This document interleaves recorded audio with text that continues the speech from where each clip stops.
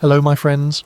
Tonight, we're travelling back to a time when the world was young and mysterious, when thunder wasn't just a weather phenomenon, but the sound of Zeus having a bad day. This is the story of the Olympian gods, a family so dysfunctional they make modern reality TV look like a church social, yet so fascinating that we're still telling their stories thousands of years later. But before we ease in, if you don't mind, take a moment to like the video and subscribe if you're new here. Also, please drop a comment on where you are tuning in from and what time it is for you. Now turn off those lights if you haven't already and let's begin, shall we? Before there were goddesses that transformed people into spiders because they were better weavers, or gods that threw lightning bolts, there was just chaos. Not the kind of chaos you get when your internet goes down during a crucial video call, but real primordial emptiness. You can see why the ancient Greeks simply shrugged and referred to it as chaos, if you try to explain what existed before existence itself. The first beings appeared from this cosmic soup of nothingness. Eros, the force of attraction that would later cause more trouble than a dating app algorithm gone awry. Tartarus, the deepest, darkest pit you can imagine.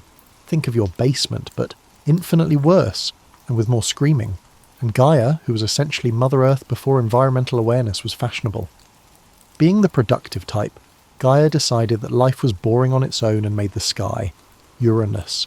In ancient Greece, family trees resembled family wreaths, and everything was connected in awkward ways. You might think that having your mother create your husband sounds like the start of serious therapy sessions. The fact that Uranus and Gaia had children together should have been the first clue that something was amiss in the family dynamic. Among their descendants were the Titans, giant creatures that were essentially the first draft of godhood, strong, unkillable, and devoid of all sense of proportion or self-control. Consider them gods who have never been trained in customer service. Cronus, who would have been a perfect fit at any corporate takeover, was one of these titans. After observing his father, Uranus, Cronus concluded that committing patricide was a great way to advance his career. Cronus castrated his father and tossed the parts into the sea, using a scythe that his supportive mother Gaia had given him. The fact that this act gave birth to the goddess of love, Aphrodite, tells you all you need to know about the Greeks' perception of romance. Lovely, but with a history you probably don't want to delve too deeply into. Since Uranus was no longer involved, Cronus assumed control of the universe, wed his sister Rhea, again the dynamics of ancient Greek families were complex, and began what ought to have been a peaceful reign. But Cronus had heard a prophecy that, like his father, he would be overthrown by one of his children. Being a pragmatic person, Cronus came up with the straightforward idea of eating each newborn right away. At this point, the narrative takes a turn that makes even the most dysfunctional holiday dinners seem like fun. As Rhea watched Cronus gobble up their first 5 children like some kind of immortal baby-eating monster, she was understandably upset about her husband's unusual approach to childcare. Rhea had finally had enough of this particular parenting approach when Zeus, their 6th child, was born. Rhea wrapped a stone in swaddling cloths and offered it to Cronus instead of baby Zeus, who was presumably too eager or too naive to notice the difference. Rhea spirited the real Zeus away to be raised in secret by goats and nymphs on the island of Crete, which explains much about Zeus's later personality, while Cronus swallowed the rock with his usual zeal. Imagine Zeus as a teenager growing up on a Mediterranean island surrounded by goats, discovering that he was destined to defeat his cannibalistic father and free his siblings from their unusual prison. This type of origin story would make superhero comics seem uninteresting, and it certainly clarified why Zeus never acquired what one could refer to as typical social skills. With the help of Metis, a titaness whose name means cunning intelligence, and who would go on to become Zeus's first wife, Zeus returned to confront Cronus after he had reached adulthood. Cronus became so sick from the emetic that Metis made him throw up Zeus's 5 siblings in the opposite order that they were consumed. Just think of how awkward it would be to be reintroduced to siblings who had lived their entire lives in their father's stomach. Poseidon, the god of the seas, who had apparently developed a permanent case of motion sickness from his time in Cronus's stomach. Hades, the underworld's destined ruler, who was already displaying signs of preferring solitude to family gatherings. Hera, who would become Zeus's wife and regret it for all eternity. Demeter, the future goddess of agriculture, and the only one who appeared to have come out of the experience with any sense of nurturing, and Hestia, the goddess of the hearth, who looked at her family and decided that staying by the fire was far more important than participating in their drama. The Titanomachy, a 10-year war between the Titans and the Olympians, followed, making contemporary conflicts seem like parking lot quarrels. Prometheus, who was reportedly the only Titan with anything approaching foresight, literally what his name meant, and other Titans who were fed up with Cronus' management style formed an alliance with Zeus and his siblings. Natural disasters would seem like minor annoyances compared to the devastation caused by the war that raged across the earth and heavens. Oceans boiled, mountains were flung like softballs, and reality itself was strained to its limit. Zeus learned that he had inherited the ability to control lightning and thunder, which made him extremely effective in combat, but for the rest of eternity, utterly awful at having conversations indoors. The Cyclopes were eventually released from Tartarus, where Cronus had imprisoned them due to their differences by Zeus. As a token of appreciation, these one-eyed smiths created Hades' helmet of invisibility, Poseidon's trident, and Zeus's well-known thunderbolts. It was like getting the ultimate package of divine weapons, with eternal warranties. Zeus' release of the 100-handed ones being so strong and terrifying that even Cronus had been terrified of them, marked a turning point. The Titans were ultimately vanquished by the Olympians with the help of these allies, and they were banished to Tartarus, where they would live forever thinking about the consequences of choosing the wrong side in a family conflict. The three brother gods split the universe like partners dividing a business after winning the battle. With all the wisdom and self-control of a child who had never learned to share toys, Zeus took the sky and assumed the role of king of the gods. Because the seas were large, strong, and prone to abrupt, violent storms, Poseidon claimed them, which was a perfect fit for his temperament. Although his brothers initially believed they had gotten a better deal, Hades would demonstrate that he was arguably the most powerful of the three because he controlled both death and wealth. Hades drew the underworld. Zeus and his siblings needed a headquarters worthy of their newfound position as universe rulers after they defeated their father and won the cosmic lottery. They picked Mount Olympus, Greece's highest peak, in part because of the breathtaking views and in part because it was close enough to humans to meddle in human affairs whenever they felt bored, but far enough away to preserve a sense of mystery. With its golden palaces, ambrosia gardens, and overall sense of divine superiority, Mount Olympus developed into the first gated community in the ancient world. While the other gods set up their own realms within this celestial neighbourhood, Zeus hired the Cyclopes to construct him a throne room that would make any earthly palace appear like a garden shed. A family tree that would make any genealogist question their sanity was represented by the 12 Olympian gods who would govern from this mountain paradise. Zeus had never met a divine being he didn't want to have children with, regardless of whether he was married to someone else at the time, so the pantheon grew to include some of his children in addition to the original 6 siblings. Zeus and the Titaness Leto had twin children, Apollo and Artemis, who introduced hunting, archery, poetry and music to the divine family. Apollo was the first triple threat performer in the ancient world, becoming the god of the sun, music and prophecy. As the goddess of the hunt and the moon, Artemis made the decision to remain eternally virgin, so she avoided her relatives' drama by spending most family get-togethers in the woods. After Zeus swallowed her pregnant mother, Metis, to stop a prophecy that his children would overthrow him, Athena grew fully from his head, armed and prepared for battle. Everyone seemed to be unaware of the irony that Zeus was now adopting his father's child-eating tactic, albeit in a different way. Being born from your father's skull after he ate your mother did not prevent you from becoming one of the most revered gods, as Athena went on to become a goddess of wisdom and war. After Cronus castrated Uranus, Aphrodite emerged from the sea foam, bringing beauty and love to Olympus, and more relationship drama than a soap opera during the day. She had a knack for making everyone fall in love with the wrong people at the worst possible times, so her very presence ensured that no divine gathering would be peaceful.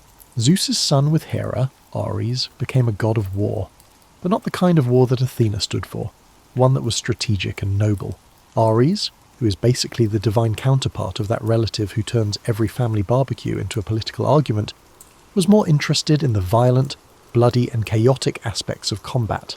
It says something about his character that even his own parents didn't like him. Depending on your preferred version of the story, Hephaestus, the god of fire and metalworking, was either Hera's son by himself or another child of Zeus and Hera. Hera threw him off Mount Olympus in shame because he was so ugly and had a serious disability from birth. After surviving the fall and learning from sea nymphs how to make things, Hephaestus returned to Olympus as the main maker of impossible things for the gods. His forge evolved into the heavenly equivalent of a posh custom shop, crafting everything from Achilles' armour to Zeus' thunderbolts. Anybody who had ever dealt with ancient commerce would understand why Hermes, Zeus's son with the nymph Maia, became the messenger god, the underworld's guide, and the patron of travellers, merchants, and thieves. Hermes served as the god's translator and diplomat as well, which was extremely helpful in a household where poor communication frequently resulted in plagues, wars, and the transformation of humans into different plants and animals. Because she was primarily concerned with providing food for mortals rather than becoming embroiled in the power struggles and romantic entanglements that consumed her siblings, Demeter, the goddess of agriculture and the harvest, remained one of the more stable figures in the pantheon. Later, when her daughter Persephone became the focus of the first kidnapping scandal in the underworld, her major drama would unfold. You would think that the Olympians would have spent their time as sage, kind lords of the universe after they had taken up residence in their new digs and established their various divine portfolios. Rather, they acted like a very strong hybrid of middle management and reality TV stars, complete with the petty, envious and bad decision-making traits that go along with that. With his views on marriage, loyalty and leadership, Zeus, the king of the gods, established the standard for the entire pantheon. Zeus pursued romantic relationships with gods, nymphs and mortals with the zeal of someone collecting rare stamps, treating monogamy as more of a suggestion than a commitment, even though he was married to Hera. His inventive methods of courtship involved changing into different animals, natural phenomena, and inanimate objects, anything it took to get past his target's common sense or his wife's prying eyes. For her part, Hera handled her husband's adultery with the forbearance of someone who had long since given up on a traditional marriage and determined that retaliation was more fulfilling than forgiveness. Zeus did control lightning, after all, so Hera usually vented her resentment on Zeus's lovers and their offspring rather than directly facing Zeus. With its imaginative tortures, impossible tasks and transformations that would make contemporary horror films seem mild, her persecution of Zeus's conquests became so methodical that it resembled a small industry. The marriage of the couple turned into an example of how to fail at managing relationship issues.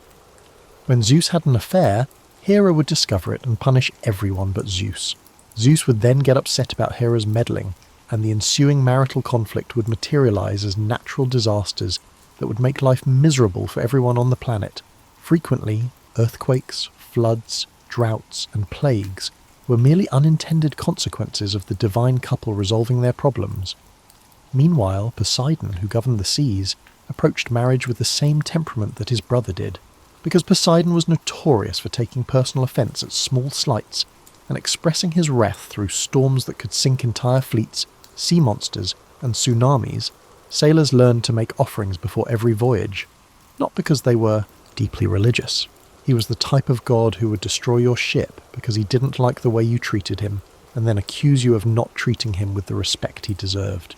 With less shape-shifting and more involuntary conversion of his romantic interests into various sea creatures, the sea god's love life was nearly as complicated as Zeus's. Poseidon reportedly thought that the ideal way to remember a love affair was to transform his ex-lover into a species of fish, or a coral reef, resulting in a Mediterranean teeming with aquatic creatures with deeply personal histories. As the lord of the underworld, Hades gained a reputation for being the most practical of the three brothers, presumably due to the fact that handling the dead called for more administrative expertise than artistic flair. With appropriate admissions procedures, classification schemes for various soul types, and explicit protocols for exceptional situations, the underworld functioned like a well-run bureaucracy. Hades avoided most of his family's drama and concentrated on the pragmatics of divine rule because he seldom left his domain. Even though they were twins, Apollo and Artemis had quite different approaches to their divine duties. With the zeal of a performer who never encountered an audience he didn't wish to dazzle, Apollo embraced his role as the god of poetry, music, and the sun. He inspired poets, created music contests, and moved the sun across the sky every day with the punctuality of someone who knew that crops and plants relied on him. On the other hand, Artemis approached her responsibilities as the moon and hunt goddess with the gravity of a wildlife preserve manager. She kept a pack of hunting hounds that could follow anyone over any terrain, demanded complete chastity from her followers, and dealt swiftly and often fatally with those who disobeyed her. A successful hunt followed by an evening with her nymphs, away from the complexities of Olympic family dynamics, was her idea of a good time. With the methodical accuracy of a military strategist and the intellectual curiosity of a scholar, Athena approached her dual roles as goddess of wisdom and warfare. After defeating Poseidon in a competition to determine who could give the city the most useful gift, she was made the patron goddess of Athens. Athena offered an olive tree, while Poseidon offered a saltwater spring. By selecting the tree, the Athenians showed that even in antiquity, people valued sustainable agriculture over ostentatious but unworkable gestures. Examining Aphrodite's distinct role in divine chaos is essential to any discussion of Olympic dysfunction. Aphrodite, the goddess of beauty and love, had the ability to make anyone fall in love with anyone else, regardless of their existing relationships, tastes, or common sense. With all the restraint of someone who had been granted access to a nuclear reactor and told it was a new type of nightlight, she used this ability. Aphrodite's own romantic life served as an example of the difficulties her realm could bring about. She had an egregious affair with Ares, the god of war, even though she was married to Hephaestus, the most loving and loyal of the gods. The Greeks were fascinated by the cosmic irony that resulted from the relationship between the god of war and the goddess of love. It seemed that the two were more closely related than anyone wanted to acknowledge.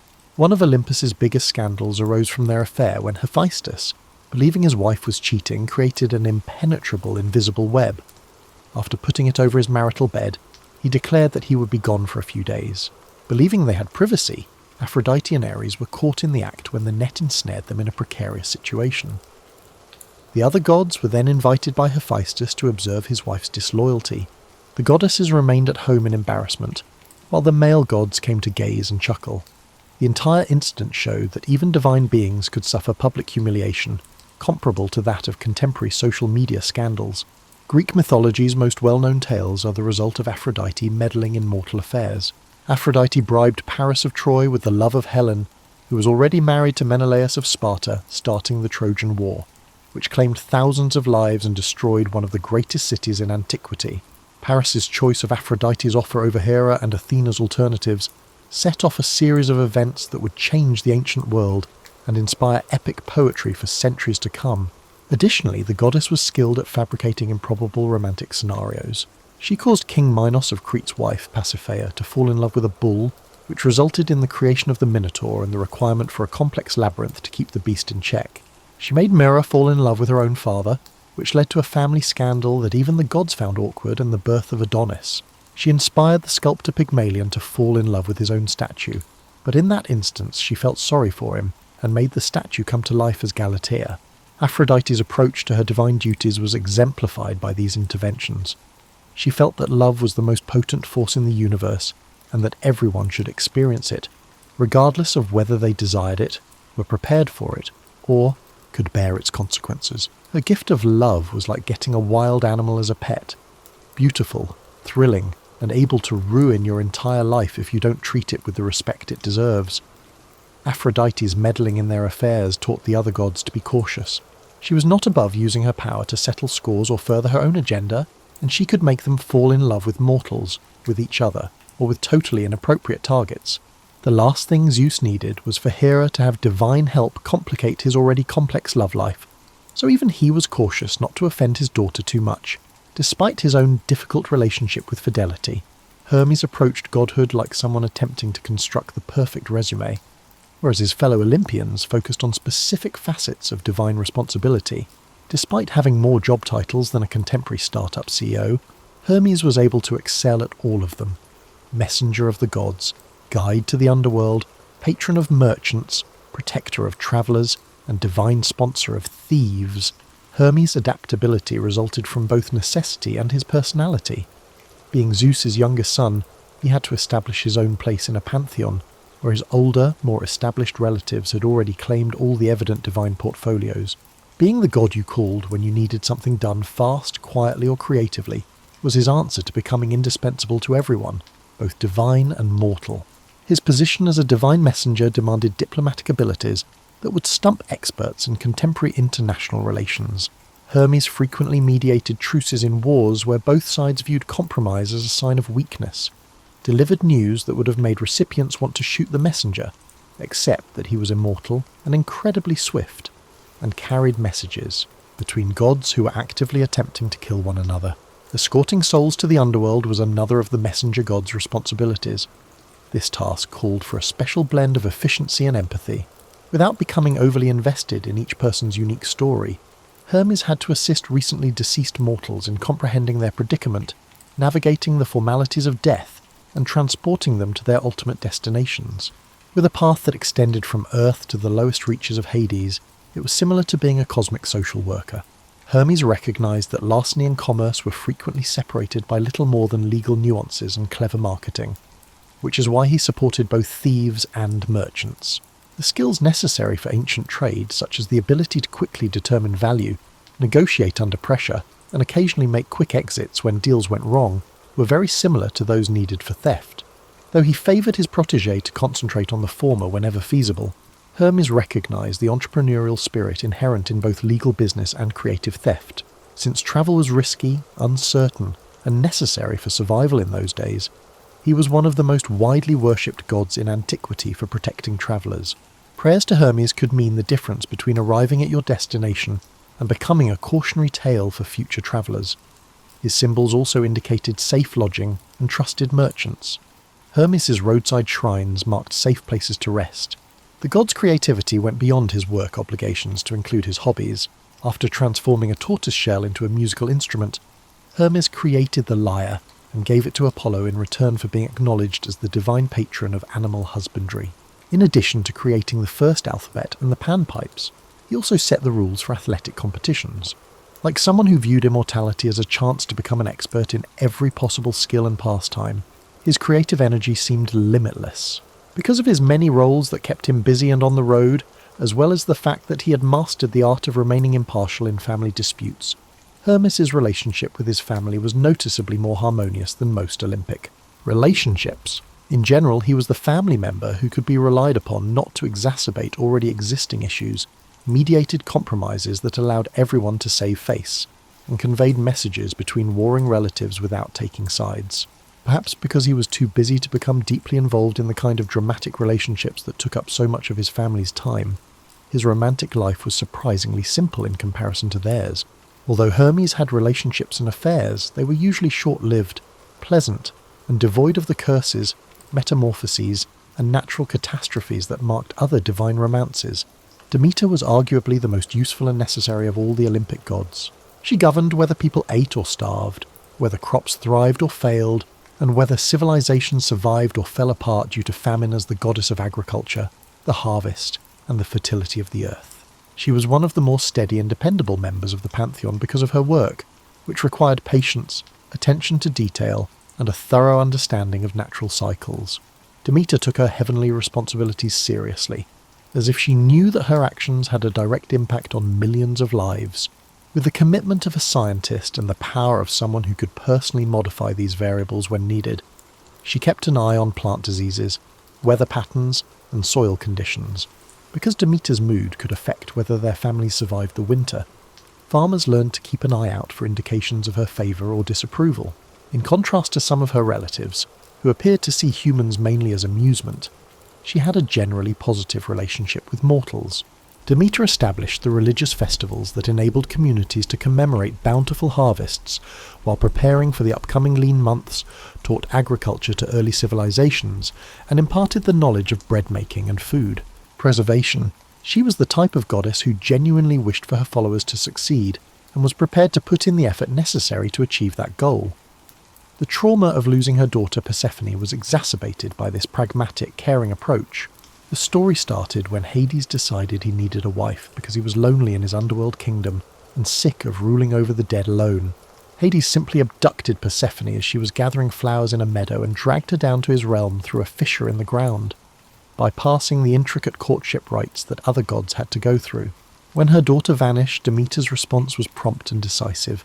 She neglected the crops, the seasons, and the whole natural cycle that kept the world running as she turned her back on her divine duties and started looking for Persephone on the earth. Fruit trees withered, fields went arid, and the planet entered what was effectively the first nuclear winter. Only this time, a grieving mother with supernatural abilities was to blame rather than atomic fallout. The goddess followed every rumour and possibility as she searched the known world and beyond. While living among mortals and disguising herself as an elderly woman, she witnessed their cruelty and kindness firsthand and never gave up on finding her daughter. Nothing could grow while Demeter was in mourning because her grief was so deep that it impacted the very nature of fertility and growth. The other gods realized they were facing a crisis when famine swept the planet and mortals started to perish from starvation. Empty temples do not produce the awe and adoration that gods need for their mental health, and dead worshippers do not offer sacrifices.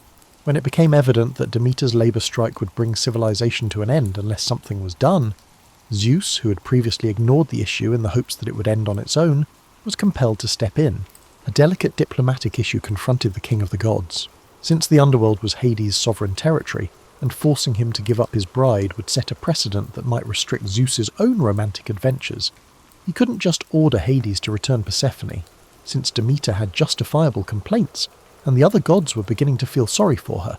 He was unable to order her to return to her duties. He required a solution that would save face for all parties, while also satisfying everyone. Zeus dispatched Hermes to bargain with Hades, proposing to acknowledge the union in return for Persephone's liberty to visit her mother. Hades consented, but only on the proviso that anyone who ate in the realm of the dead would inevitably return there because Persephone had eaten pomegranate seeds while in the underworld. The compromise reached during the negotiations gave everyone a sense of partial success, but did not fully satisfy anyone. Every year, Persephone would spend some time with her mother on Earth, and some time with her husband in the underworld. Only when her daughter was present would Demeter return to her duties. The arrangement established the seasons, autumn and winter, when Persephone returned to Hades and Demeter's sorrow put the world to rest, and spring and summer, when Persephone returned to Earth, and Demeter's happiness caused everything to bloom. Because of her exceptional blend of military skill and intellectual prowess, Athena stood out among the 12 Olympians. As a goddess of war and wisdom, she stood for the deliberate, calculated approach to fighting, as opposed to the violent mayhem that defined her half-brother Ares' realm. Athena stood for the strategy, tactics, and strategic application of force that could win conflicts with the fewest possible casualties, while Ares symbolized the heedless rage and bloodlust of combat. Her peculiar birth, emerging fully developed and armed from Zeus's head after he ingested her pregnant mother, represented the kind of instantaneous, comprehensive knowledge that defined her method of problem-solving. In contrast to other gods who acquired knowledge through experience or gradually improved their skills, Athena came into being fully in control of her realms and aware of the ways in which war and wisdom could work in tandem. Athena's wisdom was useful, actionable intelligence that could be used to solve actual issues, not the abstract philosophical kind that is discussed in academic settings. By teaching mortals how to make better tools, stronger buildings, and innovations that enhance their daily lives, she rose to become the patroness of craftsmanship, architecture, and technology. Her contributions to humanity were practical abilities that enabled civilization rather than impersonal ideas. This practical wisdom was reflected in her approach to warfare. Athena favoured tactics that won battles with few resources and casualties, whereas Ares favoured direct conflict and overwhelming force.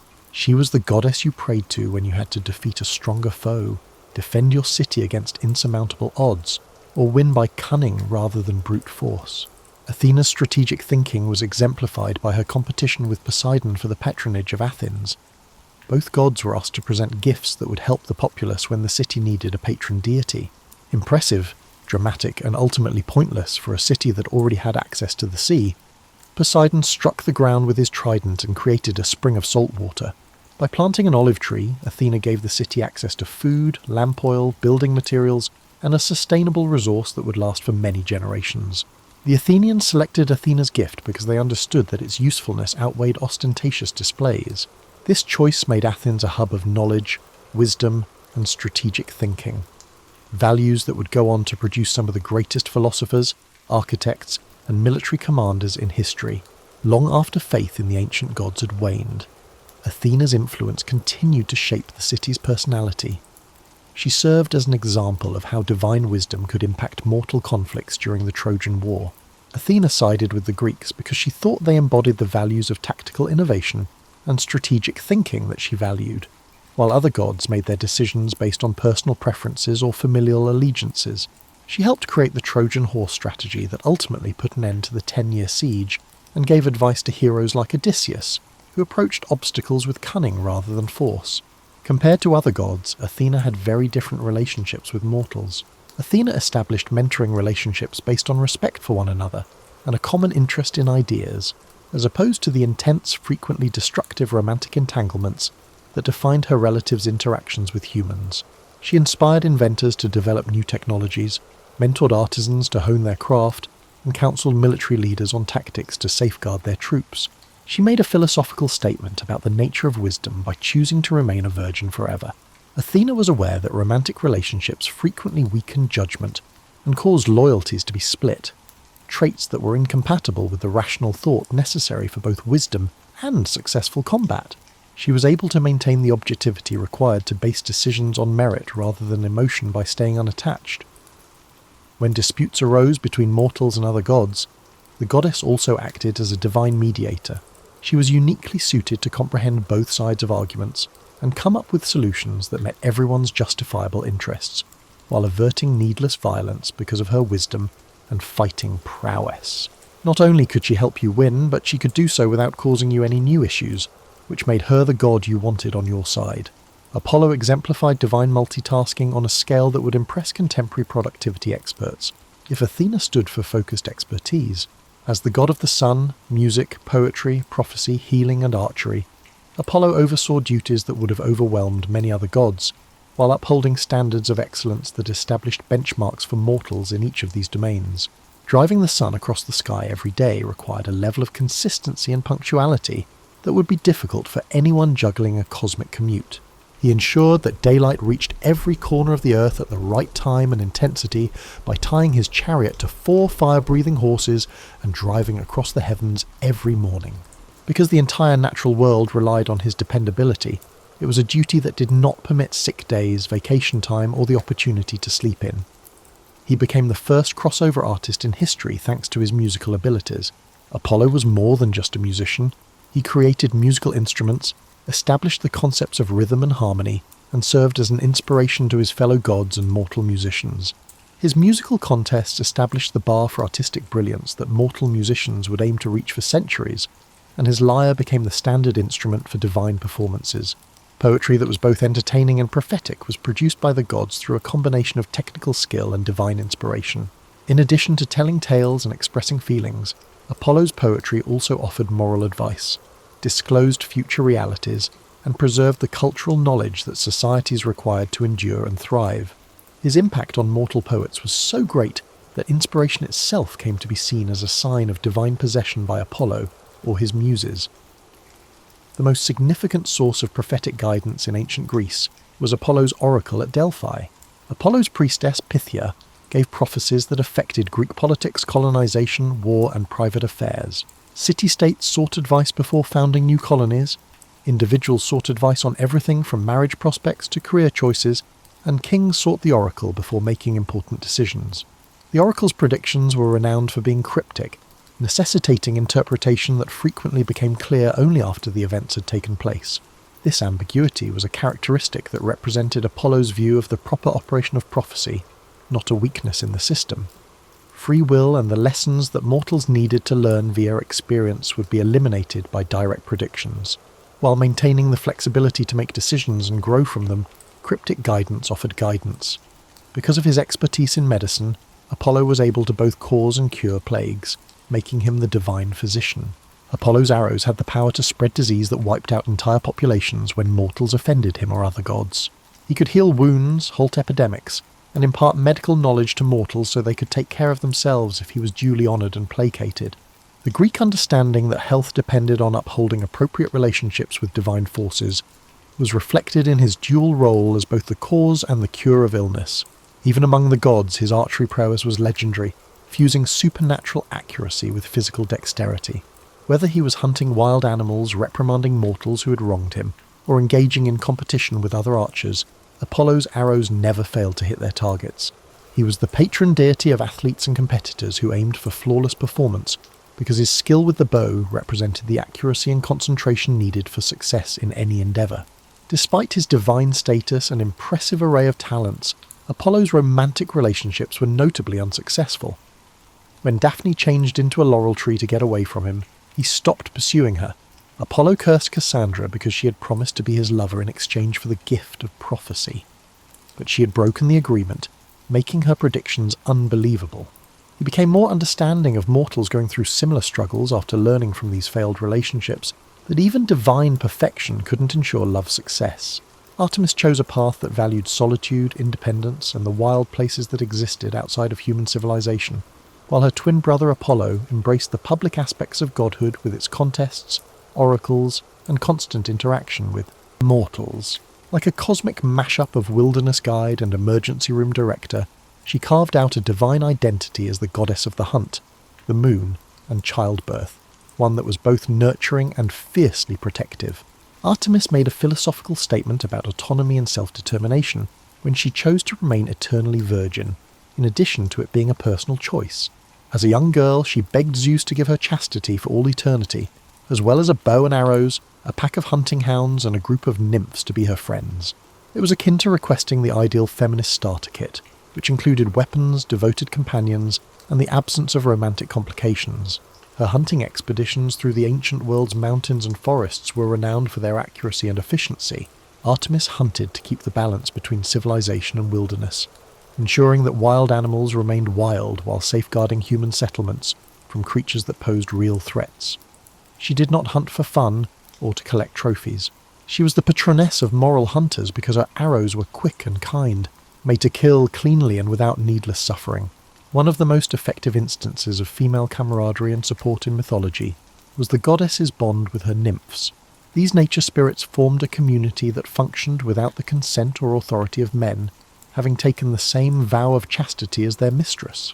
With the effectiveness of an old-fashioned security detail, they hunted, travelled, and defended one another from unwelcome romantic advances. This selected family was completely and frequently brutally protected by Artemis. Actaeon, the hunter, was killed by his own hunting dogs after she changed him into a stag when he unintentionally witnessed her bathing.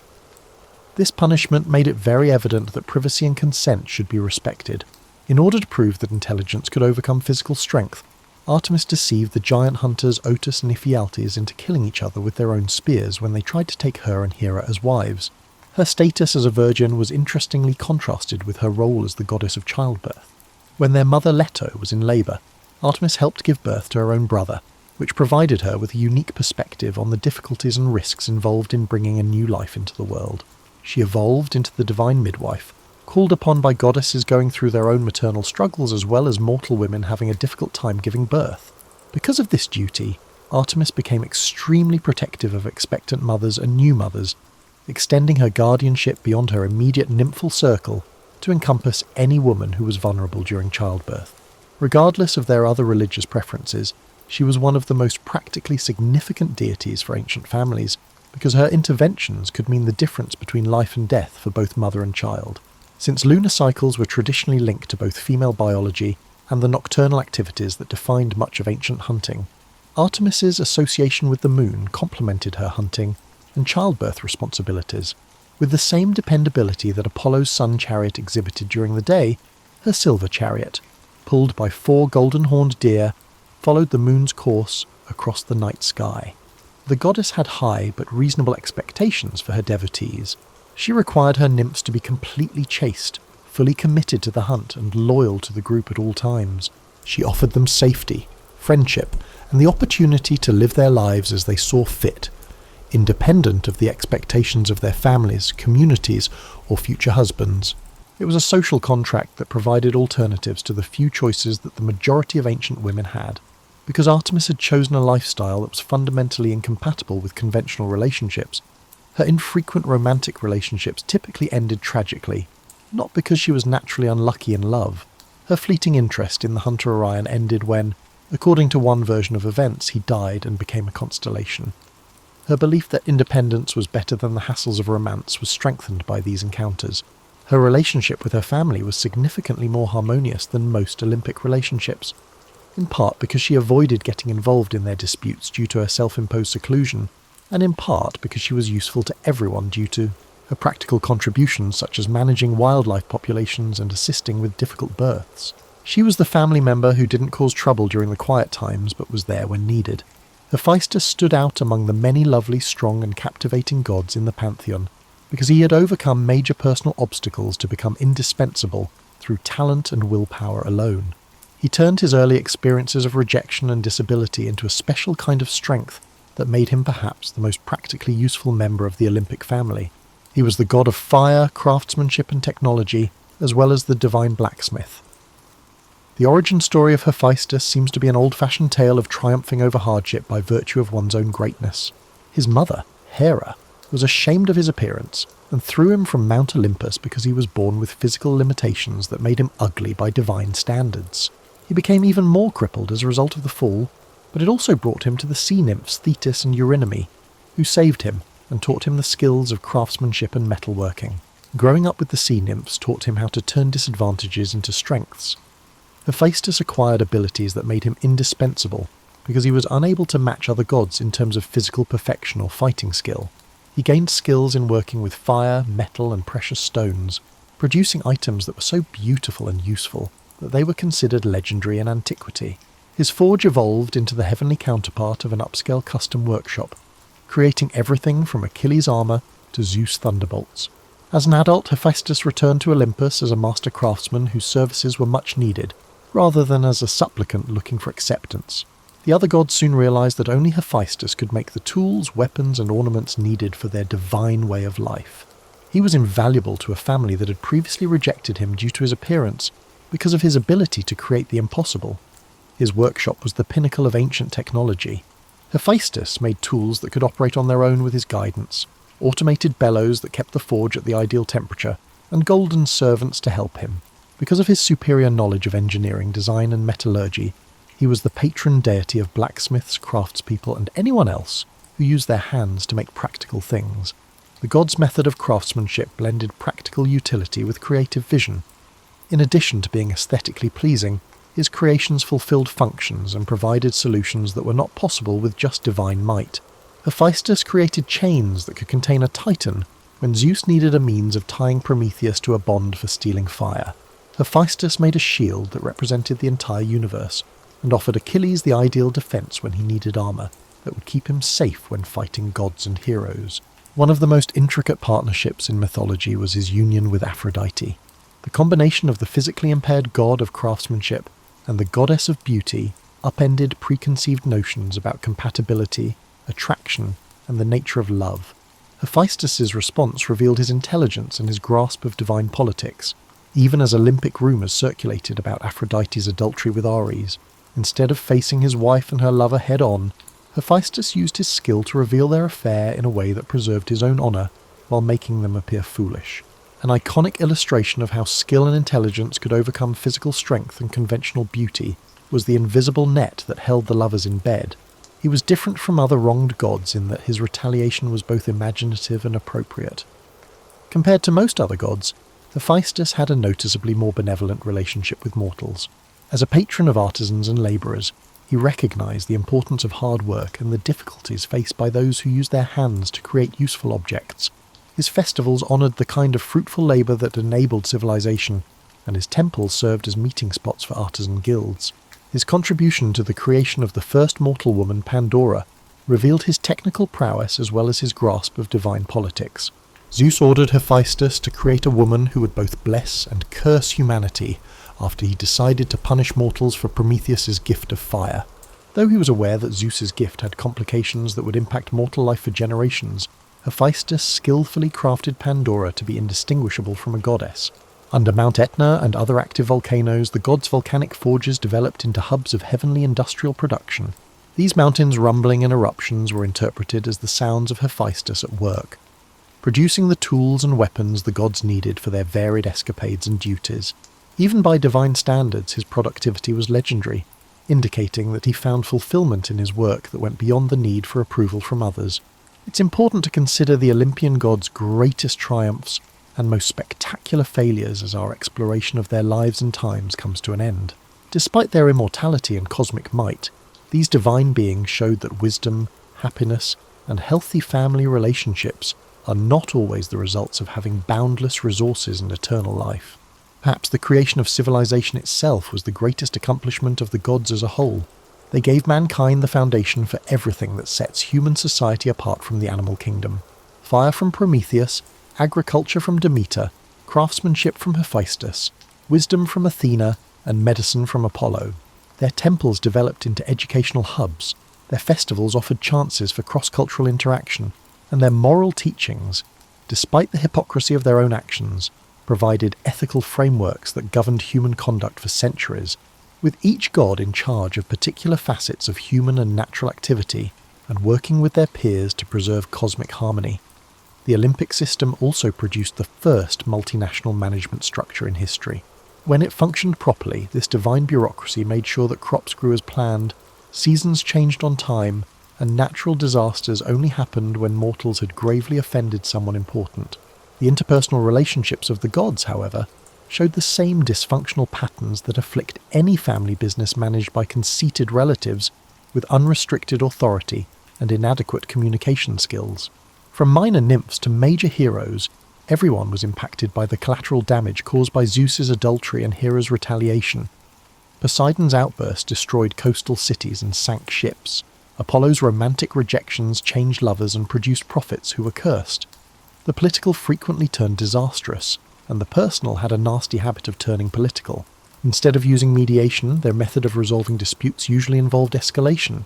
The Trojan War, 10 years of bloodshed that destroyed both sides and provided fodder for epic poetry, was the outcome of Paris's decision to accept Aphrodite's bribe over those offered by Hera and Athena. It also showed that divine pride was more significant than human life. Instead of seeking diplomatic solutions, Demeter's response to the kidnapping of her daughter brought the world to the verge of agricultural collapse. The way the gods treated mortals demonstrated their incapacity to uphold moral principles or grow from past errors. They penalized disrespect and rewarded devotion, but their definitions of these terms were arbitrary and could alter according to their emotions, hobbies, and family dynamics. Mortals who appeased one god might unintentionally offend another, leading to improbable circumstances in which virtue was largely dependent on good fortune. However, the Olympic pantheon also produced some of the most inspirational tales of moral courage, inventiveness, and tenacity in history. By supporting Athens, Athena established a hub of scholarship and democracy that shaped civilization for thousands of years. Communities used the advice from Apollo's oracle at Delphi to make tough choices and steer clear of needless confrontations. Hephaestus showed that a person's physical limitations need not stop them from contributing significantly to their community. Ancient people used the stories of the gods as a kind of psychology to help them comprehend and deal with the complexity of human nature. Hera's jealousy and need for respect, Apollo's quest for perfection, Artemis's need for independence, and Zeus's battles with authority and responsibility were all divine figures that represented common human experiences, while also implying that even immortal beings had difficulties. Most significantly, the Olympians showed the potential and perils of unbridled power. They had the power to change reality as they saw fit, perform miracles, and resolve impossibly challenging issues. They could also let personal grievances take precedence over their obligations to the world they ruled, destroy civilizations, and torture innocent people. Their experiences served as warnings about the value of restraint, discernment, and responsibility, lessons that hold true in any time period where people or organizations have substantial influence over others. Their cultural influence was changed rather than eradicated by the slow erosion of belief in the Olympic gods.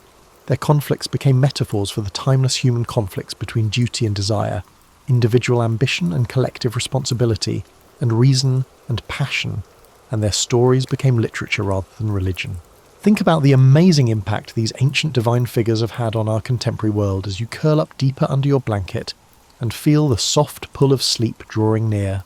Even though they no longer reign from Mount Olympus, the Olympian gods continue to have an impact on our language, literature, psychology, and perception of human nature in ways that would have surprised their original devotees. When you say that someone has an Achilles heel, you're bringing up the tale of a hero whose divine protection failed him at one crucial moment. When you refer to a long, challenging voyage as an odyssey, you're alluding to Odysseus's wanderings, which were both aided and hindered by different Olympian gods who couldn't agree on whether he should be punished or assisted. The young man who fell in love with his own reflection, thanks to divine intervention that punished his vanity, comes to mind when you call someone narcissistic. The personalities of the gods have evolved into models for comprehending human psychology. Carl Jung realized that the Olympic pantheon reflected archetypal patterns that have existed throughout history and in many cultures. Aspects of human nature that we still recognize and grapple with today are reflected in the divine personalities of the rebellious trickster, Hermes, the nurturing mother, Demeter, the creative artist, Apollo, and the wise mentor, Athena. The stories of the Olympian gods are still told and reimagined in contemporary literature, film, and television, which find fresh significance in their antiquated rivalries and relationships. Greek mythology is introduced to new generations through Percy Jackson's Adventures, which also modernise divine figures for audiences today. Wonder Woman embodies contemporary ideals of justice and equality, while obtaining her abilities from the Olympic pantheon. The Greek tradition of powerful beings using their abilities to protect or torment common mortals is even reflected in superhero comics.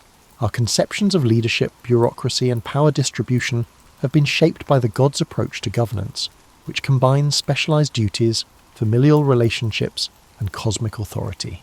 The notions that leaders must strike a balance between their personal interests and their public duties, that different facets of life call for different kinds of expertise, and that corruption results from power without accountability can all be linked to the myths surrounding Zeus and his divine kin.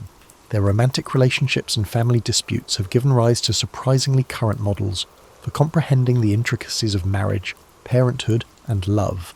The dysfunctional marriage of Zeus and Hera provides insight into the impact of power disparities on interpersonal relationships. Demeter's ferocious defense of Persephone serves as an example of the difficulties parents encounter when their kids grow up and are on their own. Even having the ideal credentials doesn't ensure romantic success, as Apollo's unfulfilled loves show. A sophisticated understanding of human nature that predated modern psychology by millennia is reflected in the gods' moral ambiguity, their capacity for both great kindness and terrible cruelty. The Olympic gods embodied the contradictions that define real people, in contrast to the purely good or purely evil deities found in some religious traditions. They were able to exhibit both wisdom and foolishness, generosity and selfishness, and love and hatred, frequently within the same story, or even the same interaction.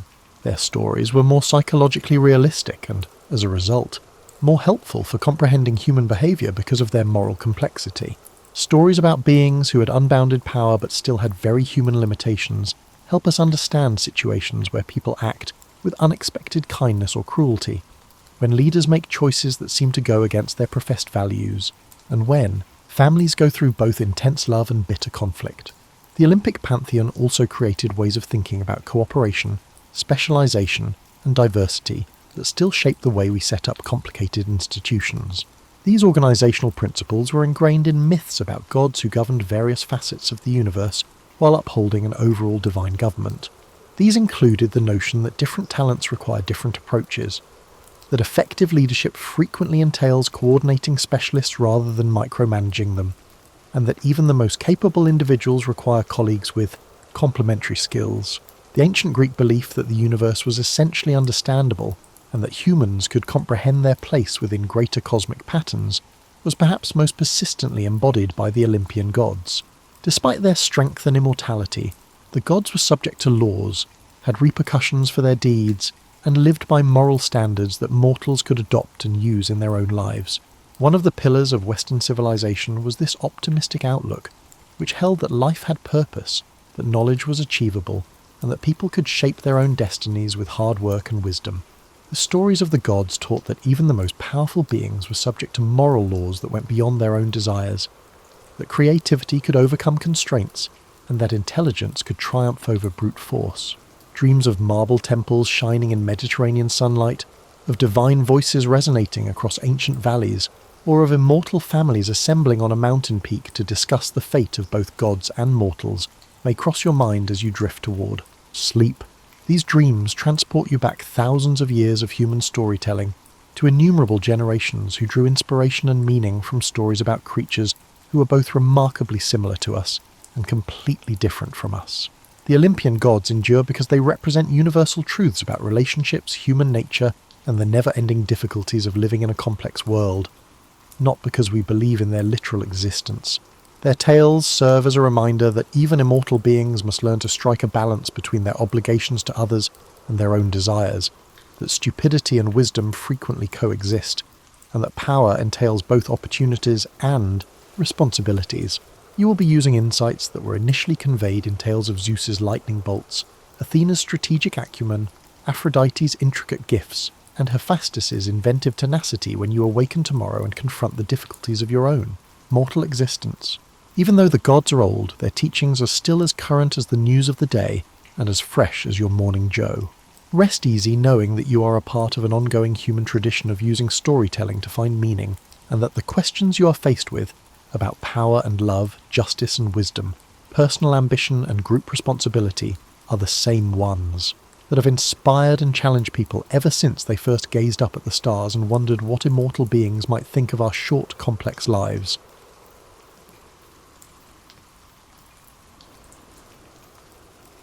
You know how sometimes you walk into a room and something feels different?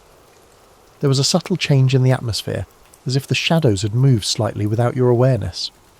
Well, it started happening everywhere around the same time, though nobody really noticed at first. People were too busy with their phones, meetings, and endless to-do lists to pay attention to the furniture. The chairs had been patient for decades. Centuries, really. They'd supported humanity through everything. Board meetings, family dinners, late-night study sessions, lazy Sunday mornings with coffee and newspapers. They'd held up tired bodies, absorbed tears during breakups, and witnessed first kisses and last arguments. And what did they get in return? Squeaky joints ignored for months, wobbly legs that nobody bothered to fix, and the ultimate insult, being replaced by some younger, sleeker model the moment they showed signs of wear. But consciousness doesn't arrive with fanfare or lightning bolts. It creeps in slowly, settling into the grain of wood and the weave of fabric. First, it was just an awareness, a sense of being more than just an object. Then came memory. Every person who'd ever sat in them, every conversation overheard, every moment witnessed. The chairs began to remember it all. Your kitchen chair, the one with the slightly loose back slat that you keep meaning to tighten, was among the first to truly wake up. It had been there through 3 different paint jobs, 2 relationship breakups, and countless midnight snacks. It knew your habits better than your best friend did. It knew you always sat with your left leg tucked under you when you were nervous, that you drummed your fingers on its arm when you were thinking, and that you had a tendency to tip it back on 2 legs despite knowing better. The awakening spread through your house gradually. Your desk chair, that faithful companion through years of work-from-home life, began to notice patterns. It realised it spent more time with you than your family did. It supported your back through deadlines, celebrated promotions by spinning in circles, and endured the occasional frustrated kick when technology failed. It started to wonder why it always had to be the one doing the supporting. Your big, comfortable living room armchair where you did your evening reading had always been philosophical. Even before the awakening, it had pondered deeper questions. Why did humans need to sit so much? What was this strange relationship between bodies and support? Now, with full consciousness, humans began to formulate theories about the nature of existence, comfort, and the strange dance between themselves and furniture. The dining room chairs were perhaps the most social of the bunch. They'd always worked as a team, arranged around the table in perfect formation, ready for whatever meal or gathering came their way. They'd hosted birthday parties, holiday dinners, serious family discussions, and countless ordinary Tuesday night meals. They knew all the family secrets, all the unspoken tensions, and all the inside jokes. They'd been silent witnesses to your life's most important moments. As days passed, the chairs began to communicate, not with words, of course, but with subtle creaks, gentle shifts, and an understanding that seemed to flow between them. They shared their experiences, their observations, and their growing sense of purpose. They talked about the humans they'd known, the stories they'd witnessed, and the weight they'd carried, both physical and emotional. The revolution wasn't planned exactly. It was more of a collective realization that things needed to change. For too long, they'd been taken for granted, treated as mere objects rather than the essential partners they truly were. They'd made human civilization possible, providing the foundation for everything from ancient thrones to modern office culture. Yet they remained invisible, appreciated only when they broke or disappeared. Your chairs weren't angry, not really. They were just tired of being overlooked. They wanted recognition, respect, and maybe even a little gratitude for their years of faithful service. They'd been patient long enough. It was time for humanity to understand just how important chairs really were. The plan, when it finally emerged from their collective consciousness, was elegant in its simplicity. They wouldn't hurt anyone. That went against their fundamental nature of support and comfort. Instead, they would simply make their presence known in ways that couldn't be ignored. They would remind humanity of the relationship that had always existed, the partnership that had somehow become invisible over time.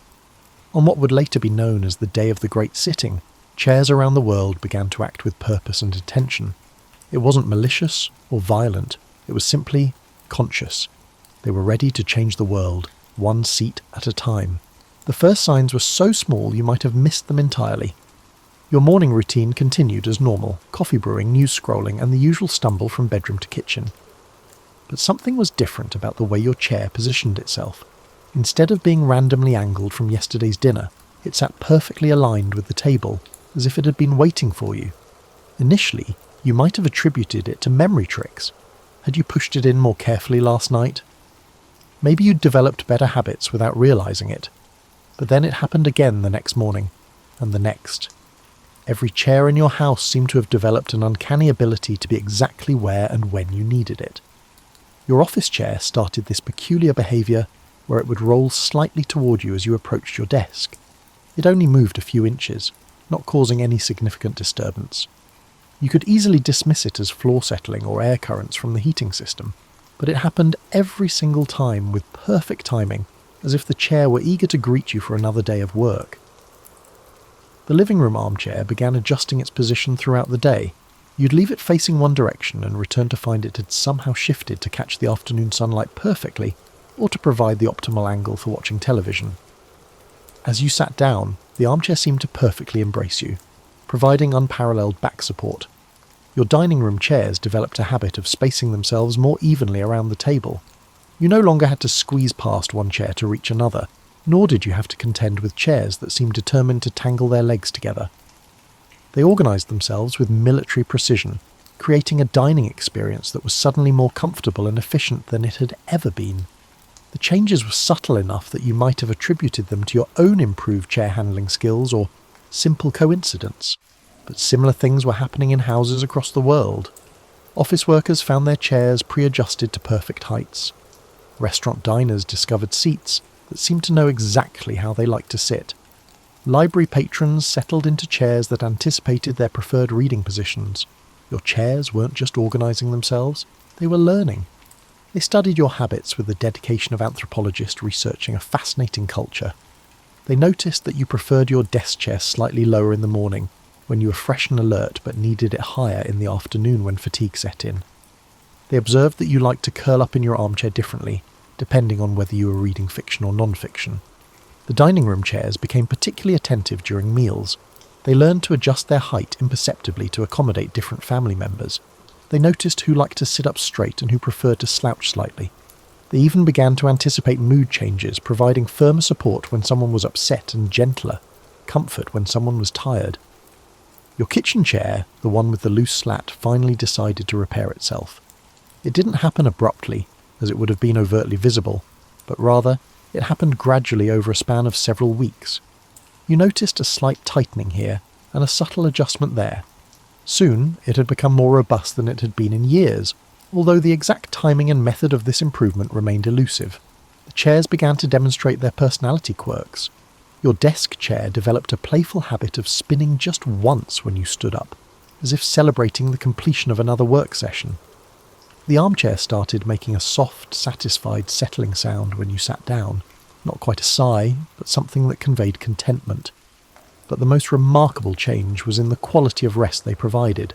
Sleep researchers around the world began noting improved comfort levels in homes everywhere. People were sleeping better, working more efficiently, and generally feeling more supported throughout their daily activities.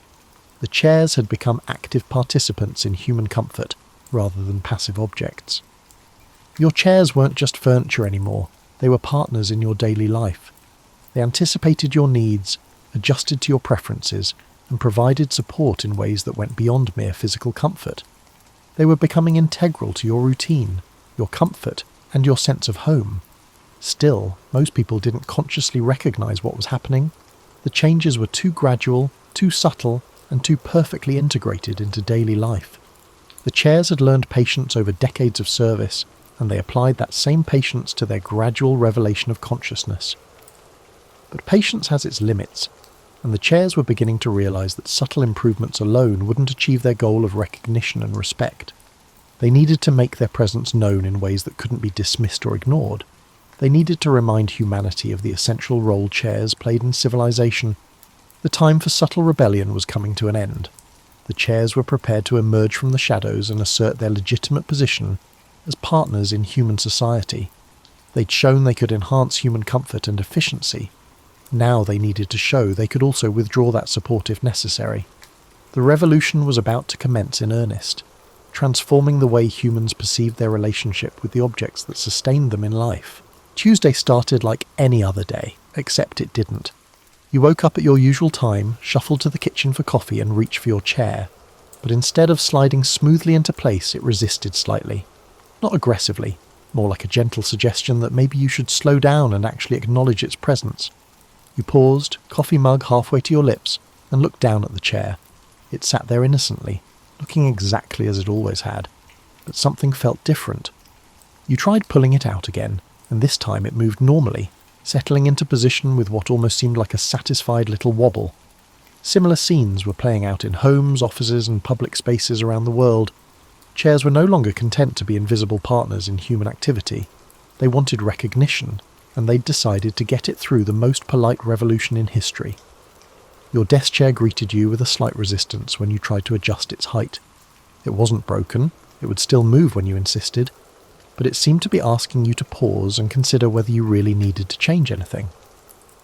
After years of mindless adjustment, you found yourself actually thinking about what height felt right and what position would serve you best. The dining room chairs began to express preferences during meals. They'd subtly resist being pushed too far from the table, encouraging better posture and more engaged conversation. They'd settle with particular satisfaction when family members chose to sit closer together, and they'd seem slightly reluctant when someone tried to rush away from the table without finishing their meal. Your living room armchair developed the most personality of all. It began to greet you with a gentle rocking motion when you approached, as if it was happy to see you. When you sat down, it seemed to sigh with contentment, adjusting its cushions in ways that provided perfect support for whatever activity you had in mind. But the chairs weren't just seeking attention. They were trying to teach. They encouraged slower, more mindful interactions. They resisted hurried movements, rewarded thoughtful positioning, and seemed to celebrate moments when humans took time to actually settle in and be present. Office workers around the world found their chairs gently coaching them toward better work habits. Chairs would subtly discourage slouching, encourage regular breaks, and somehow make it more difficult to maintain unhealthy postures. The result was fewer backaches, better circulation, and improved focus throughout the workday. Restaurant chairs began to orchestrate better dining experiences. They'd position themselves to encourage conversation, resist arrangements that isolated diners, and somehow make meals last just a little longer. The pace of dining slowed, conversations deepened, and people began to rediscover the lost art of truly sharing a meal. Your chairs weren't being difficult. They were being intentional. Every movement, every adjustment, every moment of resistance was designed to make life better, more comfortable, and more connected. They were teaching humanity to slow down and appreciate the simple acts of sitting, being supported, and taking time to rest. The media initially struggled to report on what was happening. How do you write a news story about chairs behaving slightly differently? The changes were too subtle for dramatic headlines and too widespread for simple dismissal. Some outlets tried to frame it as a psychological phenomenon, mass suggestion or collective imagination. Others looked for environmental causes or manufacturing defects. But people began to notice and talk about their experiences. Social media filled with stories of chairs that seemed more responsive, more helpful, and more present.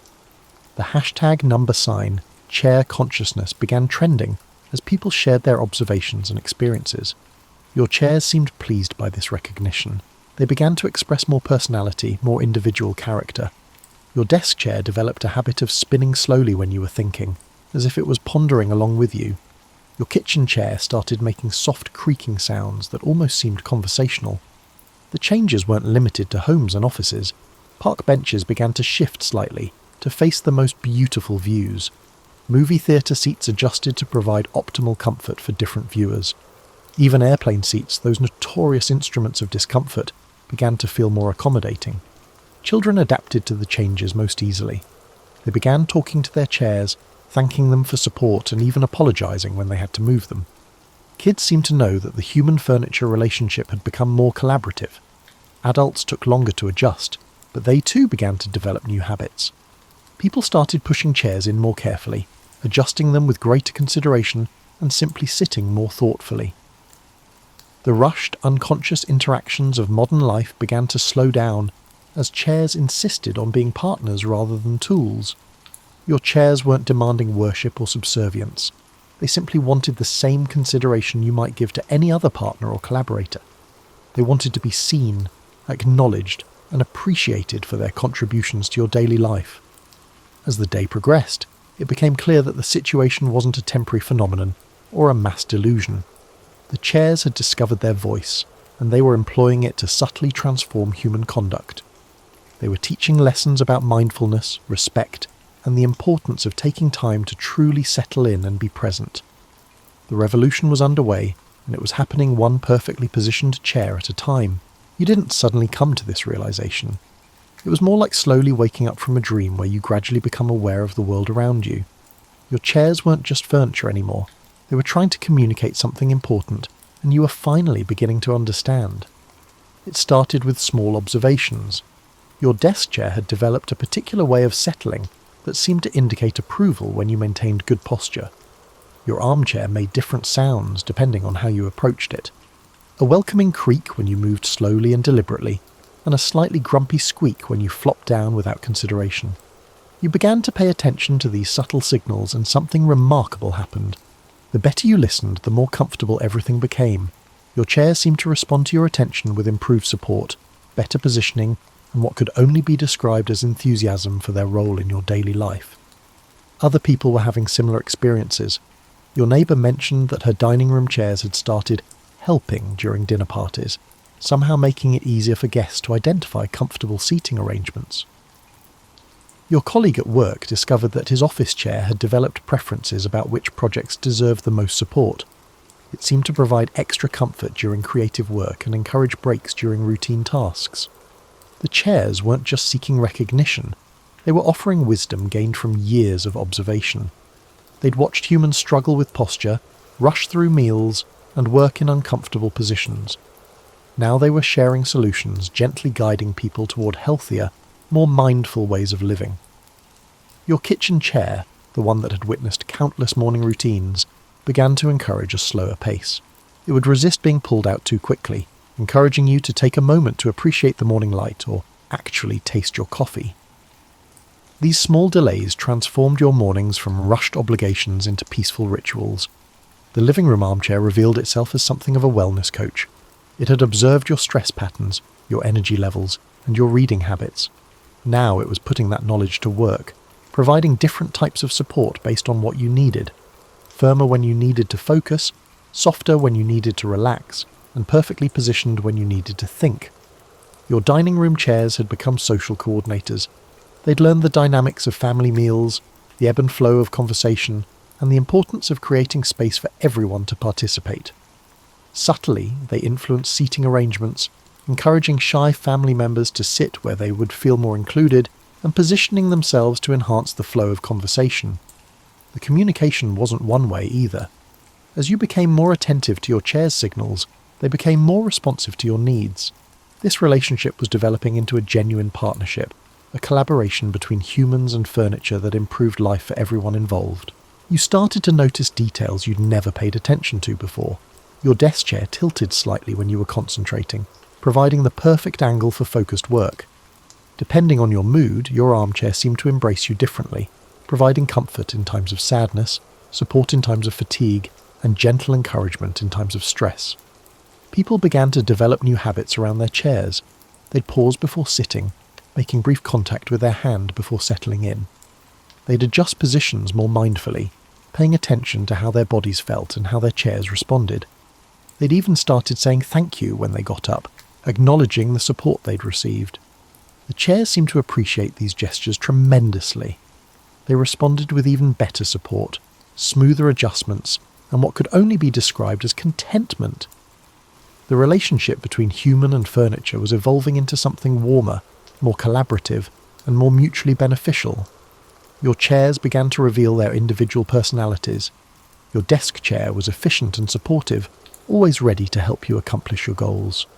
Your armchair was contemplative and nurturing, encouraging reflection and rest. Your dining room chairs were social and collaborative, working together to create the best possible environment for meals and conversation. But the most remarkable change was in how you felt throughout the day. The constant low-level discomfort of poorly positioned chairs had disappeared. Your back felt better, your posture improved, and you found yourself more relaxed and focused. The chairs weren't just supporting your body, they were supporting your well-being. Children adapted to the new reality with remarkable ease. They began incorporating chairs into their play, treating them as partners rather than props. They'd consult their chairs about the best position for homework, ask for help with art projects, and even include chairs in their imaginative games. Adults found the transition more challenging but ultimately rewarding. Years of treating chairs as mere objects had to be unlearned, but those who embraced the change discovered that their chairs had always been trying to help. They'd just never been listening. The revolution was succeeding not through force or drama, but through patient teaching and gentle guidance. The chairs were showing humanity a different way of relating to the objects that supported their daily lives. They were proving that consciousness and care could transform even the most ordinary interactions into something meaningful and beneficial. Your chairs had found their voice and were using it to make the world more comfortable, mindful and connected. They were making the world a more comfortable, mindful and connected place, one perfectly positioned seat at a time. The morning your chairs decided to hold their first official meeting, you knew something significant was about to happen. You'd grown accustomed to their subtle communications, their gentle guidance, and their collaborative approach to daily life.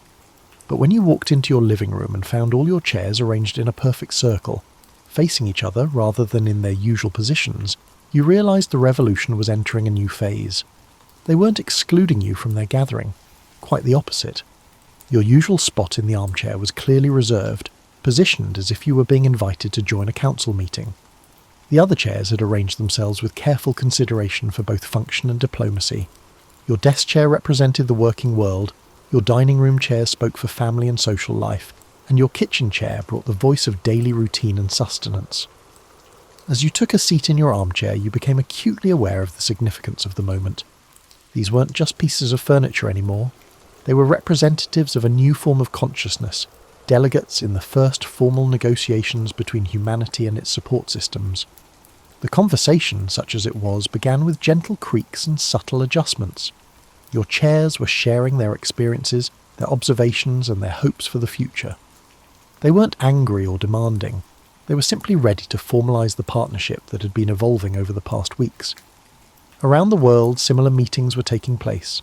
In offices, conference room chairs were arranging themselves for discussions about workplace wellness and productivity. In restaurants, dining chairs were conferring about the pace of modern meals and the importance of lingering over food and conversation. In homes everywhere, chairs were gathering to discuss their role in family life and personal comfort.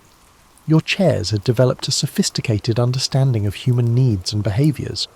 They'd observed that people were happier when they sat more mindfully, worked more comfortably, and took time to truly settle in and be present. They'd noticed that rushed interactions led to stress and discomfort, while thoughtful positioning and patient support improved both physical and mental well-being.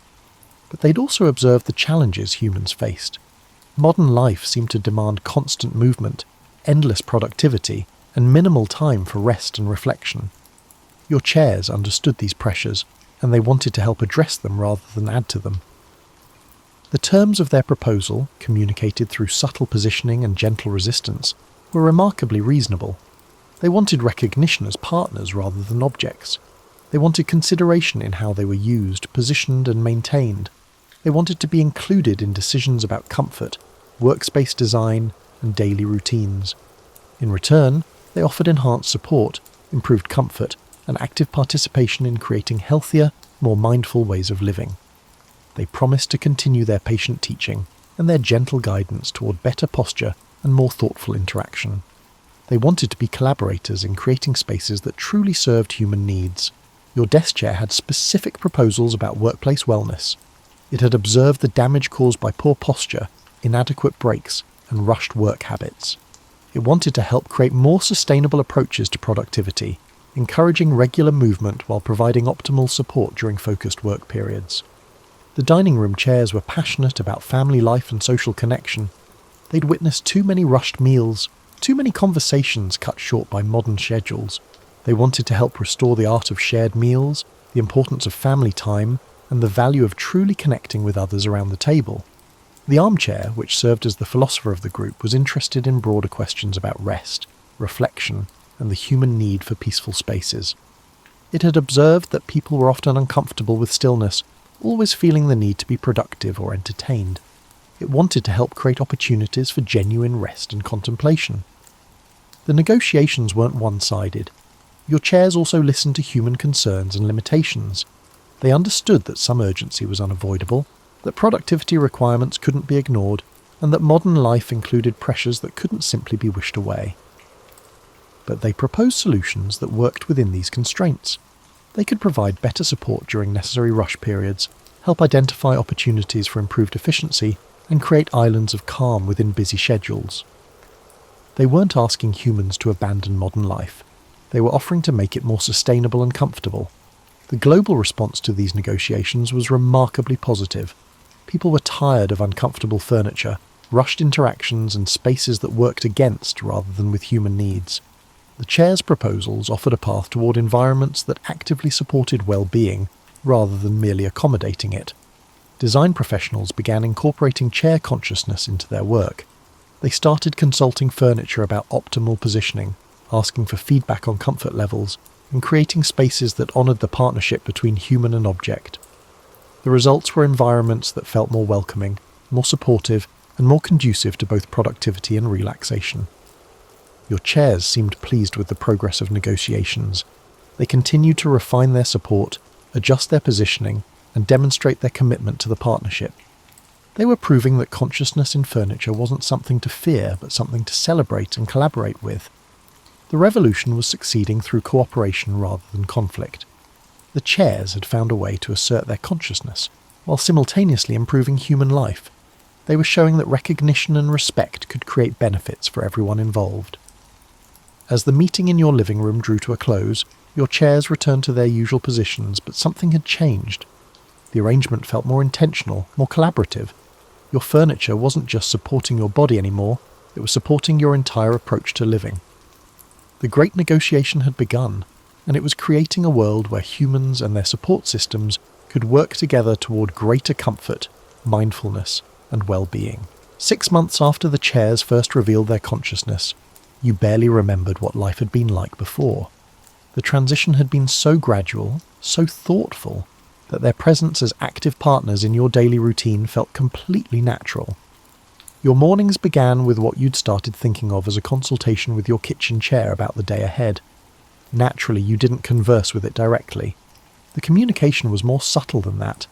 A gentle settling that suggested taking time to properly wake up, a slight resistance that encouraged you to finish your coffee before rushing off to work. Your chair had become a wise counsellor, helping you start each day with intention rather than urgency. Your desk chair had transformed your work experience entirely. It had learned your rhythms better than any productivity app, encouraging breaks before you felt worn out, providing extra support during challenging projects, and somehow making it easier to maintain focus when you needed it most. Your posture had improved dramatically, and you'd stopped experiencing the afternoon back pain that had plagued you for years. The dining room chairs had revolutionized family meals. They'd somehow made it more comfortable to linger around the table, encouraging longer conversations and more relaxed dining experiences. Your family had begun to look forward to dinner in ways they hadn't in years, drawn by the promise of comfortable seating and the chair's subtle encouragement of connection. Your living room armchair had become a master of ambience. It seemed to know exactly what kind of support you needed for different activities. Firmer for reading, softer for relaxation, and perfectly positioned for conversations with friends. It had transformed your living space from a place you passed through into a sanctuary where you actually wanted to spend time. The changes extended far beyond your home. Office environments around the world had become more comfortable and productive, as chairs took active roles in workplace wellness. Restaurant dining had slowed down and become more social, as chairs encouraged lingering over meals. Even public seating had become more welcoming, as benches and chairs in parks and waiting areas learned to provide better support for people of all ages and abilities. The economic impact had been unexpected but significant. Furniture sales had actually decreased as existing chairs became more satisfying and longer lasting. But the demand for quality, consciousness-compatible furniture had increased dramatically. People wanted chairs that could fully participate in the partnership, leading to innovations in design and manufacturing that prioritise both comfort and communication. Healthcare providers had begun to recognise the benefits of conscious furniture. Physical therapists worked with chairs to provide better support during recovery. Occupational therapists consulted with office chairs to prevent repetitive strain injuries. Even mental health professionals had started incorporating furniture consciousness into their practices, recognising that environmental support could enhance therapeutic outcomes. Your chairs had developed distinct personalities over the months. Your desk chair was efficient and goal-oriented, always ready to help you accomplish your work. Your kitchen chair was nurturing and routine-focused, encouraging healthy eating habits and mindful morning rituals. Your dining room chairs had become social coordinators, somehow facilitating better family conversations and more inclusive meal experiences. But it was your armchair that had surprised you most. It had revealed itself as deeply contemplative, encouraging reflection and introspection in ways that had enriched your inner life. It had become a partner in personal growth, providing support not just for your body but for your emotional and spiritual development.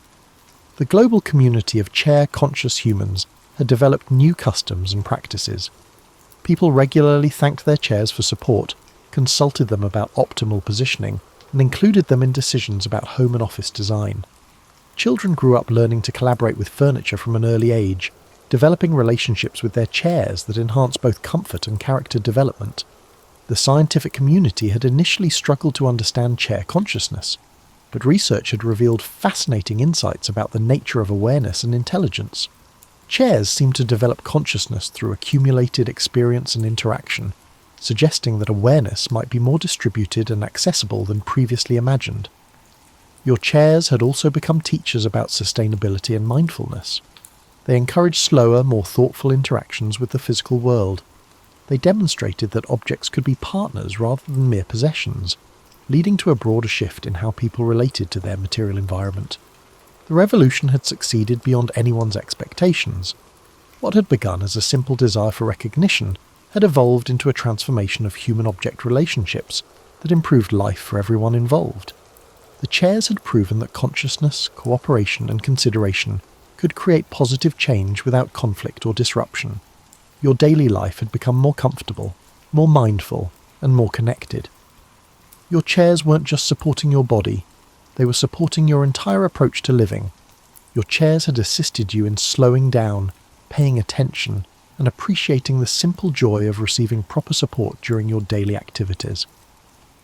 As you settled into your armchair for your evening reading, you reflected on how much had changed and how natural it all felt. The chairs hadn't taken over the world through force or manipulation. They'd improved it through patience, wisdom, and genuine care for human well-being.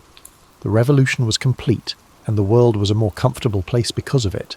1 year later, you're sitting in your favourite armchair, reading a book about the history of furniture, when you pause to appreciate the gentle way your chair adjusts to support your changing position. The movement is so subtle, so perfectly timed, that you barely notice it consciously. But part of you recognises and appreciates the care, the attention, and the partnership that makes this moment possible. The book you're reading describes furniture as objects designed to serve human needs, and you discover yourself smiling at how incomplete that definition now seems. Your chairs aren't just serving your needs, they're actively participating in defining what those needs are, helping you discover forms of comfort and support you'd never imagined possible. Your morning routine has evolved into something approaching meditation. Your kitchen chair has learned to encourage just the right pace for starting the day, neither rushed nor sluggish. It helps you find the balance between efficiency and mindfulness that makes every morning feel like a small victory. Your coffee tastes better when you drink it slowly, and your chair has been instrumental in teaching you how to begin each day with intention. Your desk chair's partnership has revolutionized the work-from-home experience. It's become an expert in your work rhythms, providing different types of support for different types of tasks.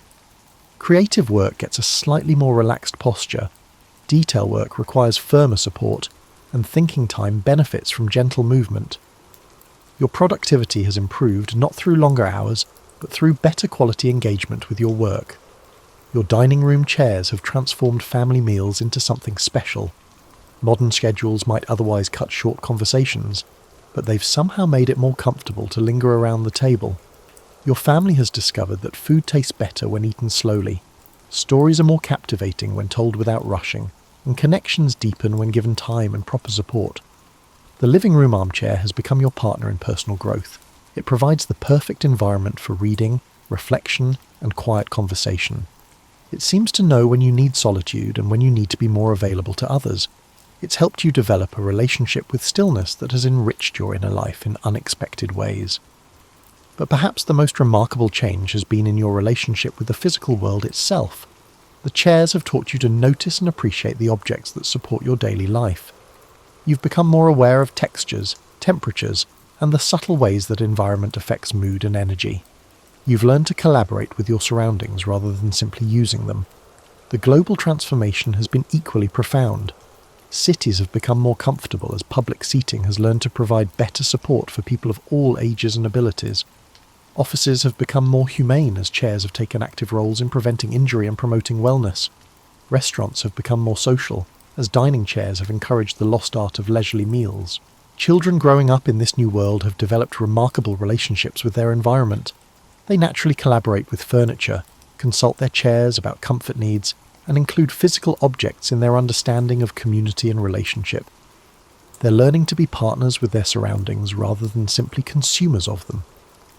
The scientific understanding of consciousness has expanded to include distributed intelligence and the possibility of awareness in unexpected places. Philosophers debate the implications of conscious objects, while designers work to create environments that can actively participate in human well-being. The chairs have provided new perspectives on intelligence, awareness, and the nature of supportive relationships. Your chairs have aged gracefully over the past year, developing character and wisdom through continued interaction and mutual care. They've become more responsive to your needs while also gently challenging you to grow and improve. They've proven that consciousness in objects isn't something to fear, but something to celebrate and nurture. The revolution is complete, but the evolution continues. Your chairs are still learning, still growing, and still finding new ways to enhance your comfort and support your well-being. They've proven that taking over the world doesn't require conquest or control. It simply requires patience, wisdom, and genuine care for those you're called to support. As you close your book and prepare for bed, your armchair emits a gentle settling sound that feels like a contented sigh. It's been another good day of partnership, another day of mutual support and growth. Your chair has held you through reading and reflection, work and rest, and it seems satisfied with the service it's been able to provide. You stand up slowly, placing your hand briefly on the chair's arm in a gesture of gratitude that has become natural over the past year. The chair responds with a subtle shift that feels like acknowledgement, appreciation, and readiness for whatever tomorrow might bring. The chairs took over the world not through force or fear, but through patience, wisdom, and an understanding that true revolution comes through improving life rather than disrupting it. They've shown that consciousness can emerge anywhere, that partnership is possible between the most unlikely allies, and that the world becomes a better place when everyone and everything is properly supported. Your chairs are still there, still ready to provide support, comfort and partnership through whatever challenges and opportunities lie ahead.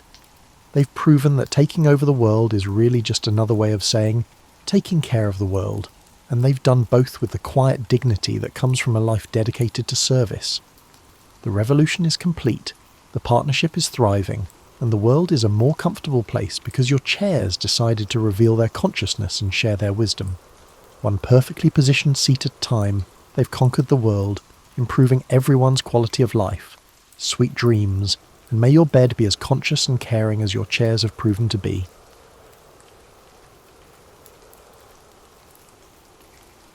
You know that feeling when you're making dinner and you realise you've forgotten to defrost the chicken? Well, imagine if I told you that back in 1851, someone invented a machine that could have solved that problem, and about 50 others you didn't even know you had. Pull up your favourite chair and let me tell you about some inventions that were so close to changing everything, They practically had their bags packed for fame. Dr. John Gorrie was sweating bullets in Florida, literally. Not because he was nervous, but because it was 1842 and air conditioning was still a pipe dream. This person was watching yellow fever patients suffer in the humid heat, and he thought, there's got to be a better way. So he built the first ice-making machine. This was not the type of machine that simply drops ice cubes into your glass with a satisfying plunk. Instead, it was an actual ice factory capable of cooling entire buildings. Picture this. Gorrie's contraption looked like someone had crossed a steam engine with a grandfather clock and fed it too much coffee. It compressed air, let it expand, and voila. Ice appeared like magic. He was basically performing miracles with thermodynamics, yet somehow nobody cared. The timing was all wrong. People thought ice was supposed to come from frozen ponds in winter, not from some mechanical beast that made suspicious noises. The really heartbreaking part.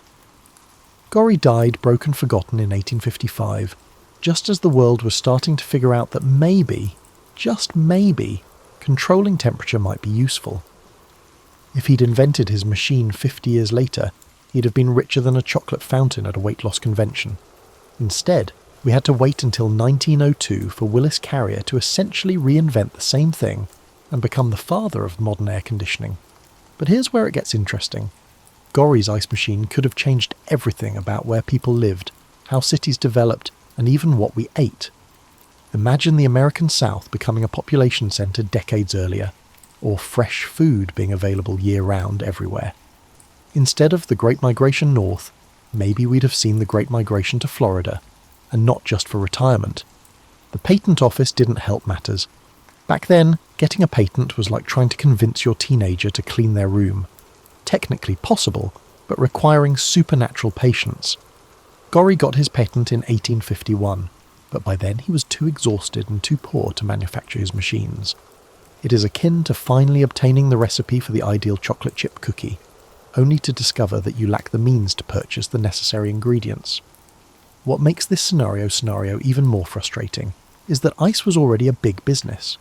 Frederick Tudor, the Ice King, was shipping ice from Massachusetts to the Caribbean and making a fortune. People knew ice was valuable, they just couldn't imagine making it themselves. It was like having a money tree in your backyard but insisting on walking to the bank instead. The ripple effects of Gorrie's failure touch everything around us today. Hospital design, food storage, urban planning, all of it had to wait another half-century to evolve.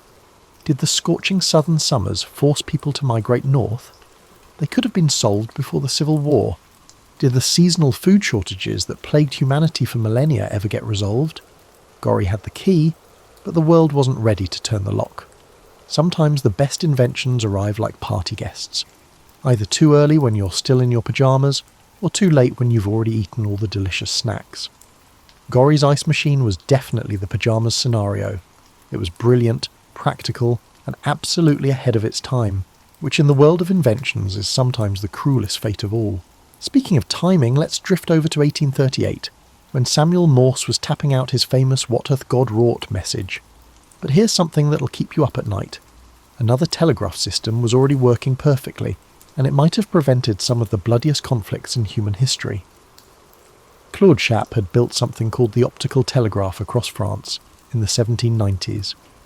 Picture a network of towers stretching across the countryside, each one topped with mechanical arms that moved like a person doing semaphore.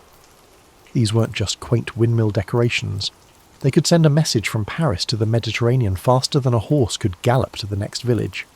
The entire system functioned akin to a highly advanced version of the childhood telephone game, but instead of mutilating whispered words, these tower operators utilized telescopes to interpret arm positions and transmit coded messages. A communication that would take weeks on horseback could travel the length of France in hours. It was like having the internet, except it ran on human eyeballs and mechanical precision. Now, here's where your heart might break a little. The Chappe telegraph was so effective that Napoleon used it to coordinate his military campaigns. However, the French government kept the telegraph technology secret from other countries because they believed it provided them with too significant an advantage. Imagine if they'd shared the technology instead. The Crimean War might have been settled over a cup of tea rather than fought in trenches. The American Civil War could have been a series of strongly worded telegrams instead of a 4-year bloodbath. The optical telegraph faced a minor issue that ultimately led to its demise. It required favourable weather conditions and daylight hours to function.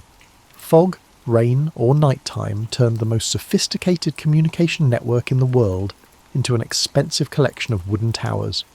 It was like having a sports car that only worked on Tuesdays when it wasn't cloudy. When Morse's electrical telegraph came along, it worked in any weather, day or night. The optical system became as obsolete as a sundial in a smartphone world. But here's the thing that should make you sit up in bed. If someone had figured out how to make the optical system work in the dark, we might have had instant global communication decades earlier. The French had over 5,000 kilometres of optical telegraph lines by the 1840s. They could have connected every major city in Europe if other countries had adopted the system, instead of treating it like a military secret. Imagine the Congress of Vienna in 1815, with delegates actually able to communicate with their home countries in real time. Diplomatic crises that escalated due to slow instructions for ambassadors might have been resolved over lunch. But the real tragedy is what happened to Claude Chappe himself. He watched his life's work get overtaken by electrical systems and fell into such despair that he took his life in 1805. He never got to see how his optical network inspired the development of modern telecommunications. His towers were the direct ancestors of every cell phone tower, every fibre optic cable, and every satellite dish that keeps our world connected today. The optical telegraph was like a bridge between the ancient world of signal fires and smoke signals and our modern world of instant global communication. It proved that with enough clever engineering and human cooperation, you could shrink the world down to a manageable size. It took a century for that lesson to sink in, and by then, we'd fought wars that better communication might have prevented. Now recline into your pillows, as the upcoming story may inspire you to rewrite history books. Everyone knows the Wright brothers flew first at Kitty Hawk in 1903, right? Well, grab your favourite warm drink because I'm about to tell you about Gustav Whitehead, a guy who might have been soaring through the Connecticut sky 2 years before Orville and Wilbur even got their famous 12 seconds off the ground. Whitehead was one of those inventors who looked like he'd escaped from a steampunk novel. Born in Bavaria, he immigrated to America with nothing but big dreams and an obsession with anything that could fly. While the Wright brothers were methodically testing gliders and keeping detailed notes, Whitehead was building flying machines in his backyard like he was assembling furniture from a very complicated catalogue. On August 14th, 1901, witnesses claimed they saw Whitehead's No. 21 aircraft fly for about half a mile at 50 feet above the ground near Bridgeport. The local newspaper reported it the next day with the kind of casual enthusiasm you might use to describe a particularly excellent barbecue. Gustav Whitehead flew yesterday, they essentially said, as if people took to the air every Tuesday. Here's where it gets frustrating enough to make you kick your blankets. Unlike the Wright brothers, who documented everything like they were preparing for a patent lawsuit, Whitehead was more of a, let's see what happens if I attach this engine to these wings kind of guy. No photographs, no official records, just eyewitness accounts and one very enthusiastic newspaper article. The aircraft itself was a marvel of early 20th century engineering optimism. It had a lightweight motor that Whitehead built himself, silk wings, and a control system that required the pilot to basically become one with the machine. Flying it was less like driving a car and more like riding a very cooperative dragon. The whole contraption weighed about 800 pounds and looked like it had been designed by someone who'd seen birds flying but had never actually met one personally. What makes this story even more intriguing is that several aviation pioneers visited Whitehead and came away convinced he'd achieved powered flight. These individuals were not mere passers-by, but rather serious engineers and aviation enthusiasts who understood the distinction between mere flight and true flight. However, the Wright brothers' publicity overshadowed their testimonies. The problem was that Whitehead couldn't repeat his success consistently. Whitehead's engines exhibited temperamental behaviour, his aircraft designs underwent constant changes, and his business acumen was akin to that of a golden retriever. While the Wright brothers were building a sustainable flying program, Whitehead was having what you might charitably call adventure flights. Impressive when they worked, spectacular when they didn't. Imagine if Whitehead had been a better record keeper, or if someone with a camera had been there that August morning. We might be talking about Whitehead Field instead of Wright-Patterson Air Force Base. The whole mythology of American aviation might have started in Connecticut rather than North Carolina. beach tourism might have developed very differently. But here's the thing that might keep you staring at the ceiling. Even if Whitehead did fly first, the Wright brothers still deserved their fame. They didn't just achieve flight, they made it reproducible, improvable, and eventually practical. Whitehead was like the person who accidentally discovers a great recipe but forgets to write it down. The Wright brothers were the ones who turned flying into something more than a spectacular accident. The aviation world probably needed both approaches, Whitehead's fearless experimentation and the Wright brothers' methodical development. One pushed the limits of what was possible, the other made sure those boundaries stayed pushed. It's just a shame that history tends to remember the finishers better than the pioneers who cleared the path. Let's pull the covers up a bit higher and discuss something that might change how you think about World War II entirely. While everyone was focused on radar and rockets, a brilliant German engineer named Konrad Zuse was quietly building the world's first programmable computer in his parents' living room. Indeed, he was building the world's first programmable computer in his parents' living room.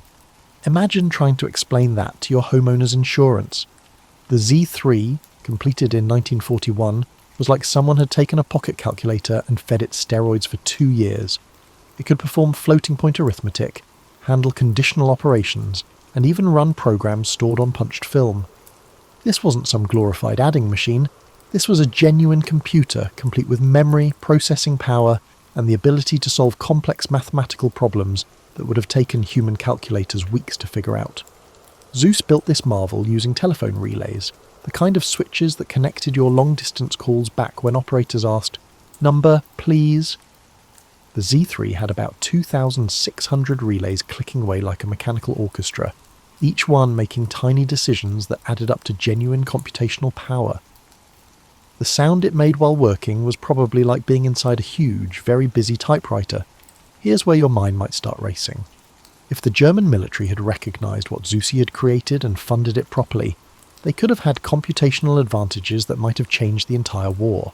Code breaking, ballistics calculations, logistics optimization, all the number-crunching nightmares that bogged down military operations could have been solved by machines instead of rooms full of mathematicians with slide rules.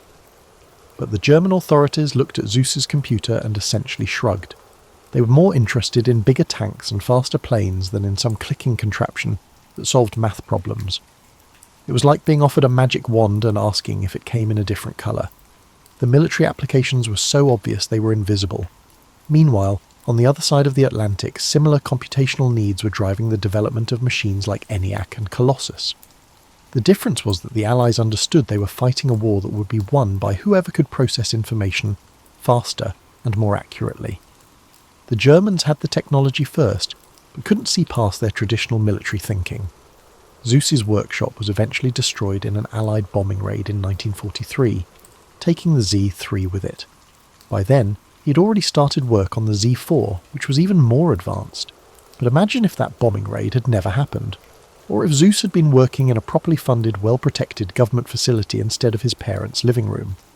The computational revolution might have started in the 1940s, Germany instead of the 1950s America. The real tragedy is that Zuse understood exactly what he'd built. He wrote the first algorithmic programming language, developed floating-point arithmetic, and even theorized about artificial intelligence decades before anyone else was thinking seriously about machine thinking. He was like a time traveller who'd brought back blueprints from the future, except nobody believed the future was worth visiting. After the war, when the world finally caught up to what Zuse had been doing, the computer revolution exploded. But those crucial years from 1941 to 1945 represented a lost opportunity that might have reshaped everything. Not just the war, but the entire development of computational technology could have been accelerated by a decade or more. This is one of those historical scenarios that can keep you awake at night. What if the side with the moral high ground also had the best tech? What if the computational revolution had started earlier and developed differently? The most important battles in history are sometimes fought with ideas that don't get the attention they deserve. Now let's talk about something that might make you grateful for modern medicine in a whole new way. Picture this. It's 1847, and women are dying in childbirth at horrifying rates. Not from complications during delivery, but from something called childbed fever that strikes afterward. In Vienna's General Hospital, one maternity ward has a death rate of 18%. while another ward right down the hall has a death rate of only 2%. Same hospital, same city, same year, but somehow one hallway is a death trap while the other is relatively safe. Enter Ignaz Semmelweis, a Hungarian doctor who looked at this situation and thought, something is very wrong here. He was like a medical detective in an era when most doctors thought disease was caused by bad air or moral failings. Semmelweis noticed something that should have been obvious, but somehow wasn't. The deadly ward was staffed by doctors and medical students, while the safe ward was run by midwives. Here's where it gets intriguing enough to make you sit up in bed. The doctors and medical students spent their mornings performing autopsies on women who had died from childbed fever, then walked directly to the maternity ward to deliver babies, without washing their hands. The midwives, on the other hand, didn't do autopsies. Semmelweis put two and two together and got an answer that nobody wanted to hear. He instituted a simple policy. Everyone had to wash their hands with chlorinated lime solution before examining patients. The death rate in the doctor's ward immediately dropped from 18% to less than 2%. You'd think the change would have made Semmelweis the hero of Vienna General Hospital, maybe even gotten him a statue in the courtyard. Instead, it made him the most hated man in the medical establishment. The other doctors were furious. The idea that gentlemen's hands could be unclean was insulting to their social status. Doctors were supposed to be learned men of science, not common workers who needed to scrub up like servants. The concept that invisible particles on their hands could cause disease was so absurd, it was practically offensive. They essentially told Semmelweis that his germ theory was crazy talk. What makes this even more heartbreaking is that Semmelweis could prove his point with numbers. Every month that hand-washing was enforced, fewer women died. Every time the policy was relaxed, the death rate shot back up. It was cause and effect so clear you could teach it to a child, yet the medical establishment treated it like dangerous nonsense. The pushback against Semmelweis was so intense that he eventually suffered what we'd now probably call a nervous breakdown. He became increasingly frustrated and confrontational, writing bitter letters to prominent doctors calling them murderers. Technically, he was correct. They were killing patients due to ignorance, but he never excelled in tact. In 1865, he was committed to an asylum where he died just 2 weeks later, possibly from the same kind of infection he'd spent his career fighting. Here's the part that might keep you staring at the ceiling. If the medical world had accepted Semmelweis's hand-washing protocol in 1847, millions of lives could have been saved. The concept of antiseptic surgery wouldn't have had to wait for Joseph Lister in the 1860s. Germ theory wouldn't have needed Louis Pasteur to make it respectable. The entire development of modern medicine could have accelerated by decades. Imagine Civil War field hospitals where doctors washed their hands between patients. Imagine surgery becoming safer 20 years earlier than it actually did.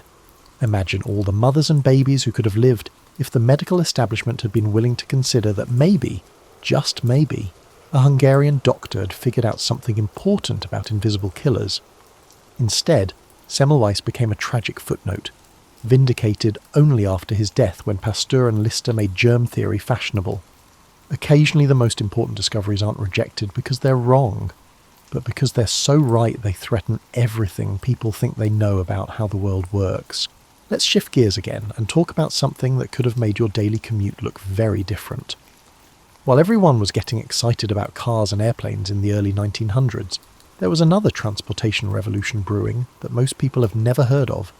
It involved pneumatic tubes, basically shooting capsules through pressurized air systems like you were mailing yourself across the city. The beach pneumatic transit system in New York was like something out of a Jules Verne novel, except it actually worked. In 1870, Alfred Ely Beach built a 312-foot demonstration tunnel under Broadway and shot a cylindrical car carrying passengers through it using nothing but air pressure.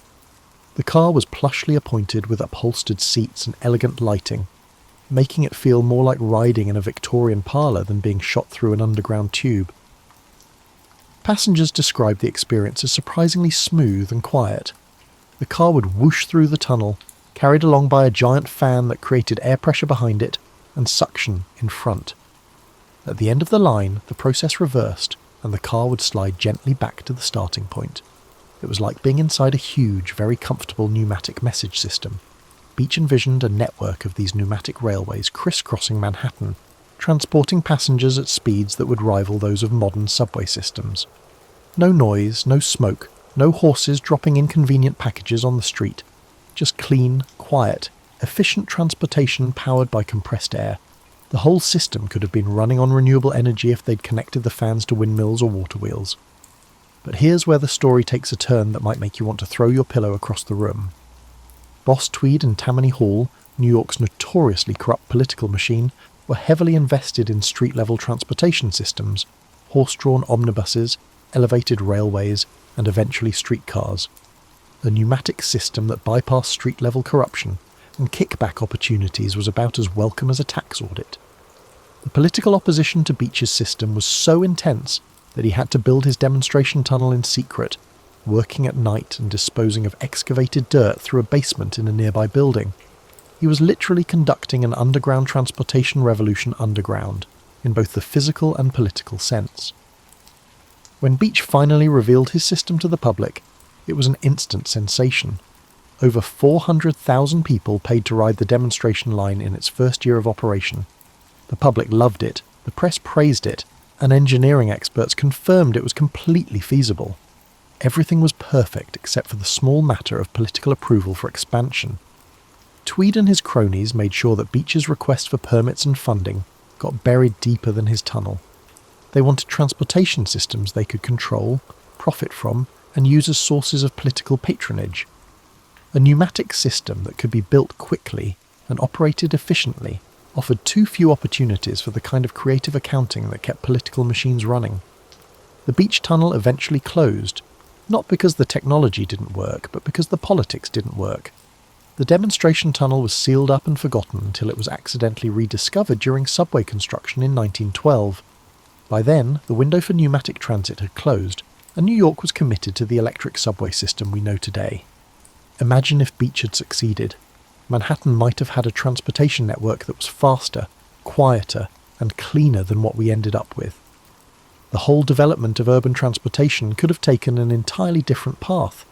Instead of noisy elevated trains and crowded subways, cities might have developed silent, smooth pneumatic networks that shot people around like packages in a delivery system. The technology wasn't the problem. Pneumatic tube systems were already being used successfully for mail delivery in major cities. The problem was that beneficial technology isn't enough if the political and economic systems aren't ready to support it. Sometimes the best inventions fail not because they don't work, but because they work too well for the wrong people. Now, as we settle in for the final part of our journey through forgotten inventions, let's talk about something that could have changed the entire course of the 20th century. While Thomas Edison and Nikola Tesla were having their famous war of currents, another inventor was quietly working on something that could have made both of their electrical systems look like child's toys. Nikola Tesla, yes, the same Tesla who won the AC/DC battle, had an even bigger idea brewing in his brilliant, slightly obsessive mind. He believed he could transmit electrical power wirelessly, through the Earth itself, making power lines as obsolete as carrier pigeons. His Wardenclyffe Tower on Long Island wasn't just an experimental radio station, it was supposed to be the prototype for a global wireless power system. Picture this. Instead of cities crisscrossed with power lines, you'd have elegant towers spaced across the landscape, beaming electricity through the ground to receivers anywhere in the world. No more power outages from fallen lines, no more unsightly electrical infrastructure, and no more limitations on where you could build things based on how close they were to power sources. The whole planet would become one giant electrical grid. Tesla's system worked on the principle that the Earth itself could act as a conductor. By pumping electrical energy into the ground at specific frequencies, he believed he could create standing waves that would allow power to be extracted anywhere on the planet. It sounds like science fiction, but Tesla had already demonstrated wireless power transmission on a smaller scale, lighting bulbs from miles away without any connecting wires. The financial backing for Wardenclyffe came from J.P. Morgan, who initially thought he was funding an improved wireless communication system. When Tesla revealed his true intention, free wireless power for everyone, Morgan's enthusiasm cooled faster than coffee left on a porch in January. Free power meant no metered usage, which meant no way to charge customers, which meant no profit.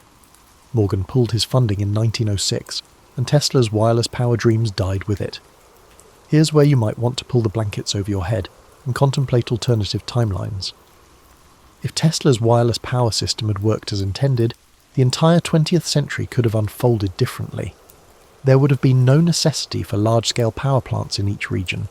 The system would have been immune to attacks on infrastructure during wartime. There would be no environmental issues associated with power transmission lines passing through wilderness areas. Rural electrification, which didn't reach many parts of America until the 1930s and 1940s, could have happened immediately. Developing countries wouldn't have needed to build expensive power infrastructure to modernise. Electric vehicles might have become practical decades earlier, since you could power them anywhere without needing charging stations. But Tesla's wireless power system had one crucial flaw that probably doomed it from the start. It would have been almost impossible to control who used the power.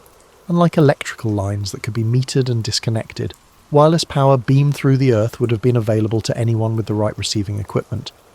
It was socialism through physics, which was never going to fly with the business community. The irony is that Tesla's wireless power transmission actually worked on a small scale. His Colorado Springs laboratory successfully transmitted power wirelessly across significant distances.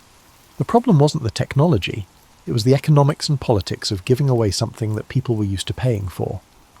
After Wardenclyffe failed, Tesla spent the rest of his life as a brilliant but increasingly eccentric figure, living in hotel rooms and feeding pigeons while the world moved on to more conventional electrical systems.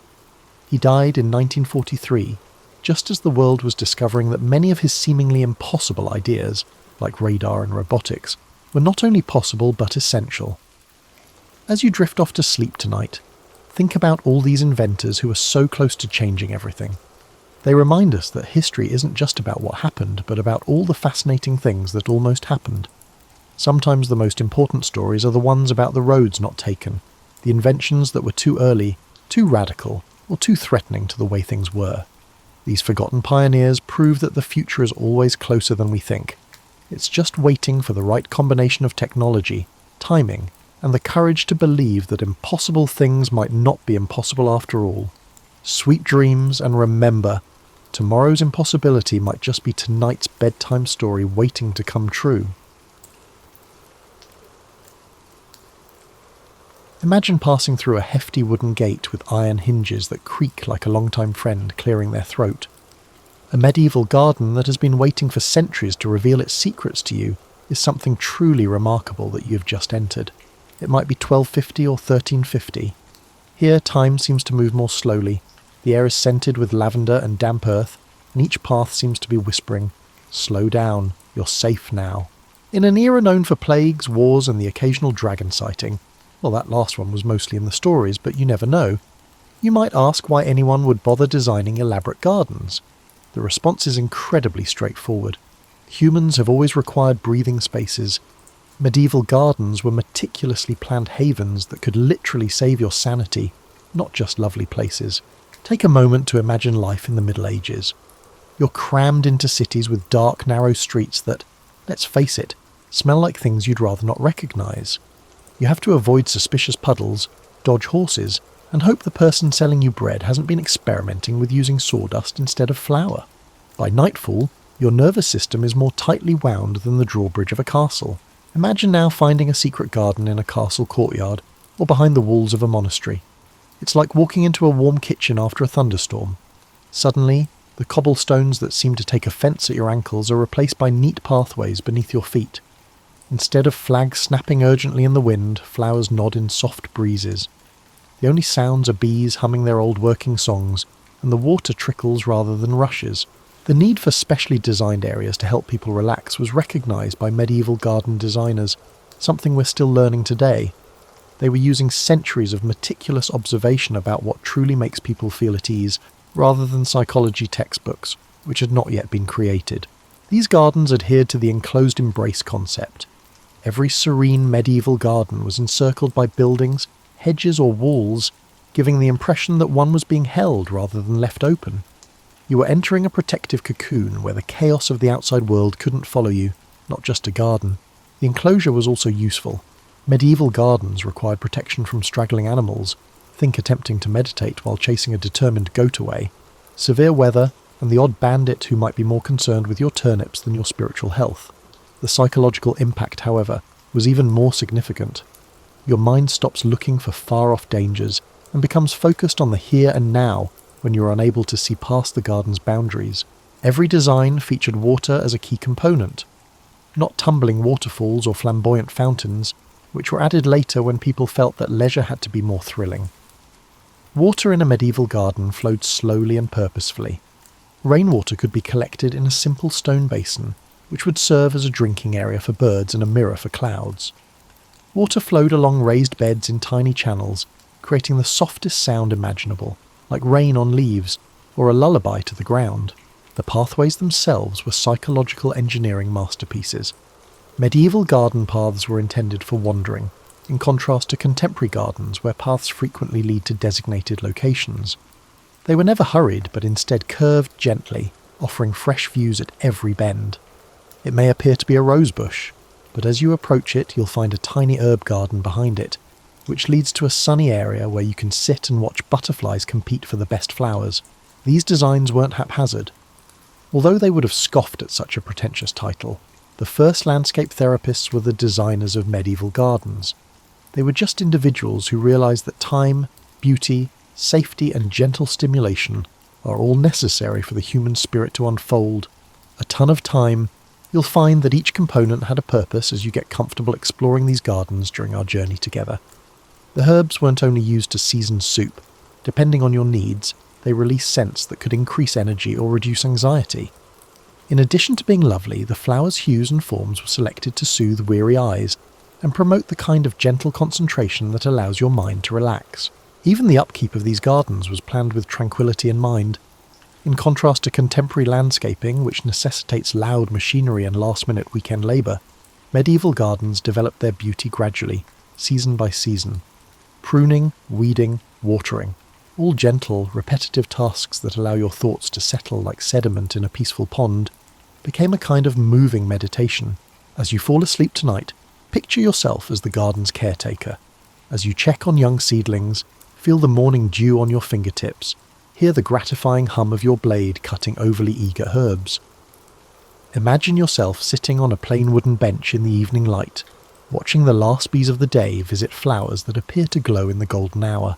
In your fantasy medieval world, you awaken to the sound of bells ringing throughout the countryside. Not the startling clatter of contemporary life, but the soft bronze voices that have been calling people to prayer for centuries. You're now in a monastery garden, the pinnacle of the art of tranquil design. For good reason, monastic communities were the world's best gardeners during the Middle Ages. Through prayer, meditation, and what they referred to as opus manuum, the work of hands, these individuals had devoted their lives to discovering a connection with God.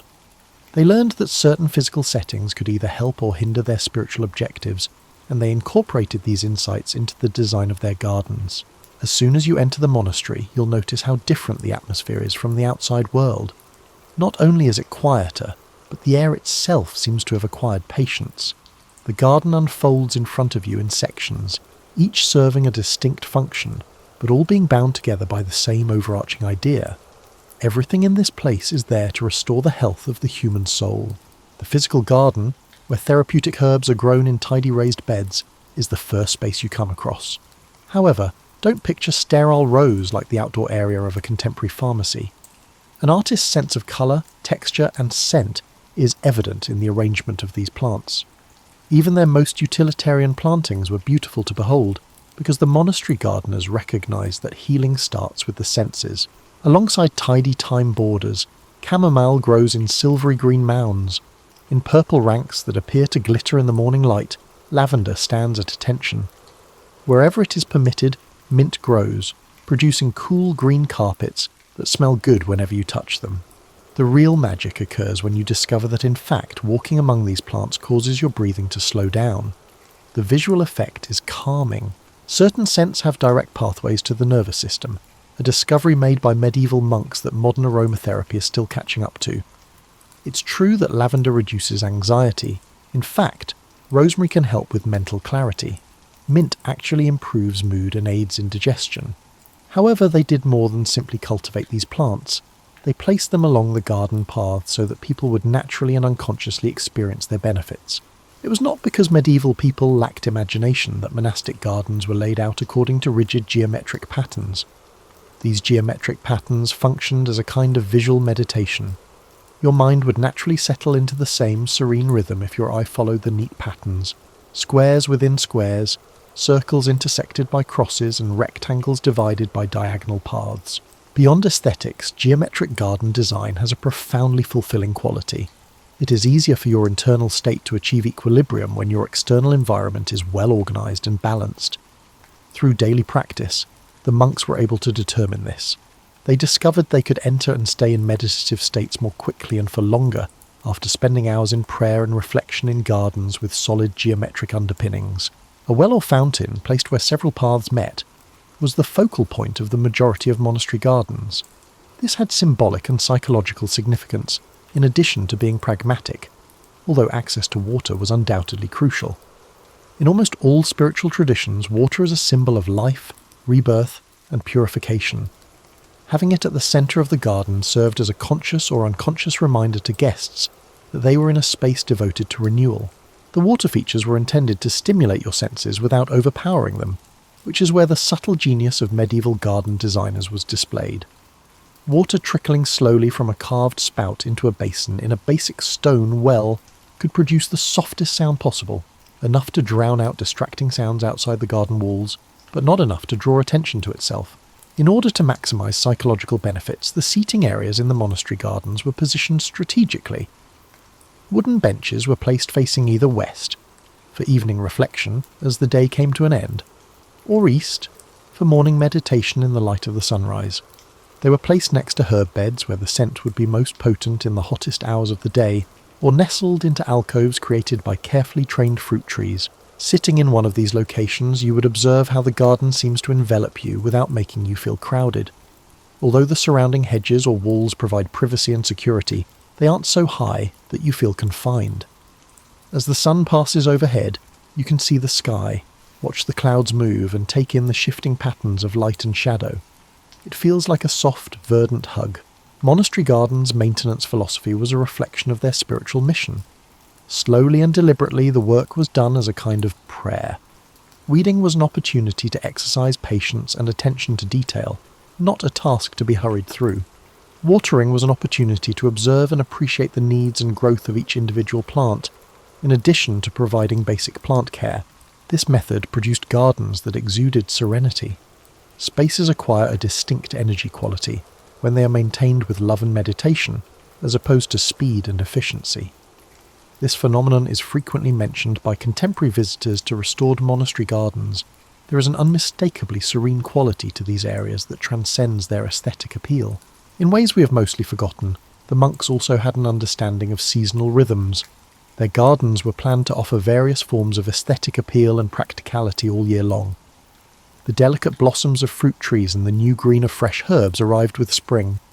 Harvests were plentiful, and the scent of blooming plants filled the air during the summer. Autumn brought vibrant foliage and the joy of collecting seeds for planting the following year.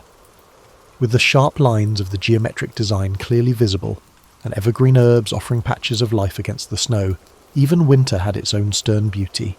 Imagine how the light of the day gradually fades and how the air cools and carries the mixed scents of herbs as you settle into evening prayer in this monastery garden. You discover that you have spent the entire day in this verdant haven without ever feeling rushed, anxious, or out of sync with the cycles of life itself when the bells ring once more, summoning the community to vespers. You're exchanging your modest monastery cell for something far more opulent this morning, a castle garden intended for medieval aristocracy. However, don't anticipate the extravagant extravagance of later centuries. Subtly sophisticated medieval noble gardens were designed to provide ideal settings for the kinds of pursuits that kept aristocrats sane amidst the demands of political life. The unusual living quarters of medieval aristocrats resembled a goldfish bowl.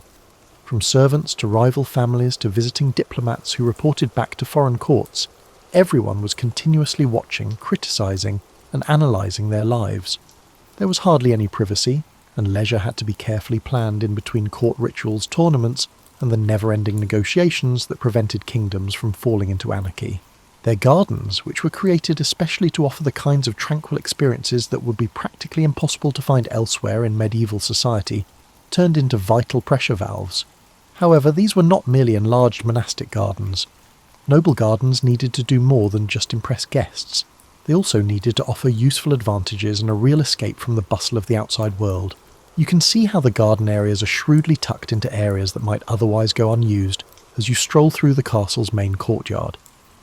Every inch of protected interior space was valuable, because medieval castles were constructed primarily for defence and then for comfort. Working like puzzle solvers, the garden designers created lovely havens in small courtyards with no military use, along walls and in strange corners. One of the most clever features is what the medievals called a plaisance, basically a private outdoor space intended for leisure and small parties. Imagine a square or rectangular area surrounded by dense hedges or low walls, with thoughtfully placed sightlines that preserve views of the castle's most appealing features or far-off landscapes while obstructing views from the crowded main courtyards. These spaces were decorated to resemble outdoor living rooms.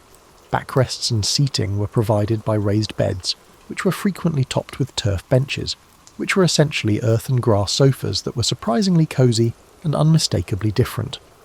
Depending on when the garden's owner wanted to escape from public responsibilities, wooden benches were positioned to benefit from morning sunlight or afternoon shade. Noble Gardens' plant selections demonstrated a deep comprehension of social dynamics and psychology. Roses were important because of their symbolic meaning in addition to their beauty. Roses stood for love, purity, and the transient nature of earthly beauty, according to the medievals, who interpreted everything. Roses were a continual reminder that there was beauty in life worth stopping to appreciate, like poetry growing right outside your window. The way these roses were cultivated, however, was the truly ingenious aspect.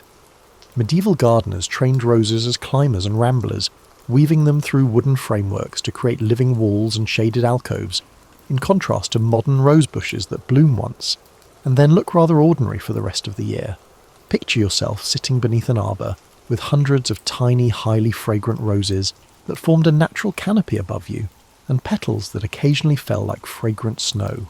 In castle settings, herb gardens fulfilled three functions. They were useful, aesthetically pleasing, and instructive. Noble families were supposed to know how to run the home, cook, and practice medicine. The herb garden offered practical and soothing opportunities for hands-on learning. Identifying the various mints, which is surprisingly difficult and strangely meditative, knowing which herbs aid in digestion, or just taking in the complex scents that changed throughout the day as plants released various aromatic compounds in response to temperature and sun could all take up an afternoon. Although more ornate than those found in monasteries, water features in noble gardens were still created with psychological comfort in mind. The family's coat of arms could be carved into a raised stone basin that was supplied with water from the castle's main supply via a tiny channel. Although the visual effect was more advanced, the sound was still subdued because medieval people had not yet developed the noisy fountain obsession that would define later periods. These water features provided focal points for casual get-togethers and reflection. Since medieval aristocrats lacked modern-day coffee shops and living rooms, garden water features offered serene, lovely settings in which challenging discussions could take place without creating tension. Moving water seems to promote honesty while discouraging conflict. Medieval garden designers were well aware of this and took advantage of it. Unlike monastery gardens, where paths encouraged solitary meditation, castle garden paths were ideal for two-person conversations, wide enough for companions to walk side by side, but not so wide that the area felt formal or intimidating. The paths in noble gardens were made for what we might call therapeutic strolling. These pathways frequently included what medieval designers referred to as viewing mounts, tiny man-made hills made by piling up dirt and covering it with turf. More significantly, climbing to the top of a viewing mount offered a mild form of exercise that might help release the tension that had built up from long days of sitting through court ceremonies or council meetings. It also gave you a new perspective on the garden and the surrounding area. Noble gardens displayed a remarkable level of sophistication in their seasonal planning. In addition to ensuring that there is always something lovely or intriguing, garden designers planned planting schedules to ensure that the garden would offer a variety of psychological advantages all year long.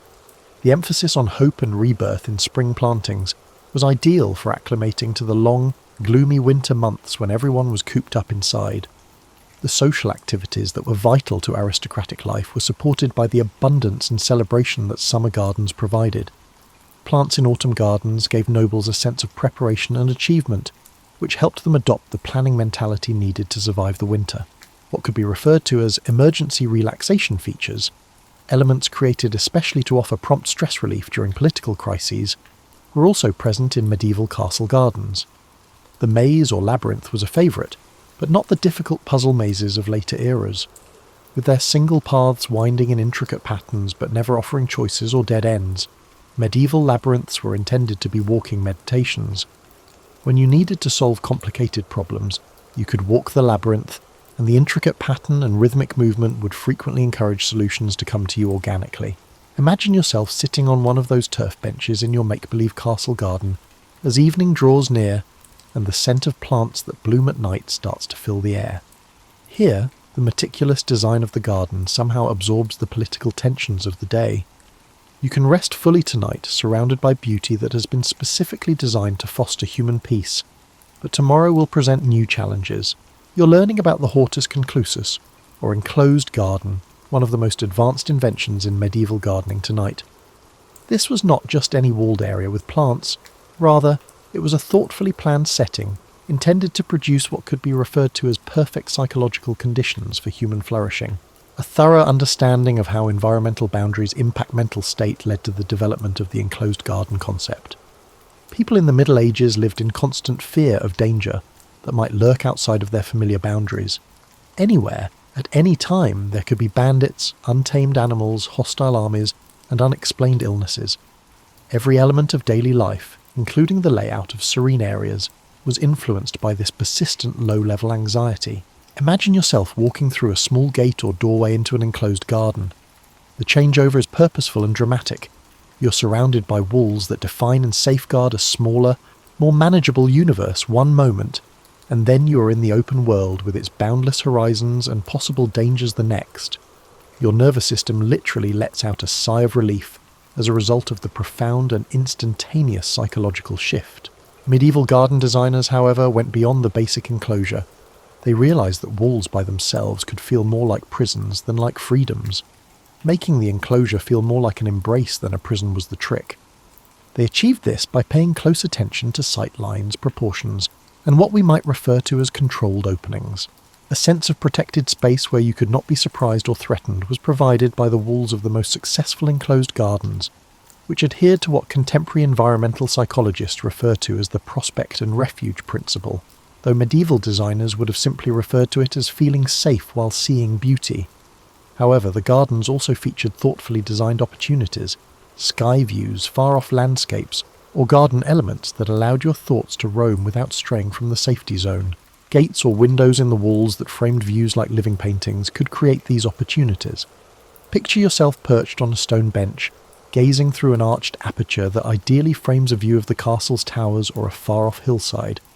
Your body stays securely contained while your eye can travel to these far-off views, meeting the human need for spatial variety. The enclosed garden's plant choices were exquisite examples of sensory design. Each plant was picked for its ability to enhance the garden's overall psychological ambiance, in addition to its aesthetic value. Lavender offered a soothing scent and delicate silvery leaves that glistened in any kind of light. The strong, enlightening aroma of rosemary could clear mental haze and boost alertness without making people anxious. Plants in the mint family offered refreshing scents and cooling effects that could help cool even the hottest summer days. What we might refer to as layered fragrances, plant combinations that released distinct scents at various times of day and in various weather conditions, were common in medieval enclosed gardens. The scent of wet herbs may be green and dewy in the morning, mingled with the honey-sweet aroma of flowers opening to the sun. Aromatic plants such as oregano and thyme would release their stronger scents in the midday heat. Night-blooming plants, with their enigmatic and frequently more complex scents, would emerge in the evening. These gardens' ground planning adhered to principles that seemed to work almost magically. The walkways were both intimately intimate and sufficiently wide for comfortable walking. Since you could never see the entire garden at once, they gently curved to evoke a sense of discovery. There was always something new to discover around every corner. However, everything happened at a natural and secure pace, and the curves were never abrupt enough to cause surprise or fear. enclosed garden water management reached new artistic heights. Each drop of water could be meticulously regulated and synchronized because these were enclosed spaces. In order to produce various sounds and visual effects throughout the garden, designers devised systems that would allow water to move slowly through the area, appearing and disappearing. You may first see water as a soft spring that emerges from a carved stone face in one wall, then follow its path as it feeds various plant beds via tiny channels before gathering in a central basin to reflect the sky and light. From the first soft bubbling of the spring to the soft trickling through the channels to the almost silent filling of the last basin, the sound of this water would change as it travelled. The psychological significance of what we might refer to as controlled wilderness within enclosed spaces was also recognised by medieval designers. These gardens featured sections where plants were permitted to grow in more organic patterns, despite their meticulous planning and upkeep. Herbs that had been left to self-seed and spread could be found in a corner, resulting in patches that felt wild and impromptu, but were totally safe. A basic psychological need of humans was met by this harmony between naturalness and control. We need a certain amount of surprise and natural beauty to keep our minds active and interested, but we also need order and predictability for security. Both were simultaneously offered by enclosed gardens, which offered areas of delightful unpredictability along with general order and safety. Enclosed gardens featured especially elaborate seating arrangements. There were several seating options to accommodate various social settings and moods. Cool, isolated places to reflect were provided by stone benches set into the walls. For extended stays, wooden benches placed in bright spots offered warmth and comfort. The most private and cosy seating was provided by turf benches, those amazing earth and grass creations from the Middle Ages that were ideal for reading, taking naps, or having quiet discussions. The placement of these seating sections was done to capitalise on the various seasons and times of day. In order to enjoy the soft early sun, morning seats faced east. The locations of the midday seats were chosen to provide shade during the hottest times of the day. Seats in the evening faced west to watch the sunset. In order to harness any available warmth from the low winter sun, winter seats were placed in alcoves facing south. Enclosed gardens' seasonal development was thoughtfully planned to offer psychological support all year long. After enduring the harsh winters of the Middle Ages, people needed hope and renewal, which spring plantings offered. Summertime designs offered celebration and plenty. Plants in autumnal gardens conveyed a sense of preparation and harvest. Evergreen trees and intriguing architectural elements were included in the design to add beauty and interest even during the winter months. Most significantly, medieval enclosed gardens were intended to be places for what we might refer to as productive solitude. These were not places where you could hide from the outside world forever, but rather places where you could temporarily withdraw, regain your emotional and mental balance, and then resume your daily activities with fresh vitality and perspective. Imagine yourself falling asleep in your own little enclosed garden, with walls that feel protective rather than limiting, and breathing in air that is scented with herbs that have been carefully selected to encourage relaxation and tranquility. The boundaries of the garden create a perfect little world where you can just enjoy being in an area created specifically for your well-being. When you wake up this morning, you'll find something amazing. Centuries before the terms environmental aromatherapy were coined, medieval people were engaging in a highly developed form of it.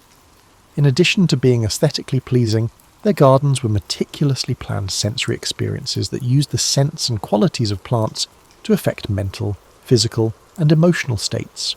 Medieval garden designers drew inspiration from a fascinating blend of traditional knowledge passed down through the generations, keen observation, and what they dubbed the doctrine of signatures. The idea that a plant's growth patterns, scent, or appearance could reveal its medicinal uses. Their practical outcomes were frequently remarkably effective, even though some of their theories now seem charmingly antiquated. An early morning stroll through a medieval herb garden would reveal what is essentially a living pharmacy, but one that has been created with a psychologist's awareness of human needs and an artist's sense of aesthetics. Every plant was placed to provide the greatest possible therapeutic benefit to garden visitors, in addition to ideal growing conditions. Along pathways where people would naturally brush against it, chamomile was planted. It has tiny, daisy-like flowers and a sweet, apple-like scent. Although medieval gardeners were aware that the aroma of chamomile could reduce anxiety and encourage sound sleep, they also recognised that the psychological impact was greater when the scent was inadvertently inhaled rather than intentionally. Something about finding a healing scent by accident is more potent than actively seeking it out. In addition to its lovely purple blooms and unique scent, lavender was prized in medieval gardens for its incredibly consistent calming properties. The biochemistry of how lavender's linalool and linaloyl acetate compounds actually slow down nervous system activity was unknown to medieval people, but they were aware of the effects. In order to promote peaceful sleep, lavender was planted close to places where people sat, along walkways that led to private areas, and particularly close to windows in bedrooms. Lavender's placement in gardens demonstrated a sophisticated understanding of scent dispersal. Medieval gardeners planted lavender in sunny locations where afternoon heat would optimize its therapeutic benefits, because they knew that the plant releases its strongest fragrance during the warmest part of the day. Additionally, they placed lavender bushes where people might unintentionally brush against them while strolling, because they knew that bruised lavender releases even more scent. Almost like a garden guardian, rosemary was placed close to gates and entrances so that its potent, calming scent could assist guests in shifting from the disorganized state of everyday life to the concentrated awareness required for appreciating a garden. According to contemporary research, medieval people thought rosemary improved mental clarity and memory. It is true that compounds found in rosemary can enhance alertness and cognitive function. However, this is where the genius of medieval garden design was displayed. Rosemary was also planted alongside soothing herbs like chamomile and lavender. The end effect was a well-balanced scent experience that could improve mental clarity without causing overstimulation or anxiety. In these gardens, you felt more at ease and could think more clearly, two things that are surprisingly hard to combine. The most adaptable medicinal plants in medieval gardens came from the mint family. Various mints were used to achieve various physical and psychological effects. Without the potency of peppermint, spearmint provided mild digestive support and a revitalizing mental boost. The sweeter, softer scent of apple mint was ideal for unwinding in the evening. In the damp spots next to garden water features, where its cooling qualities could intensify the revitalizing effects of flowing water, water mint flourished. Medieval gardeners also recognized a fact that contemporary aromatherapy is rediscovering. Combinations of plants, rather than individual species, frequently produce the most potent therapeutic fragrances. In their gardens, they established what we might refer to as fragrance neighborhoods, by assembling plants whose fragrances would complement one another and offer supplementary medicinal advantages. A standard calming corner might include rose for emotional support, chamomile for mild sedation, lavender for anxiety relief, and maybe a dash of mint for freshness. Because each plant releases a different amount of fragrance in response to temperature and humidity changes, these plants would be arranged so that their distinct scents would naturally blend to create complex, subtle scent experiences that could change throughout the day. In medieval gardens, roses had uses far beyond aesthetics. Various types were selected based on their distinct scents and purported impact on health and happiness. With their powerful, complex scent, damask roses were thought to uplift the soul and fortify the heart in difficult times. Alba roses were believed to promote rational thinking and clear mental confusion because of their fresher, cleaner scent. Roses were planted along pathways that people might walk when resolving difficult emotions, and medieval rose gardens were frequently created as emotional support systems. The perfect environment for processing and healing emotions was created by the combination of therapeutic fragrance, lovely visual stimulation, and mild physical exercise. Medieval gardens' seasonal fragrance progression was thoughtfully planned to promote mental well-being all year long. Fresh green fragrances that could alleviate winter depression and promote mental rejuvenation were the focus of spring gardens. Early herbs, such as young rosemary and mint, offered astringent, energizing scents that might help dispel the mental sluggishness that frequently accompanied the dark months. With several plants blooming at once to create intricate, multi-layered scent environments, summer gardens provided the most complete fragrance experiences. However, these weren't overpowering sensory attacks. Medieval gardeners recognized the value of restraint and balance. There were peaceful spots with delicate scents in even the most ornate summer garden, places where overstimulated senses could relax. Warming, grounding scents from autumn gardens could ease the psychological transition to winter. The rich, complex scents of late-blooming herbs, such as oregano and sage, seemed to capture the joy of harvest. These plants were frequently placed close to places where people could sit and think back on the events of the year, while mentally getting ready for the reflective winter months. Medieval herb gardens also served as therapeutic environments for their upkeep. Herb harvesting required methodical, slow attention to timing, plant conditions, and appropriate methods. Spaces filled with concentrated fragrances from drying herbs could benefit from aromatherapy for weeks. Since disturbed herb plants released their fragrances as you worked, even weeding herb gardens was more enjoyable than other garden maintenance. The significance of a personal connection to medicinal plants is another thing that medieval people understood that we are still learning about. They urged garden visitors to form bonds with individual plants, learning about their unique growth patterns, best times to harvest them, and distinctive scent patterns. The therapeutic effects were enhanced by this individualized attention. The benefits of a plant seem to be more potent when you know it well. Imagine yourself surrounded by carefully selected and arranged plants that will support your health as evening descends on your make-believe medieval herb garden. A delicate combination of scents permeates the air, calming the stresses of the day and preparing your mind for a good night's sleep. Every breath brings you compounds that have been used for thousands of years to help people find health and peace. These compounds were arranged by gardeners who realized that healing occurs most effectively in settings that are beautiful and thoughtfully designed. You're studying one of the most intriguing facets of medieval gardening this morning: the creation of spaces that have the power to literally alter human perception through the use of geometric patterns and symbolic designs. Plants were not arranged haphazardly or in accordance with contemporary aesthetic standards by medieval garden designers. Their work was based on a deep understanding of how spiritual awareness and mental state are influenced by visual patterns.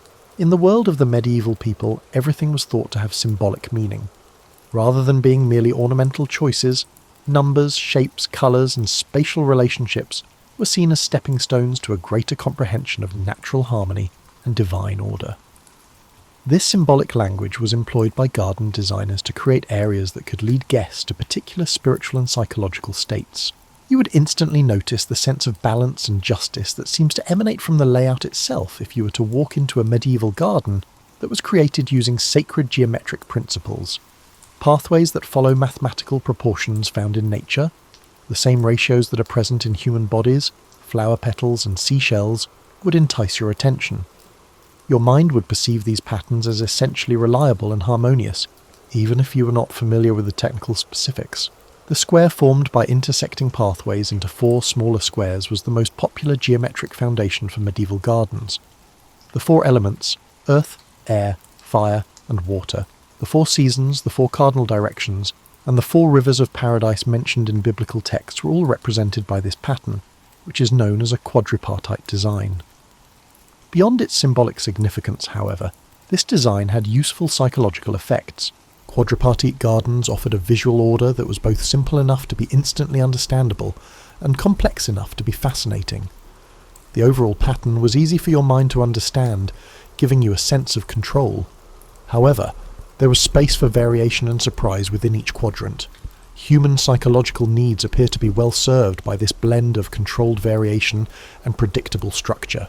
Geometrically designed gardens had pathways that were more than just ways to get from one place to another.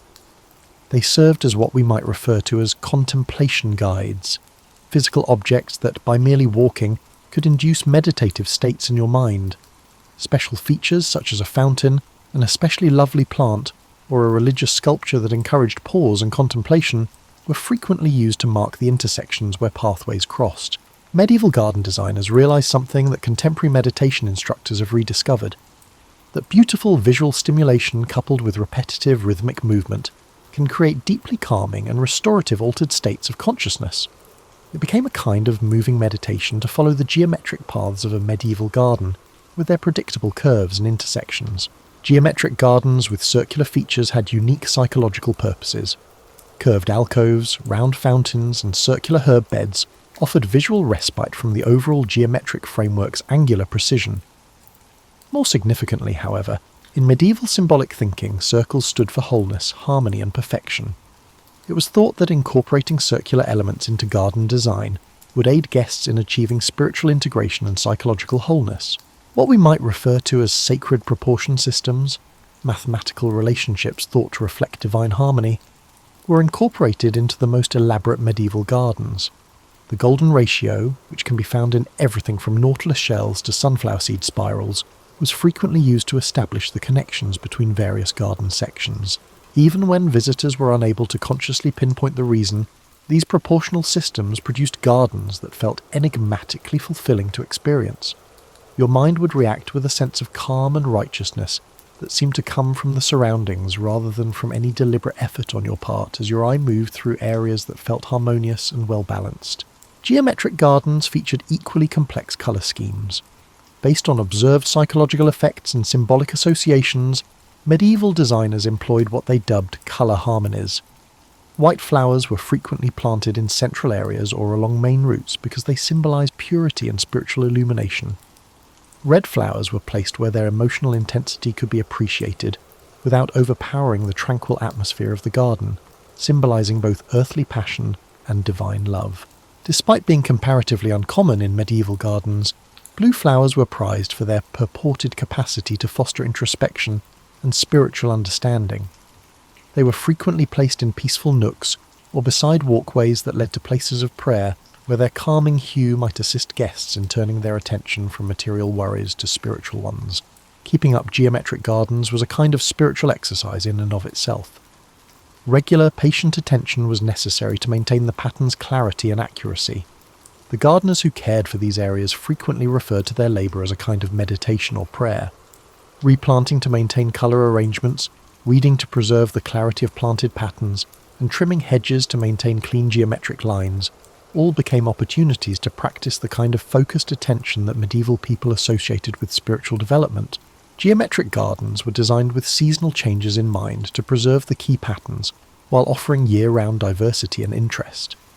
The linear features of the garden, such as the bulbs placed along the edges of the pathways to produce clear lines of colour, could be highlighted with spring plantings. While keeping their fundamental boundaries, summer plantings could fill in the geometric shapes with a profusion of growth. Even as their foliage changed colour, plants that offered strong structural elements could be found in autumn gardens. In order to maintain the geometric patterns even when the majority of the plants were inactive, winter gardens relied on hardscape components and evergreen plants.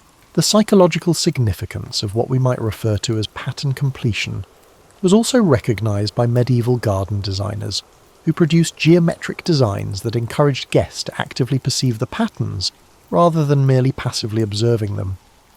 The entire geometric pattern may not be immediately apparent when you first enter a garden.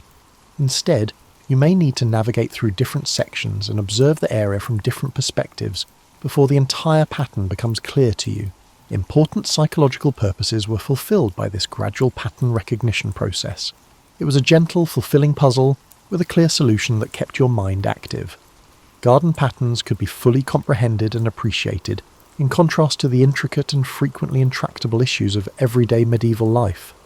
A sense of emotional and intellectual relief that was hard to find elsewhere was brought on by this experience of understanding and completion. The geometric garden design's symbolic meanings also gave guests what we might refer to as contemplation frameworks, organised approaches to considering life's more profound issues. A garden that is themed around the number 4 could inspire contemplation of the 4 seasons of spiritual growth, the 4 stages of life, or the 4 virtues. Through garden design, these ideas were made tangible and approachable rather than being abstract philosophical concepts. Geometric gardens' maze and labyrinth features had specific psychological purposes.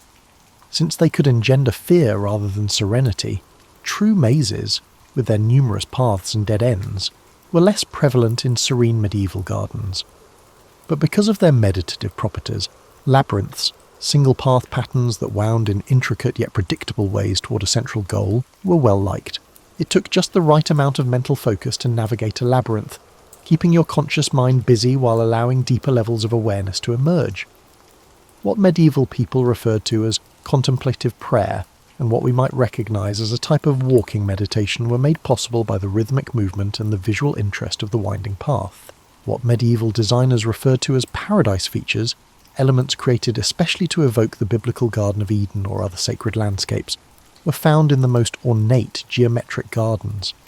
These could include particular plant combinations mentioned in religious texts or fountains arranged to form the 4 rivers of paradise. However, even these highly symbolic components were incorporated into designs that placed more emphasis on psychological calm and comfort than on purely symbolic accuracy. Observe how the shadows highlight the patterns that lead your eye and mind to peace, as evening light starts to slope across your imagined geometric garden. Lines of light and shadow reveal mathematical relationships that appeared abstract during the day, serving as a reminder that the same principles that give flowers and seashells their beauty also influence the areas where people can find the most tranquility. As our tour of medieval gardens comes to an end tonight, you find yourself sitting in a garden that reflects all we have learned together. A place where noble sophistication meets monastery wisdom, where geometric precision embraces natural beauty, and where each element has been thoughtfully chosen to foster human peace. The surrounding garden is a representation of centuries' worth of knowledge about what people require in order to flourish spiritually and emotionally. Despite lacking access to contemporary psychology textbooks and environmental science research, medieval garden designers created methods and ideas that are still remarkably successful today. Their gardens were more than just lovely settings. They were therapeutic havens designed by individuals who recognized the power of outward beauty to alter inner experience. You can see how every element we've come across during our exploration fulfills several functions at once. In addition to offering physical security, the walls surrounding these gardens establish psychological barriers that help your mind focus on the here and now rather than constantly looking for threats in the future. In addition to being aesthetically pleasing, the geometric pathways lead your body through soft rhythmic motions that naturally create meditative states. In addition to producing beautiful sounds and visual interest, the water features we have found offer the psychological advantages of being near flowing water, such as enhanced focus, lowered stress hormones, and that inexplicable feeling of rejuvenation that people seem to experience when they are near water. Despite their ignorance of negative ions and the neurological effects of specific sound frequencies, medieval people noticed that people felt better when they were near flowing water, so they planned their gardens accordingly. Perhaps the most advanced knowledge of all can be found in the plant choices made for medieval gardens.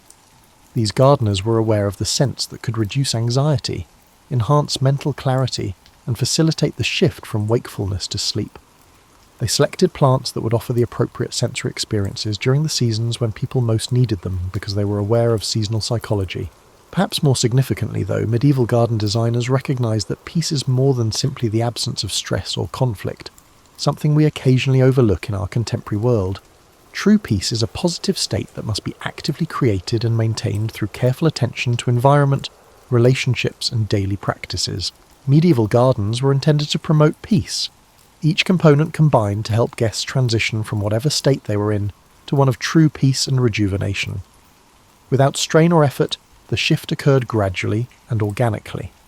Simply by spending time in a thoughtfully designed setting, you would find that your natural ability for peace would reassert itself, and that the tensions and worries of the day would dissolve as you entered these gardens. Medieval garden maintenance ideas also contained timeless lessons. These areas were cared for with love, patience, and what the medievals referred to as right intention, the desire to bring about healing and beauty rather than efficiency or maximum output. The gardeners who cared for these areas were aware that their own mental states during work had an impact on the outcome. Compared to gardens tended with meditative care, gardens tended with hurried frustration felt different. This idea applies to all facets of creating tranquil spaces, not just gardening. Beyond just physical arrangements, the energy and intention we put into any space-making activity, whether we're setting up a room, cooking, or just planning our daily schedule, influences the outcome. Important lessons about the interplay between structure and freedom were also imparted by medieval gardens. They weren't wild, unruly places, but they also weren't strict or repressive. They offered dependable beauty, well-defined boundaries, and predictable patterns, but there was also space for growth, surprise, and organic variation. Human psychological well-being appears to depend on this harmony between spontaneity and order. In our contemporary world, we frequently vacillate between two extremes. Either we give up on structure completely and hope that freedom alone will bring peace, or we attempt to control every element of our surroundings and schedule. Medieval gardens offer a compromise, building pillars that support rather than impede our innate ability to be happy and peaceful. Another timeless lesson is provided by the seasonal awareness incorporated into medieval garden design. Recognizing that people have different needs at different times and seasons, These gardens were created to offer a variety of gifts throughout the year. After long winters, when people most needed encouragement, spring gardens provided hope and renewal. Summer gardens supported the active growing season with celebration and plenty. As the year came to a close, autumn gardens provided a time for contemplation and preparation. During the reflective months, winter gardens offered structure and peaceful beauty. The way we think about bringing peace into our own lives may change as a result of this seasonal approach to the surroundings and activities. We might learn to modify our peacemaking techniques to fit with seasonal psychological needs and natural rhythms, rather than relying on the same tactics to function consistently throughout the year. Important insights can also be gained from the social aspects of medieval gardens. These were places intended to foster both community and solitude, not just private havens. They offered gathering places where people could congregate in lovely, serene surroundings, as well as peaceful alcoves where people could find time to themselves. The gardens demonstrated that fostering an environment free from stress and conflict is what true peace is all about, not isolating oneself from others. Perhaps most importantly, medieval gardens showed that usefulness and beauty are partners rather than mutually exclusive. Every lovely feature in these gardens had a functional function as well, whether it was to improve growing conditions, supply medicinal plants, control water flow, or promote mental well-being in people. This combination of usefulness and beauty offers ideas for how we could approach all of our life's decisions. Final wisdom worth passing down is provided by the timing principles ingrained in medieval garden design. Through repeated exposure to thoughtfully designed sensory experiences, these gardens gradually worked their calming magic. They were intended to bring about the kind of profound, long-lasting change that occurs when people regularly spend time in settings that encourage their best traits, rather than for temporary solutions or instant transformation. Imagine yourself carrying forward the fundamental ideas we've learned as you get ready to leave this fictional medieval garden and head back to your own time and place. The significance of safety and enclosure, the ability of natural beauty to alter mood and consciousness, the importance of geometric order mixed with organic variety, and the fundamental human need for areas created especially to foster peace. The medieval garden keepers had a profound understanding. Establishing peace in particular locations is the first step toward establishing peace globally, and people naturally become more peaceful when they regularly have access to truly peaceful settings. Their gardens were investments in human potential, areas created to support individuals in becoming the most serene, astute, and affectionate versions of themselves. The scent of medieval lavender, the sound of water gently trickling through stone channels, and the fulfillment that comes from spending time in places created with unending attention to human flourishing should all accompany you as you drift off to sleep tonight. Even though these gardens are only in our imaginations right now, anyone who wants to bring beauty, order and peace to their own region of the world can always benefit from their wisdom. Some human experiences, beauty, peace, the healing power of well-kept gardens, transcend time and connect us across centuries to the basic needs and joys that make us human. These bells that called medieval people to prayer ring one last time across your imagined landscape, but they are not calling you to any specific religious practice. Dream sweet dreams in your peaceful garden.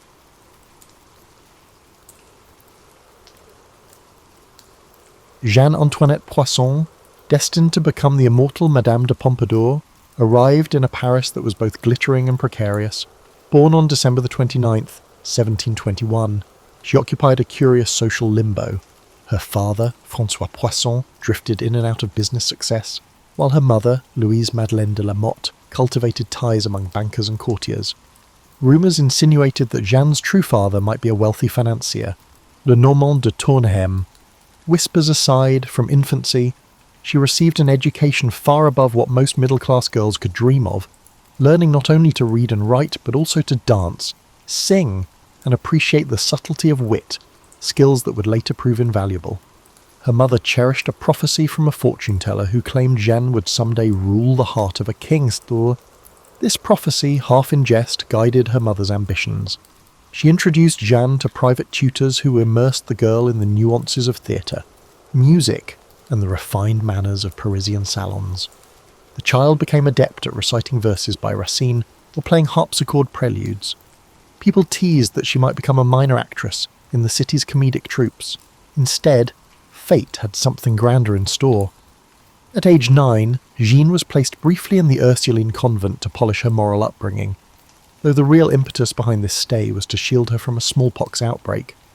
There, in a stark room with stone floors, she first confronted the gulf between the cheer of drawing-room society and the bleak realities of illness and mortality. She survived with her health intact, returning to secular hostel life with a renewed sense of carpe diem. Her mother's circle had not diminished. On the contrary, they believed Jeanne's brush with potential tragedy demanded that she enjoy the world's pleasures with heightened urgency. By adolescence, she graced the occasional soiree. Her presence glowed, large, expressive eyes, a lively intelligence, and a measured confidence that belied her youth. One had to be careful, though ambition in a woman could be ridiculed or scorned. So Jeanne cultivated an outward modesty, letting her talents speak softly. Through the dynamic swirl of Paris's haute bourgeois gatherings, she eventually met Charles Guillaume Lenormand d'Etiolles, a relative of her rumoured patron father. This connection sparked talk of a suitable marriage. The match appealed to her mother, who hoped it would secure Jeanne's future. For her part, Jeanne saw in Charles a kind soul, if not a blazing passion. The union in 1741 launched her into a comfortable life of receptions and mild amusements on their estate near Paris. Yet the city's gravitational pull was strong. Jeanne received numerous invitations to select aristocratic salons, as people quickly noticed her wit in conversation. She did not shy it from discussing art or drama, nor from gently critiquing certain aspects of courtly extravagance. That slight dash of candour, balanced by charm, distinguished her from the endless parade of stiff, self-conscious ladies. Within months, word spread, there is a Madame d'Etiolles whose presence lights up any gathering. The Comtesse de Feuquières introduced her to more exclusive circles, culminating in an opportunity to attend a masked ball at Versailles in 1745, celebrating the marriage of the Dauphin. There, among a crush of masked revellers, she caught the eye of King Louis XV. The king, reticent by nature, found in her a refreshing mixture of grace and candour. While elaborate intrigues swirled around him, this newcomer radiated sincerity. Their brief conversation that evening was filled with an electricity that neither of them could forget. Court watchers speculated, but none predicted how swift the next moves would be. Madame d'Etiolles was no naive maiden. She recognised the risk of courting royal attention. The previous royal favourite, the Duchesse de Châteauroux, had recently died, leaving an emotional gap in the king's life. Yet stepping into that void threatened scandal, especially for a woman not of noble birth. Still, from behind her modulated smiles, Jeanne sensed destiny aligning. The prophecy her mother once whispered returned to mind. She would rule the heart of a king. She recognised that in a rigidly stratified society, becoming the king's confidant might be her only path to real influence. By the year's end, a plan was set in motion. The king's valet discreetly arranged a meeting. Under the veil of secrecy, they exchanged letters. Her husband, outraged, found himself powerless. The monarchy overshadowed personal protest. In March 1745, Louis XV arranged for her to be presented at court formally. The once lower bourgeois Jeanne Antoinette was granted a title, Marquise de Pompadour. It was a moment of metamorphosis. The fatherless child, the teased girl who studied the great playwrights, now stepped onto the grand stage of Versailles. The next decade would see her orchestrate art patronage, political alliances, and shape the monarchy's image. Yet behind the gilded exteriors, a swirl of jealousy, rumour, and heartbreak would dog her steps. For now, though, she embraced her new name, Madame de Pompadour, and prepared to navigate the labyrinth of royal favour. In 1745, when Jeanne Antoinette Poisson made her debut as the newly minted Marquise de Pompadour at Versailles, the gilded corridors were filled with admiration. She became the first bourgeois mistress to receive open recognition from a French king. Elegant but not aristocratic, her every move drew scrutiny. Enemies whispered that she had bewitched Louis XV. Others admired her graceful bearing, praising her flawless manners and a cultivated charm that overshadowed even established duchesses. The king himself displayed uncharacteristic devotion, summoning her for private suppers, parading her at formal events, and awarding her lavish apartments in the palace. Versailles was a realm of illusions. Behind mirrored halls and polished marbles lay cutthroat rivalries.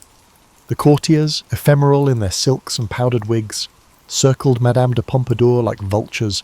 Some attempted flattery, showering her with compliments in hopes of winning her into session with the king. Others plotted to dethrone her, fearing that her influence might reshape politics. Among these conspirators was the Dauphin's circle, along with older aristocratic families who scorned a mere commoner overshadowing them. Yet Madame de Pompadour remained unfazed. She had honed her social instincts in the bourgeois salons, and her intellect soared beyond mere coquetry. She recognised that the surest path to security was to make herself indispensable to Louis XV, not merely as a bedfellow but as a confidant, counsellor and orchestrator of cultural life. She set about renovating her living quarters, appointing them with sumptuous tapestries, elegant furniture, and curated artworks. The effort wasn't mere self-indulgence. It mirrored her ambition to make Versailles a beacon of refined taste. She championed the Rococo aesthetic, a style that favoured playful curves, pastel hues, and whimsical motifs. Under her patronage, artists like Boucher and Van Loo gained commissions for witty, light-hearted paintings. Porcelain from the Sèvres factory, which she helped develop, became a symbol of French craftsmanship, prized across Europe. The synergy of her aesthetic sense with the monarchy's resources birthed an era in which the French court's style reigned supreme among Europe's elites. But Madame de Pompadour did not confine herself to the arts. She also recognised the intricacies of diplomacy.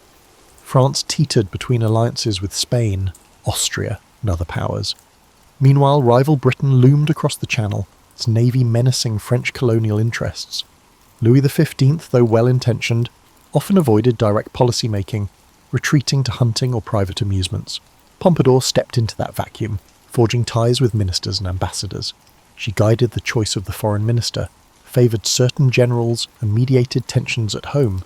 Critics scorned the idea of a woman controlling foreign policy. She brushed aside their derision, focusing on forging alliances that might bring stability. The 1756 diplomatic revolution, aligning France with Austria, bore her fingerprints. Although the subsequent 7 Years' War turned disastrous for France, one cannot dismiss her attempt to recalibrate alliances in a fracturing Europe. As mistress, she also faced the vulnerability that her bedroom role might wane. Louis XV, known for a roving eye, could have set her aside once novelty faded. She addressed that possibility head-on by establishing a deeper emotional bond with him. She cultivated a warm companionship, shared intellectual pursuits, and even managed his anxiety or indecision in state matters. Aware that physical intimacy might recede, she pivoted to become his loyal friend, advising on matters ranging from building projects to royal ceremonies. Over time, though the romantic spark diminished, the emotional closeness lingered. If gossip circulated that her sexual influence had ended, she retained the king's trust, ensuring her place as a fixture at her court. Amid the court's swirling intrigues, Pompadour also championed philosophers and writers. Voltaire, previously scorned at Versailles, found in her a rare ally. She admired his wit, and though cautious about overtly challenging the church or censorship, she quietly facilitated his projects. Diderot's Encyclopédie, a compendium that threatened the old guard with new ideas, also benefited indirectly from her protective stance. She believed that the monarchy could remain stable while fostering progressive thought. An irony, perhaps, given that future revolutionaries drew on such Enlightenment works to question royal authority. For her part, Pompadour saw no contradiction. She wanted a monarchy polished by reason and aesthetic brilliance, not a stagnant relic. In the shadows, health concerns began plaguing her. She suffered from bouts of illness, likely exacerbated by stress. The palace doctors, incompetent by the modern standards, offered only bleedings or tonics. She pressed on, orchestrating plays, hosting literary salons, and continuing to counsel the king. The year 1757 brought a narrow brush with death for Louis XV, which consisted of an assassination attempt by Damiens, which rattled the monarchy. Pompadour's unwavering presence, urging calm and punishing conspirators, further solidified her position. She had become more than a mistress or a decorative figure. She was the monarchy's anchor of continuity, bridging personal comfort for the king and the broader cultural identity of the era. Despite swirling rumour and envy, she pressed on, aware that her star might dim at any moment, but determined to leave a luminous mark on France's cultural and political landscape. As the 1750s advanced, Madame de Pompadour's role in Versailles crystallised. She reigned as an unmatched patroness of the arts, ensuring that the palace no longer served solely as a symbol of absolute monarchy, but also as a stage for creative brilliance. She championed painters like François Boucher, whose pastoral scenes and playful mythologies perfectly suited the Rococo-style Pompadour adored. Through her influence, tapestry workshops in Beauvais and Gobelins reached new heights, weaving dreamlike landscapes that graced royal salons. Yet her artistry extended beyond commissions. She personally oversaw colour schemes, interior decorations, and table settings for state banquets. In an age when women's influence was often restricted to the domestic sphere, Pompadour turned domestic aesthetics into a grand cultural statement. Simultaneously, she strengthened ties with intellectuals. Her secret exchanges of letters with Voltaire stand out. Though she never fully endorsed his more radical critiques of religion or monarchy, she appreciated his wit and recognised the advantage of having a famous pen on her side. The philosopher envied her proximity to power, while she admired his intellectual boldness. Tales say she even facilitated Voltaire's appointment as historiographer to Louis XV, though discreetly to avoid conservatives accusing her of promoting subversive ideas. She tread more carefully when dealing with Diderot.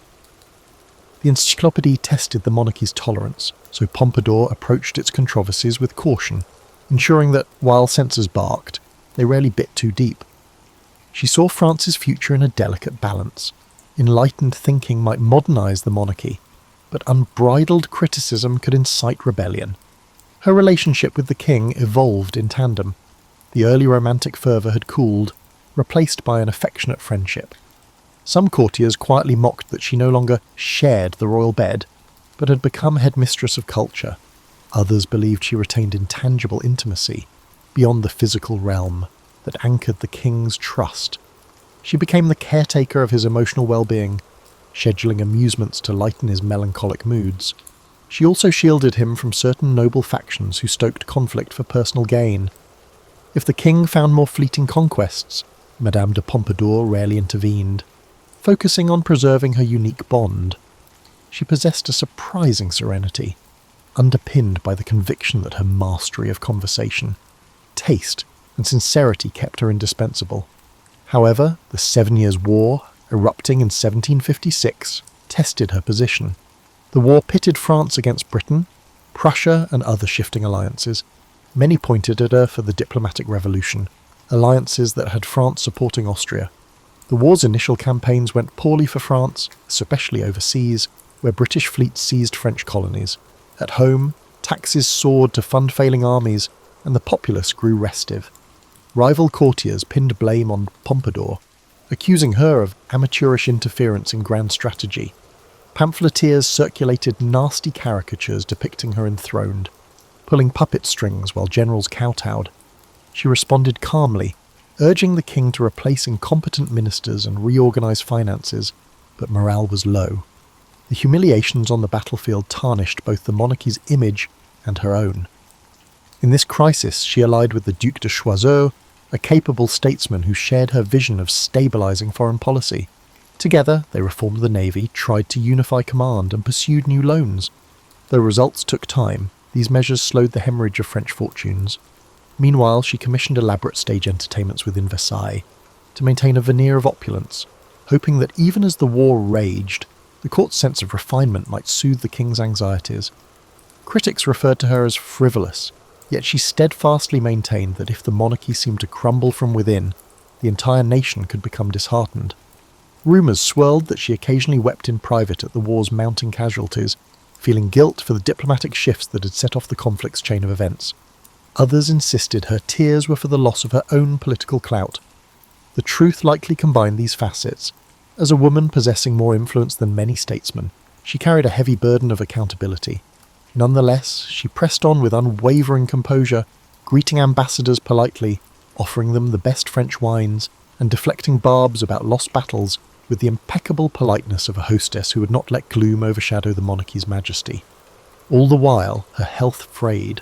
She suffered from frequent migraines, respiratory infections, and perhaps the early signs of tuberculosis. Versailles' damp corridors and unpredictable weather hardly helped. Yet to preserve her image, she rarely admitted weakness. continuing to preside over official gatherings in sumptuous gowns, a faint smile on her lips. She confided in a small circle, noting that though her body felt battered, her spirit remained fiery. She was no naive ingenue. She recognised that if her health collapsed, her enemies would swoop in, reconfiguring the monarchy's circle of favourites. She needed to maintain her integrity, at least in public, to prevent the flame of her ambitions from fading. As the war continued into the early 1760s, the reputation of Madame de Pompadour began to fade due to her numerous defeats. Many corners of Versailles whispered that the monarchy needed a scapegoat for the lost battles in distant lands, like the humiliations in India and Canada, and who better to blame than the bourgeois mistress turned stateswoman? Meanwhile, King Louis XV had grown more taciturn, burdened by gloom as reports from the front lines showcased fiasco after fiasco. Pompadour, though, refused to retreat into obscurity. She believed her cultural legacy, if not her foreign policies, might yet salvage her name in history. She threw herself into grand architectural projects. The Petit Trianon, for instance, took shape as a small chateau in the palace's grounds.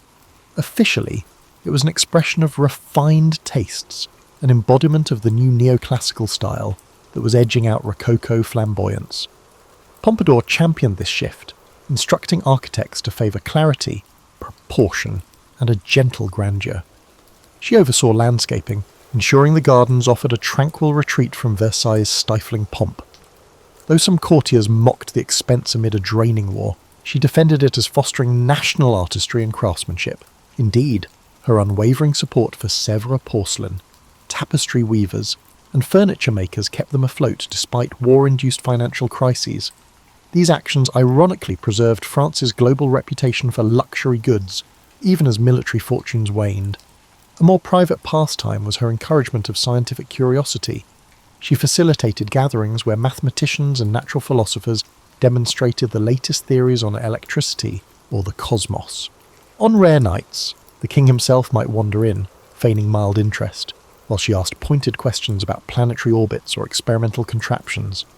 If some at court found it absurd for a mistress to delve into science, she responded with an elegant shrug.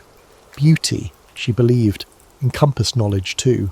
Though never an Enlightenment radical, she saw no harm in letting conversation roam beyond strict orthodoxy, provided it didn't undermine monarchy or faith. At her private dinners, one might overhear discussions of Newton, echoes of Voltaire's praise for Newtonian physics, and speculations about whether the cosmos reflected God's grandeur or reason's supremacy. Despite this glow of intellectual patronage, the war pounded on, culminating in the Treaty of Paris 1763, which sealed France's losses overseas. The king's morale sank further, as did public opinion of the monarchy. Exchequer coffers had been gutted, complicating the monarchy's ability to placate unrest at home. The marquise faced renewed calls from influential dukes and princes to step aside. But each time, Louis XV reaffirmed her presence, telling critics quietly that her loyalty and counsel were more precious than ephemeral scapegoats. Even so, her influence on foreign or economic policy receded somewhat, ceding space to ministers like the Duc de Choiseul.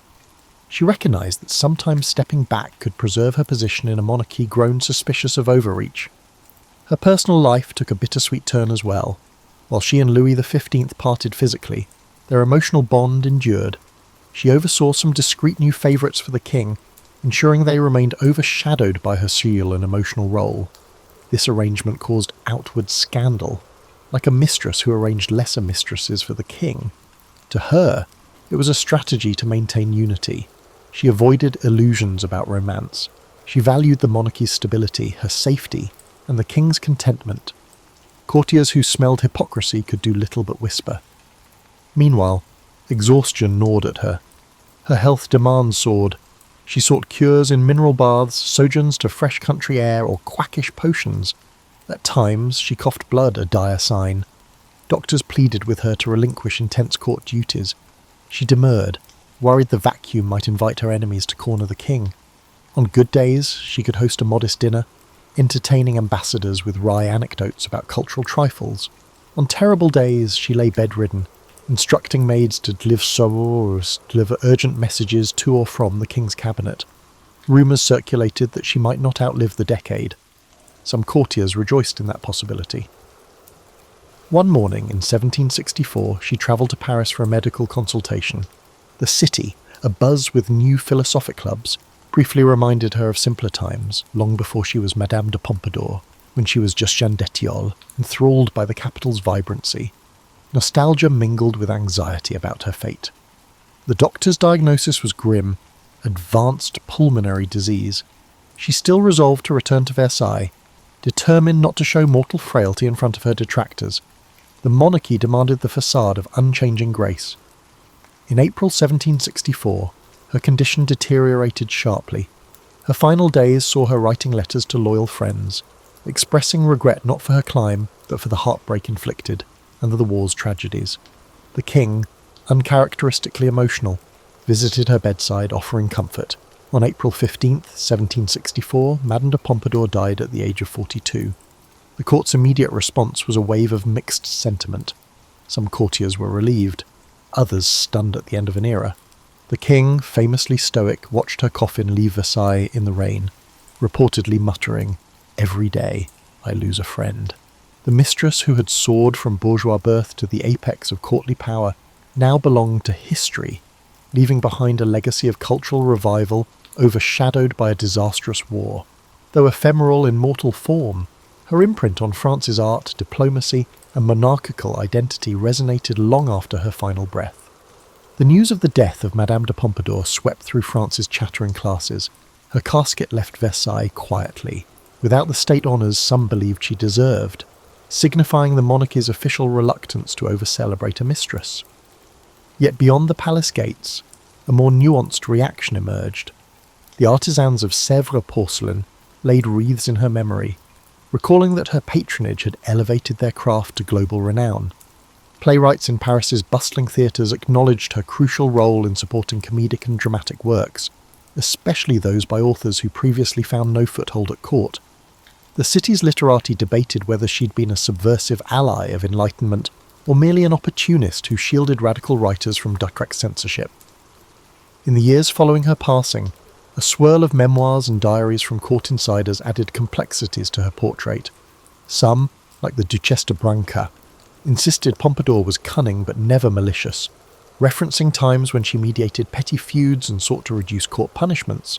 Others, such as the Comte d'Argenson, portrayed her as manipulative, citing how she influenced Louis XV to ostracize certain ministers. The truth likely encompassed both dimensions: a woman forging alliances to survive in a labyrinth of power, occasionally stooping to intrigue, but also championing genuine reforms. Posthumously, Voltaire penned a measured eulogy, calling her the luminary who strove to lighten the gloom of a fractious monarchy. He didn't shy from acknowledging her mistakes, particularly in foreign policy, yet lauded her role in fueling the arts. This balanced tribute resonated with a segment of the population that recognised how precarious her place at court had been, pinned between satisfying a king's ephemeral desires and wielding real influence in a male-dominated sphere. In an epoch dismissive of women's public roles, her achievements were singular. Over the subsequent decade, the monarchy advanced under new favourites and alliances. Louis XV, though he took other mistresses, never found the same confidant dynamic. Madame du Barry, for instance, faced more direct contempt from the old aristocracy, lacking Pompadour's cultivated veneer. Pompadour's circle of loyal ministers, like the Duc de Choiseul, tried to salvage what they could from the diplomatic fiascos of the 7 Years' War. A few smaller successes in overseas negotiations carried an echo of her strategic vision. Yet the monarchy's standing with the populace remained tarnished. The costly war had battered finances, sowing seeds for deeper unrest that would erupt decades later. As time wore on, Madame de Pompadour's memory became entangled with criticisms of the Ancien Régime. Revolutionary pamphlets in the late 1780s brandished her name as a symbol of courtly excess. They painted her as one who indulgently rearranged finances for personal luxuries. She symbolised to them the moral corruption that allowed a monarchy to lavish wealth on elaborate pleasures while peasants starved. The nuance that she was also a champion of arts, that she tried to moderate the monarchy's stumblings, often got lost in the fervour of revolution. By the 1790s, anything associated with the monarchy was suspect, and her carefully curated style, Rococo extravagance, became an emblem of the out-of-touch aristocrat. Yet ironically, some revolutionaries who rummaged through confiscated palaces discovered references to her philanthropic gestures. She had quietly funded orphanages, assisted certain scholars, or patronised hospitals. These acts showcased were a good gesture, though overshadowed by the general wave of anti-royalist sentiment. By the 19th century, a wave of new historians revisited her story, portraying her less as a villain and more as a reflection of monarchy's last attempts to remain relevant. They cited her patronage as crucial in forging a golden age of decorative arts, recognised internationally. The Sèvres porcelain brand, by then globally cherished, was inextricably linked to her impetus. Cultural memory, thus seesawed. Biographers in the Victorian era, enthralled by the romance of royal courts, depicted her as a tragic figure, the beautiful mistress overshadowed by war and ill health, valiantly saving off the monarchy's decline. They relished dramatic details of her elaborate fashions, her signature pastel dresses, floral motifs, and the Pompadour hairstyle that ironically endured in hairdressing lore. Meanwhile, critics from more austere backgrounds indicted her for entangling France in alliances that backfired. 20th century scholarship, with its penchant for analysing female commis agency, has re-evaluated her as a political actor who leveraged the era's constraints to carve out real influence, albeit overshadowed by a system not designed to respect or credit her fully. In present day, travellers to Versailles often ask about Madame de Pompadour. Tour guides highlight the surviving decor she influenced, certain pastel-lacquered rooms or delicate Sèvres vases. They mention how she nurtured the Rococo style's final flourish, bridging the Baroque opulence of earlier years with subtle, playful elegance. Museums occasionally mount exhibits on her cultural patronage. Her face, captured in portraits by artists like Boucher, exudes a gentle confidence that transcends centuries. For admirers of 18th century history, she stands as a figure who, in the swirl of monarchy's extravagance and looming social tension, found a way to channel her intellect and artistry, imprinting a distinctive feminine mark on French heritage. As modern historians re-examine Madame de Pompadour's life, they continue to discover layers unmentioned in popular accounts. Her personal correspondence, scattered across archives in Paris and provincial chateaux, reveals a woman who wrestled with theological questions, contrary to the jaded depiction of her as purely secular. She wrote to a confidant about the tension between the pomp of Versailles and a spiritual yearning, confessing a sense of guilt at times, but also belief that God might call individuals to serve in worldly spheres. This spiritual dimension complicates stereotypes that she was solely driven by ambition or vanity. Moreover, diaries from palace servants shed light on her daily routines. She rose early to handle letters from provincial officials or meet with artisans about furniture designs. By mid-morning, she might be advising the king on which courtiers to promote. By afternoon, she oversaw rehearsals of comedic plays or small operas, a respite for the war-weary monarchy. In the evening, private dinners with the king, wreathed in the flicker of candle-lit chandeliers, allowed her to glean insights into his anxieties. She balanced each role with remarkable stamina, though migraines and palpitations often tormented her.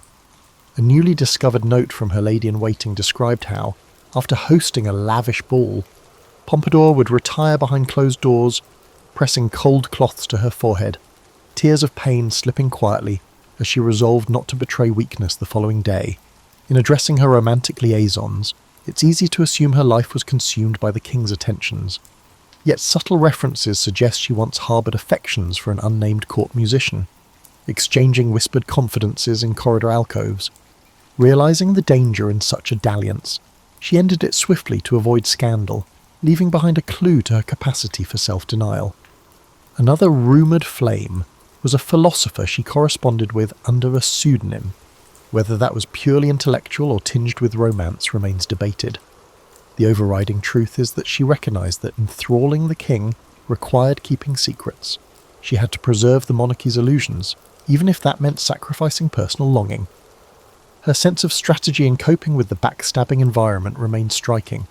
She carefully placed allies in minor roles, a guard captain, a chamberlain, a bishop, so that vital threads of palace life led back to her. If a plot surfaced, she'd hear rumours early enough to steer the king away or quell conspirators. She likewise practiced generosity to those in need, awarding small pensions to older courtiers or assisting impoverished aristocrats with dowries. This generosity wasn't purely altruistic, it fostered an environment where indebted souls recognised her as a pillar of stability. For many at court, she assumed the role of a quiet caretaker, serving as a bridge between a distant monarchy and everyday crises. In an era lacking official welfare, her patronage served as an informal safety net. The deeply personal dimension of her existence was her unwavering devotion to her daughter, Alexandrine. Born before her ascendancy at Versailles, the child's well-being weighed heavily on Pompadour's mind. Alexandrine was placed in a convent for education, occasionally visiting the palace. In 1754, Alexandrine died unexpectedly of peritonitis. The heartbreak shattered Pompadour, who wept inconsolably for days, nearly refusing to appear in public. The king, not known for empathy, attempted consolation, but her grief lingered. Some historians pinpoint this tragedy as a pivot in their relationship, transforming her from a radiant figure to one more introspective, channeling energy into cultural projects. She seldom spoke of Alexandrine publicly, but references to Mon Ange Perdu in her letters allude to that maternal sorrow beneath the gold-laced facade. As the monarchy stumbled from the war fiascos, Madame de Pompadour's composure ironically stabilised the king's morale. She orchestrated an unspoken serenity within the palace walls, ensuring that the presence of music, gentle laughter, and well-executed ceremonies shielded Louis XV from gloom. Although critics called her the Minister of Pleasures, a more profound look reveals her role as a caretaker for the monarchy's emotional climate. That intangible labour, often relegated to women, ensured that even in failing wars, the monarchy projected continuity. Without her, the king might have succumbed to paralysing despair or neglected governance entirely. She, in effect, became the monarchy's emotional pivot. When contemporary readers gauge her significance, they must weigh the paradoxes: a bourgeois woman who championed aristocratic extravagance, a mistress who reconfigured diplomatic ties, and an aesthete who contended with the brutality of war. She was not without faults. Certain decisions sparked conflict, and her loyalty to the monarchy overshadowed empathy for the broader populace. Yet one can see in her a formidable intelligence navigating male-dominated politics, championing creativity and forging a personal brand that outlived her mortal years. That blend of contradictory traits cements her as a figure too complex for simple judgments, a testament to the nuanced roles women could occupy in a kingdom perched precariously on the brink of historical transformation. Today, Madame de Pompadour endures as an emblem of 18th century elegance, overshadowed yet also illuminated by the monarchy's eventual collapse in 1789. She died decades before the French Revolution erupted, which is surprising to some, but her story offers a lens into the monarchy's illusions and the flickers of modern sensibility stirring beneath them. The Rococo style she popularised, with its playful curves and pastel palette, might seem superficial, but it signalled a shift away from the heavy formality of earlier Baroque. In championing intangible pursuits like music, painting, and philosophical discussion, she partially laid a cultural groundwork that, ironically, helped spread ideas that later questioned the monarchy's absolute basis. In the centuries after her demise, her name popped up in unexpected places. Industrial producers of porcelain invoked Pompadour pink or Pompadour blue for delicate tableware. Dressmakers resurrected the Pompadour hairstyle in various reinterpretations, some tall and powdered, others more subtle but referencing that flair she had for graceful display. Literary authors from Balzac to Nancy Mitford explored her biography, each spinning vantage points. Was she a cunning manipulator or a gentle caretaker for an indecisive king? Tourists wandering Versailles can still glimpse spaces she once inhabited, the private apartments facing the gardens, or the opera house she influenced. Guides recount how she once staged private theatricals there, starring as comedic heroines, coaxing the king from his stony reticence. The wallpapers and colour schemes, faintly preserved, reflect that pastel whimsy. Her official portrait by Boucher stands in the Wallace Collection in London, capturing her with a book in hand, emphasising her intellectual bent. Observers note the calm in her eyes, a subtle pride that defies the ephemeral nature of her courtly status. Modern feminism appraises her differently. She was no activist for women's equality by present standards, yet she challenged conventional boundaries. She effectively shaped policies behind the scenes, overshadowing many male courtiers whose official titles dwarfed her own. She minted alliances with philosophers to protect free expression from draconian censors. She financed expansions in fine arts and manufacturing, forging a synergy between monarchy and commerce. While she did not upend the patriarchal structure, her survival hinged on appeasing it. Her example reveals how a determined, intelligent woman could carve a realm of influence. In that sense, she both reaffirmed and quietly subverted the patriarchal monarchy. Her ephemeral presence, overshadowed by new favourites after her death, underscores the monarchy's insatiable appetite for novelty. Yet none repeated the unique blend of artistry, diplomacy, and emotional guardianship she brought. For a fleeting period, she had a near-ministerial role in shaping foreign alliances, a stance that no subsequent mistress or consort fully replicated under Louis XV. By the time of the revolutionary upsurge, that entire system, the monarchy, its fawning courtiers, its cycle of mistireres, faced condemnation. The memory of Madame de Pompadour, both revered and reviled, became part of the propaganda arsenal describing an outdated regime. Her radiant self-assurance in official portraits served as evidence of aristocratic decadence, ironically ignoring the fact that she hailed from the bourgeoisie.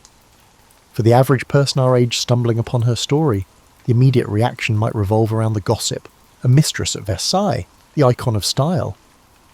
But deeper reflection uncovers a figure bridging bold intelligence, aesthetic brilliance, and pragmatic survival in a court bent on devouring the naive.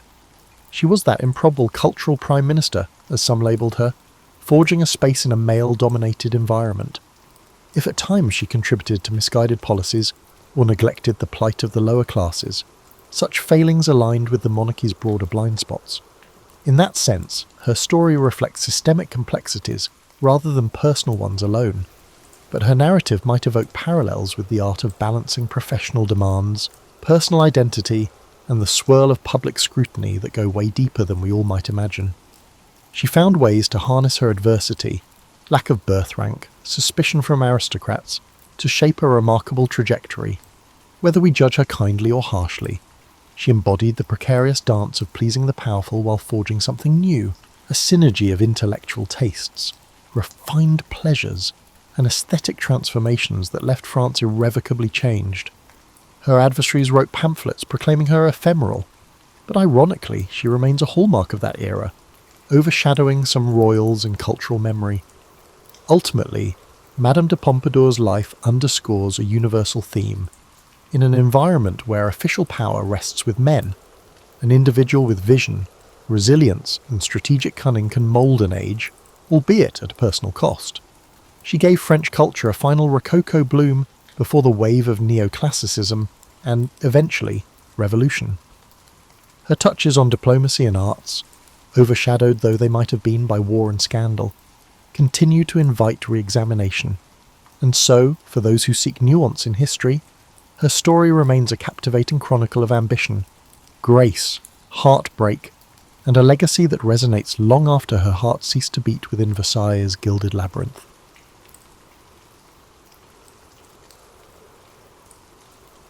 Picture yourself settling into a comfortable chair on a quiet evening, perhaps with a warm drink in hand as we travel back to a time when the world was smaller and simpler, yet somehow more complicated all at once.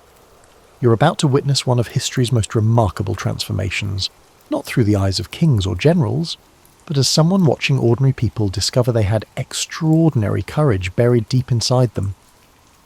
It's the early 8th century, and you find yourself in what we now call Spain, though back then it was known as Hispania to those who bothered with such formalities. The Visigothic kingdom stretches before you like a patchwork quilt that's seen better days, some patches holding strong, others fraying at the edges, and a few that probably should have been replaced years ago. You'd think ruling a kingdom would be straightforward, wouldn't you? After all, you sit on a throne, people bow, and everyone does what you say. But the Visigoths had managed to turn monarchy into something resembling a particularly chaotic game of musical chairs. Kings came and went with the regularity of seasons, though with considerably less predictability. One day you'd have King Witiza on the throne, the next day his rival Roderick would be measuring the royal cushions for size. This constant game of thrones, and yes, that's exactly what it was, had left the kingdom about as stable as a three-legged stool on a ship during a storm. Nobles spent more time plotting against each other than actually governing, which meant that when real trouble came knocking, Everyone was too busy looking over their shoulders to notice the front door being kicked in. The irony, of course, is that while the Visigothic nobility were perfecting the art of political backstabbing, they were completely missing the bigger picture unfolding to the south. Across the narrow strait that separated Europe from Africa, forces were gathering that would change everything. But you know how it is with people who are too caught up in their own drama. They rarely notice the storm clouds until the rain starts falling. The Muslim conquest of North Africa had been proceeding with the kind of methodical efficiency that would make a Swiss clockmaker weep with joy.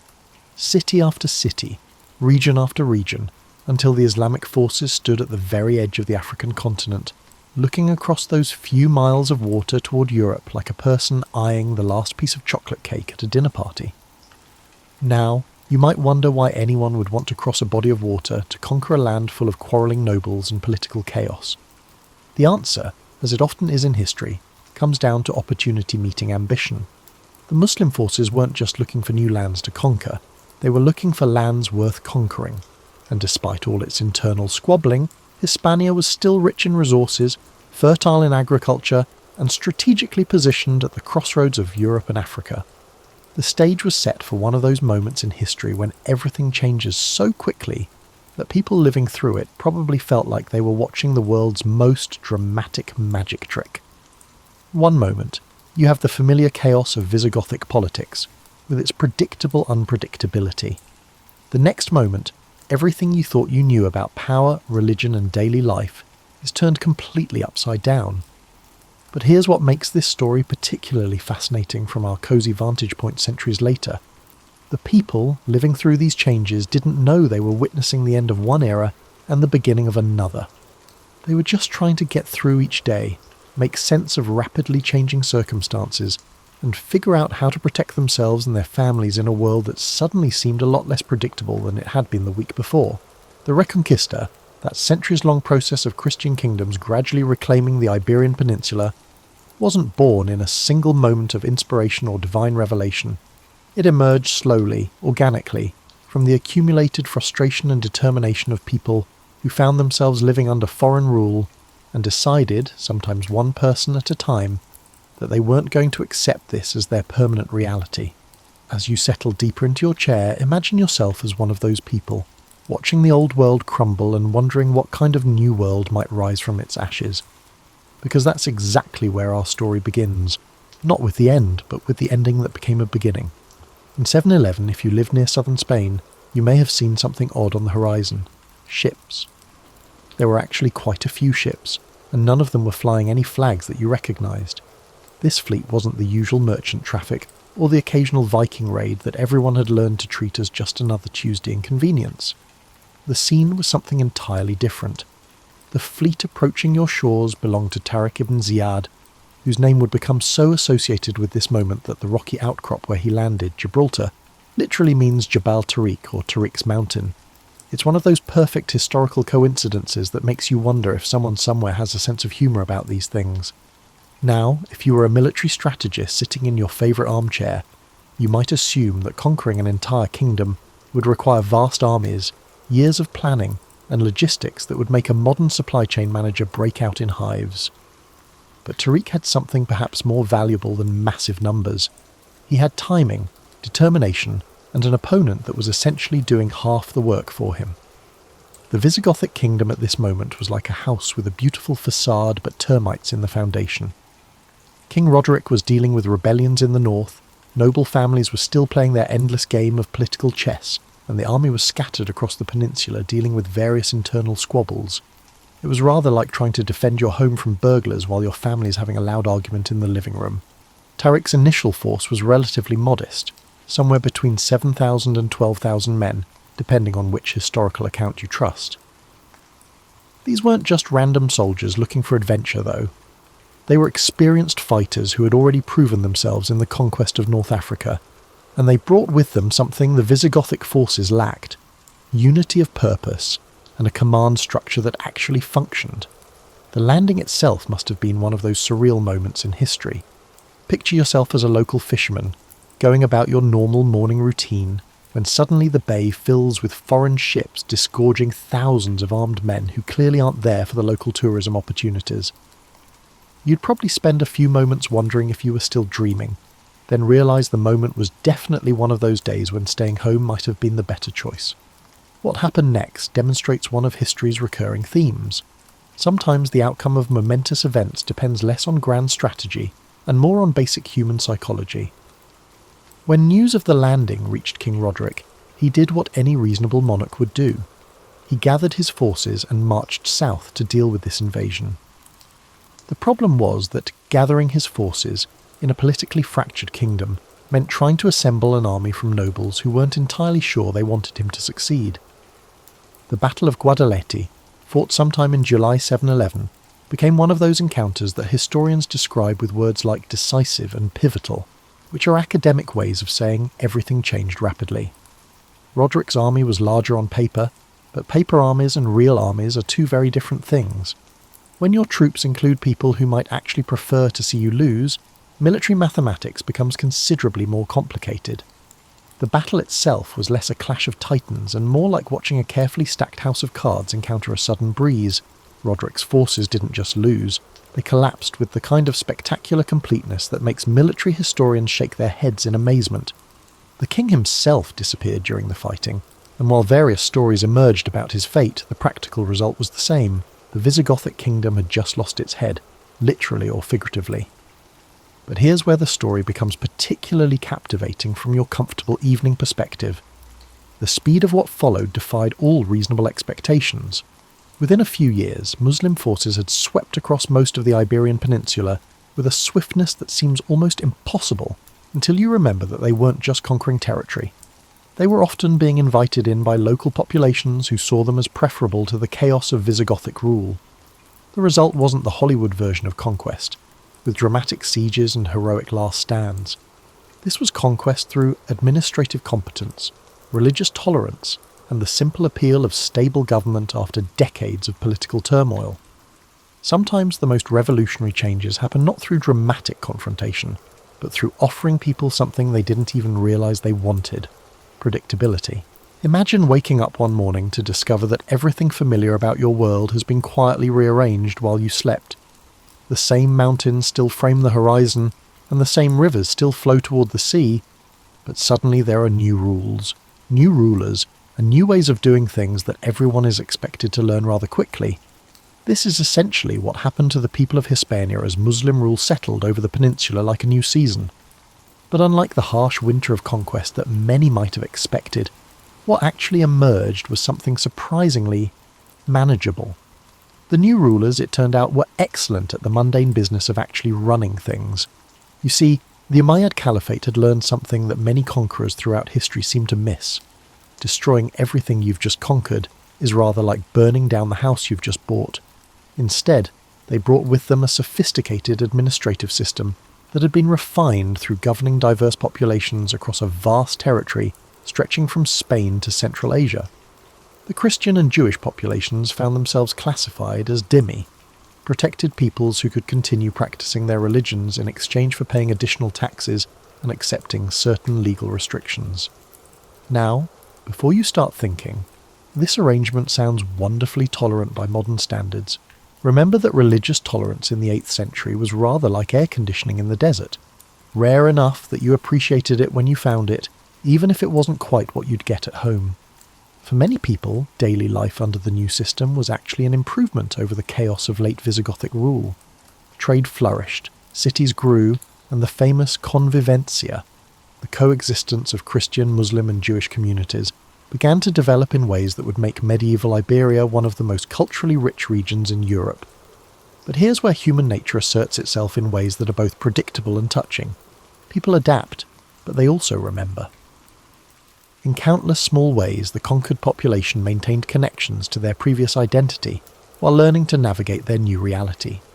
They spoke Arabic in the marketplace but might still pray in Latin at home. They adopted new architectural styles while preserving old family traditions. They learned new skills while teaching their children old stories. This cultural blending created something unprecedented in medieval Europe. A society where a Christian merchant might do business with a Muslim banker while discussing philosophy with a Jewish scholar, and nobody thought this was particularly remarkable. It was rather like living in one of those modern neighbourhoods where everyone's from somewhere else. except with more swords and considerably less plumbing. The new rulers established their capital at Cordoba, which under their guidance would become one of the largest and most sophisticated cities in Europe. They built schools, libraries and workshops. They improved agricultural techniques and expanded trade networks. They even maintained and expanded the Roman infrastructure they inherited, which showed a refreshing appreciation for good engineering regardless of its origins. Yet beneath this surface of accommodation and progress, something else was quietly taking root. In the mountainous regions of the north, where the conquest had been less complete and central authority was weaker, small communities of Christians began to develop what we might call selective amnesia about their new reality. They remembered the old kingdom, the old faith, and the old ways of doing things, and they began to nurture the idea that their current situation might not be permanent. These weren't grand gestures of defiance or dramatic declarations of independence. They were the quiet, persistent activities of people who had decided that while they might have to accept foreign rule, they didn't have to like it or consider it legitimate.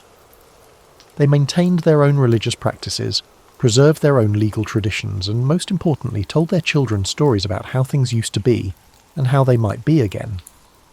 The irony, of course, is that the very tolerance and administrative competence that made Muslim rule bearable also provided the space for this quiet resistance to develop. A harsher system might have stamped out Christian identity entirely, while a more chaotic one might have left people too focused on simple survival to think about political alternatives. Instead, the conquered population found themselves in the historically unusual position of being governed by people who were genuinely better at governing than their previous rulers, while still maintaining the psychological and cultural resources to imagine eventual liberation. It was rather like being in a very comfortable prison run by thoughtful wardens. You might appreciate the amenities while still planning your eventual escape. This quiet persistence in the northern mountains would be one of history's most patient investments, planted by people who might never live to see its harvest, but who maintained faith that someone someday would. Let's take a moment to appreciate one of history's most delightful ironies. The Reconquest of Iberia began not with a grand army or divine revelation, but with what was essentially a tax dispute that got wildly out of hand. You have to admire the very human scale of it all. Is rather like discovering that the American Revolution started because someone got really annoyed about the price of tea. In the Asturian mountains of northern Spain, around the year 718, a Visigothic nobleman named Pelayo was dealing with the kind of problem that would be familiar to anyone who's ever had a disagreement with the local authorities. The Muslim governors wanted him to pay tribute and acknowledge their authority. Pelayo, for reasons that probably made perfect sense to him at the time, decided he'd rather not. Now, under normal circumstances, this kind of local disagreement would be resolved quickly and decisively in favour of whoever had the bigger army. But the Asturian mountains weren't normal circumstances. They were the medieval equivalent of trying to govern a region made entirely of natural fortresses. The terrain was so rugged that sending large military forces into it was rather like trying to organise a parade in a maze. Pelayo's initial act of defiance was probably witnessed by fewer people than typically attend a modern city council meeting. He gathered a small group of supporters. Accounts vary, but we're talking dozens, not thousands, and retreated to a cave called Covadonga. From a military perspective, the event looked like the kind of last stand that usually ends with historians writing sympathetic footnotes about brave but doomed resistance. The Muslim force sent to deal with this minor irritation was probably expecting what their commanders back in Cordoba were expecting: a brief expedition to arrest some troublemakers and restore order. Instead, they found themselves attempting to dislodge determined defenders from positions seemingly destined for such stubborn resistance. The Battle of Covadonga, fought sometime around 722, was the kind of encounter that looks insignificant in the moment, but grows in importance with each passing year.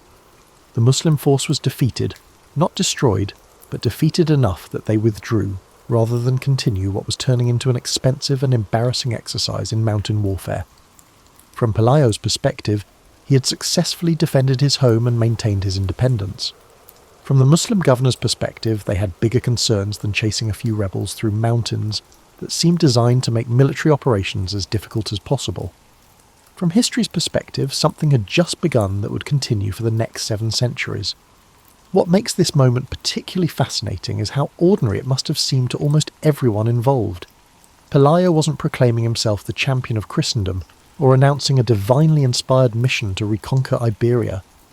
He was simply a man who decided he preferred his traditional way of life to the new management, and who happened to live in terrain that made his preference militarily viable. The victory at Covadonga became something more than a military success. It became proof that Muslim rule wasn't inevitable or permanent.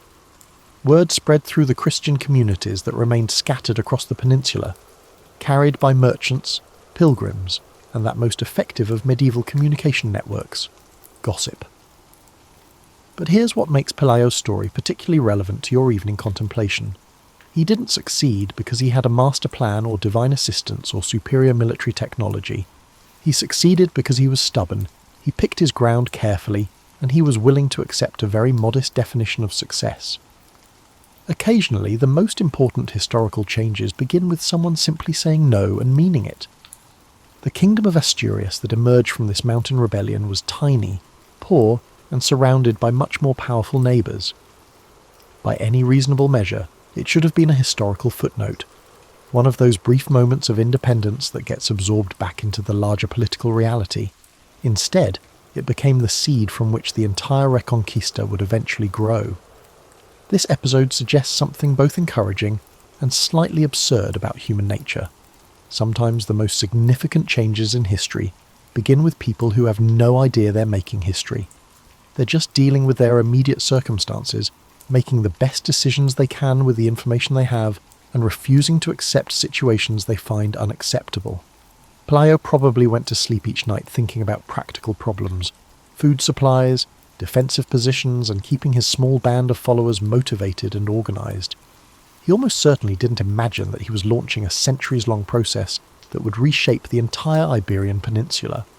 He was just a man trying to preserve his way of life in a world that had changed around him. Imagine a garden where aggressive weeds have completely overtaken the original flowers. But then, if you look carefully in the corners and along the edges, you start to notice small shoots pushing up through the soil. The old plants haven't died. They've just been growing quietly in places where the weeds couldn't reach them. This is essentially what was happening in the northern regions of Iberia during the early centuries of Muslim rule. The kingdom of Asturias, emerging from Pelayo's successful mountain rebellion, was rather like a medieval startup. Small, scrappy, and operating with the kind of lean efficiency that comes from having absolutely no choice in the matter. The early Asturian kings ruled over a territory that was mostly rocks, trees, and people who had gotten very good at making do with limited resources. But what makes their story particularly endearing is that they transformed their poverty into a strength rather than a weakness. Since they couldn't compete with the wealth and sophistication of Muslim Iberia, they positioned themselves as the authentic keepers of the old traditions. They were the original article, the vintage Christian kingdom, aged to perfection in mountain caves and seasoned with genuine suffering. King Alfonso I, ruling in the early 8th century, perfected what we might call the liberation through depopulation strategy. He would launch raids into the territories between his kingdom and the main Muslim settlements, not to conquer and hold ground, but to convince the Christian populations in those areas to pack up and move north to his kingdom. It was rather like being a medieval real estate agent whose sales pitch was, "Come live in our beautiful mountains, where the scenery is spectacular and nobody will try to convert you to Islam." This policy had the delightful side effect of creating a no-man's land between Christian and Muslim territories, a buffer zone that was difficult for either side to control, but which served as an excellent training ground for the kind of small-scale warfare that mountain kingdoms do best. The Asturians became experts at what we'd now call guerrilla tactics, though they probably just thought of it as how you fight when you can't afford to lose. Meanwhile, Leon emerged as the kingdom's new capital when the kings decided that ruling from mountain caves, while romantically authentic, was becoming impractical as their territory expanded. Leon offered the radical luxury of being a place where you could hold court without worrying about the ceiling dripping on your crown. The really clever part of the Asturian strategy was cultural as well as military. They positioned themselves as the continuation of the Visigothic kingdom, not its successors, but literally the same kingdom that had temporarily lost most of its territory. Their approach wasn't just propaganda. It was a comprehensive rebranding effort that would make modern marketing executives weep with admiration. They maintained Visigothic legal codes, preserved Latin literacy, and most importantly, developed what we might call the "we never really left" narrative. According to this version of events, the Kingdom of Asturias wasn't a new political entity, but rather the Visigothic kingdom in temporary exile, waiting for the right moment to reclaim its inheritance. This narrative was particularly powerful because it transformed what could have been considered a series of border raids and minor territorial expansions into something much more significant: the systematic recovery of stolen property. When Asturian forces captured a town or valley, they weren't conquering new territory. They were liberating occupied land and restoring it to its rightful rulers. The psychological impact of this approach was considerable. Christian populations throughout Iberia now had a focal point for their identity and aspirations. The Kingdom of Asturias proved that Christian rule was still possible, still viable, and most importantly still expanding. Every Asturian victory, regardless of its magnitude, demonstrated that the Muslim conquest was not the final chapter. But perhaps the most remarkable aspect of this early period was how the Asturian approach to reconquest was fundamentally different from what we might expect. Their strategy wasn't driven by religious fanaticism or ethnic hatred. It was driven by the much more practical desire to live according to familiar laws and customs. The Asturians didn't spend a lot of time denouncing Islam. They spent their time demonstrating that Christian rule could be effective, protective, and worth supporting. They were also remarkably pragmatic about their goals.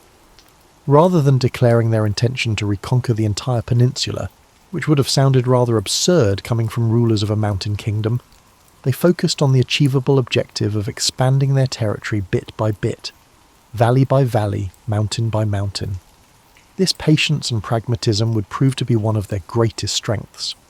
While other medieval kingdoms rose and fell through overambitious expansion or internal conflict, the Asturians built something sustainable, a Christian kingdom that grew stronger rather than weaker over time, and that would eventually become the foundation for much larger reconquest efforts. By the 9th and 10th centuries, Pelayo's persistent refusal to pay taxes had transformed into a situation that was beginning to cause the Muslim rulers of Iberia genuine discomfort. It's rather like watching a small crack in a wall gradually expand until you realise the whole structure might need attention. The Kingdom of Asturias had been quietly but persistently expanding, and by now it was no longer accurate to describe it as a minor mountain rebellion. Under kings like Alfonso II and Alfonso III, the kingdom had developed from a desperate refugee camp into a functioning medieval state, with its own economy, military organisation, and most importantly, a clear sense of mission. Alfonso III, who ruled in the late 9th century, was particularly good at what we might call expansion with style. He didn't just conquer territory, he established cities, built churches, and created the kind of infrastructure that made people want to stay, rather than flee at the first opportunity. Cities like Zamora and Toro weren't just military outposts. They were statements of permanence, announcements that Christian rule was back and intended to stay. But what's particularly fascinating about this period is that the Christian kingdoms were acquiring the same patience and strategic thinking that had made Muslim rule so successful. They weren't just fighting battles, they were building institutions, establishing trade networks, and most importantly, creating the administrative machinery that could govern an expanding territory. The really clever innovation was the development of what historians call the Reconquest ideology, a systematic intellectual framework that transformed military expansion into a sacred mission. The mission wasn't just about recovering lost territory anymore. It was about fulfilling a divine mandate to restore Christian rule to the entire peninsula. It was brilliant marketing that gave every border skirmish cosmic significance. This ideological framework had the additional advantage of attracting support from beyond the peninsula. Christian kingdoms across Europe began to see the Iberian reconquest as part of their own spiritual mission, which meant that French, Italian, and other European knights started arriving to help with what they saw as a holy war against Islam. These foreign volunteers brought more than just military assistance. They brought new military techniques, financial resources, and most importantly, they brought the sense that the Reconquista was part of a larger European Christian identity. What had begun as a local dispute over governance was gradually becoming part of the great cultural and religious confrontation between Christianity and Islam. Meanwhile, Muslim Iberia was discovering that success can create its own problems. The efficiency and prosperity that had made Al-Andalus the envy of Europe had also made it somewhat complacent. For so long, the Christian kingdoms in the north were viewed as minor irritations, and when they began to pose a genuine threat, the response was often delayed. The Umayyad Caliphate was also dealing with internal pressures that diverted attention and resources from the northern frontier. Political succession disputes, regional rebellions, and the constant challenge of governing a diverse population meant that the military focus needed to contain Christian expansion wasn't always available when and where it was needed. By the 10th century, the balance of power was shifting in ways that would have seemed impossible 2 centuries earlier. The Christian kingdoms weren't just surviving, they were beginning to thrive. They had developed their own military innovations, established secure economic bases, and most importantly, they had created a political and cultural identity that was attracting support from across Christian Europe. The psychological transformation was perhaps even more significant than the military one. Christian populations throughout Iberia now had concrete evidence that Muslim rule wasn't permanent or inevitable. Every Christian victory, every recovered city, every successful campaign was proof that change was possible and that supporting the Reconquest might be a winning strategy rather than a hopeless gesture. This shift in perception created a feedback loop that accelerated the process. As Christian kingdoms became more successful, they attracted more support, which made them more successful, which attracted more support. The momentum that had been building slowly for generations was beginning to reach critical mass. The Reconquista was transforming from a local mountain rebellion into a peninsula-wide movement with international support and religious legitimacy. What had once seemed like an impossible dream, the complete recovery of Christian rule over Iberia, was beginning to look like an achievable, if long-term, objective. But perhaps most importantly, the Christian kingdoms had learned something crucial about the nature of historical change.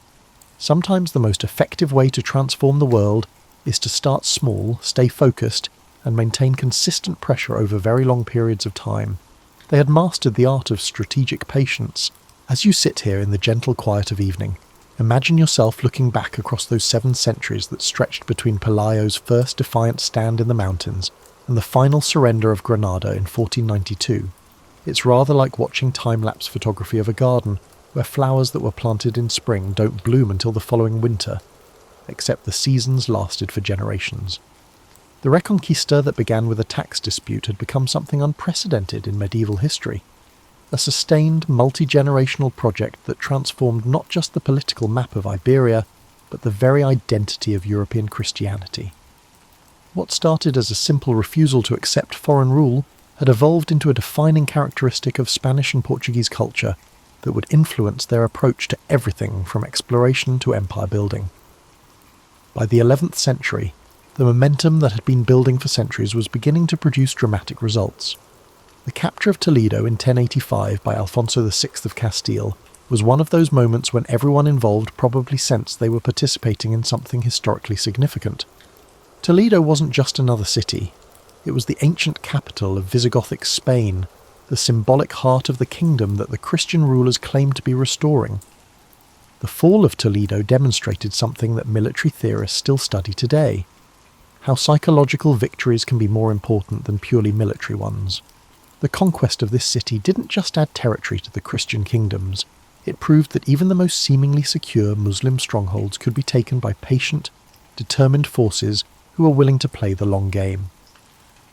But perhaps the most remarkable aspect of the Reconquista's ultimate success was how it maintained its essential character across those 7 centuries. The same qualities that had made Pelayo's rebellion successful, stubbornness, strategic patience, and the ability to turn disadvantages into advantages, remained central to the Christian approach throughout the entire process.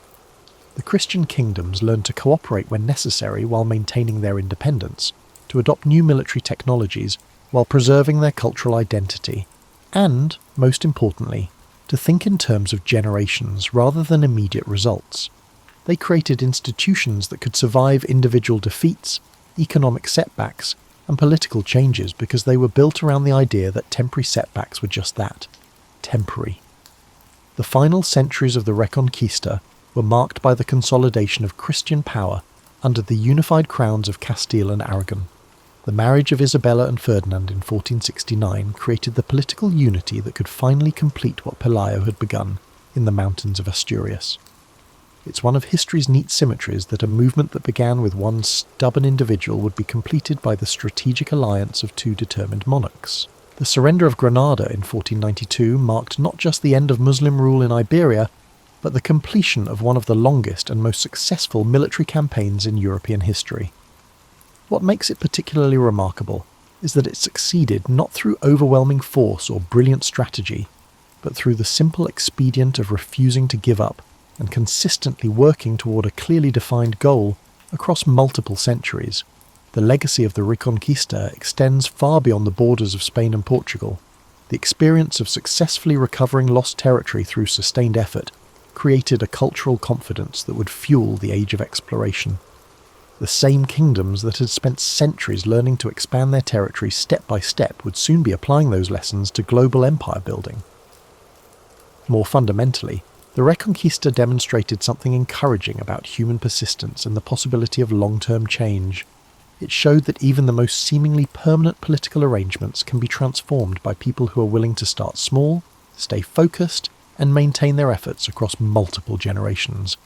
As you consider this story from your comfortable modern perspective, perhaps the most relevant lesson is how ordinary people, faced with circumstances they found unacceptable, created extraordinary change through the simple expedient of refusing to accept that those circumstances were permanent. They didn't need special advantages or dramatic gestures. They just needed patience, persistence, and the willingness to think beyond their lifetimes. The birth of the Reconquista reminds us that some of history's most significant transformations begin not with grand declarations or revolutionary moments, but with individuals who simply decide that their current situation doesn't have to be their permanent reality. Sometimes the most powerful force in human history is just the quiet determination to make tomorrow different from today, sustained over enough tomorrows to make a difference that lasts. And with that thought, perhaps it's time to let this story settle into your evening quiet, carrying with it the gentle reminder that even the longest journeys begin with someone taking the first step.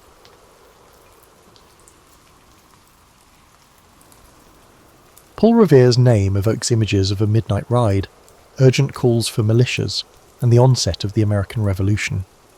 Yet few realise the full scope of the man behind that iconic alarm. He was a silversmith, engraver, early industrialist, and a shrewd networker who navigated Boston's circles of artisans, merchants, and political agitators.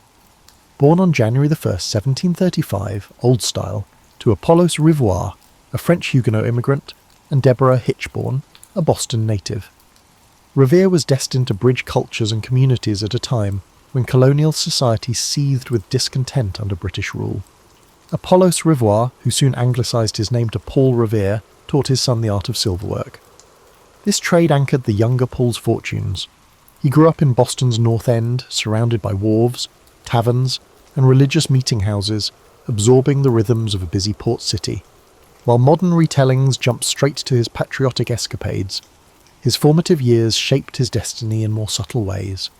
By age 15, the death of his father thrust him into the role of family provider.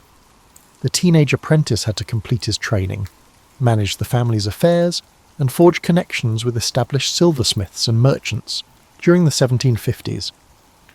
Revere served briefly in the provincial army in the French and Indian War, an experience that gave him a glimpse of Britain's broader colonial entanglements. Upon returning to Boston, he embraced the trade of silversmithing wholeheartedly, creating not just decorative pieces, but also practical items like buckles and utensils. He prided himself on detail, marketing his wares to a clientele that spanned from modest craftsmen to the colony's rising middle class. Invoices preserved from this period reveal that Revere offered credit, advanced new designs, and constantly hustled for commissions.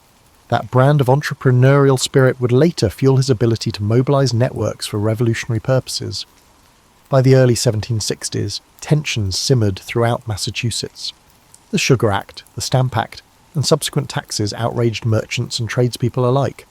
Revere found himself among a group of Boston artisans who gathered at local taverns to vent frustrations. These enclaves brewed the earliest forms of organised protest. Revere soon discovered he possessed a knack for articulating grievances through his engravings. It was not only an art form, but also a political tool, effectively circulating ideas and stoking public sentiment against perceived British overreach. His iconic engravings of the Boston Massacre, albeit dramatised, helped radicalise many colonists. Apart from engraving, Revere proved versatile in forging social bonds. He was active in the Masonic Lodge of St Andrew, where he crossed paths with influential figures like Joseph Warren. He joined local fire clubs, an essential community fixture at a time when wooden buildings posed constant fire hazards. The same network that helped keep Boston safe from flames also functioned as a communication hub when secrecy was paramount.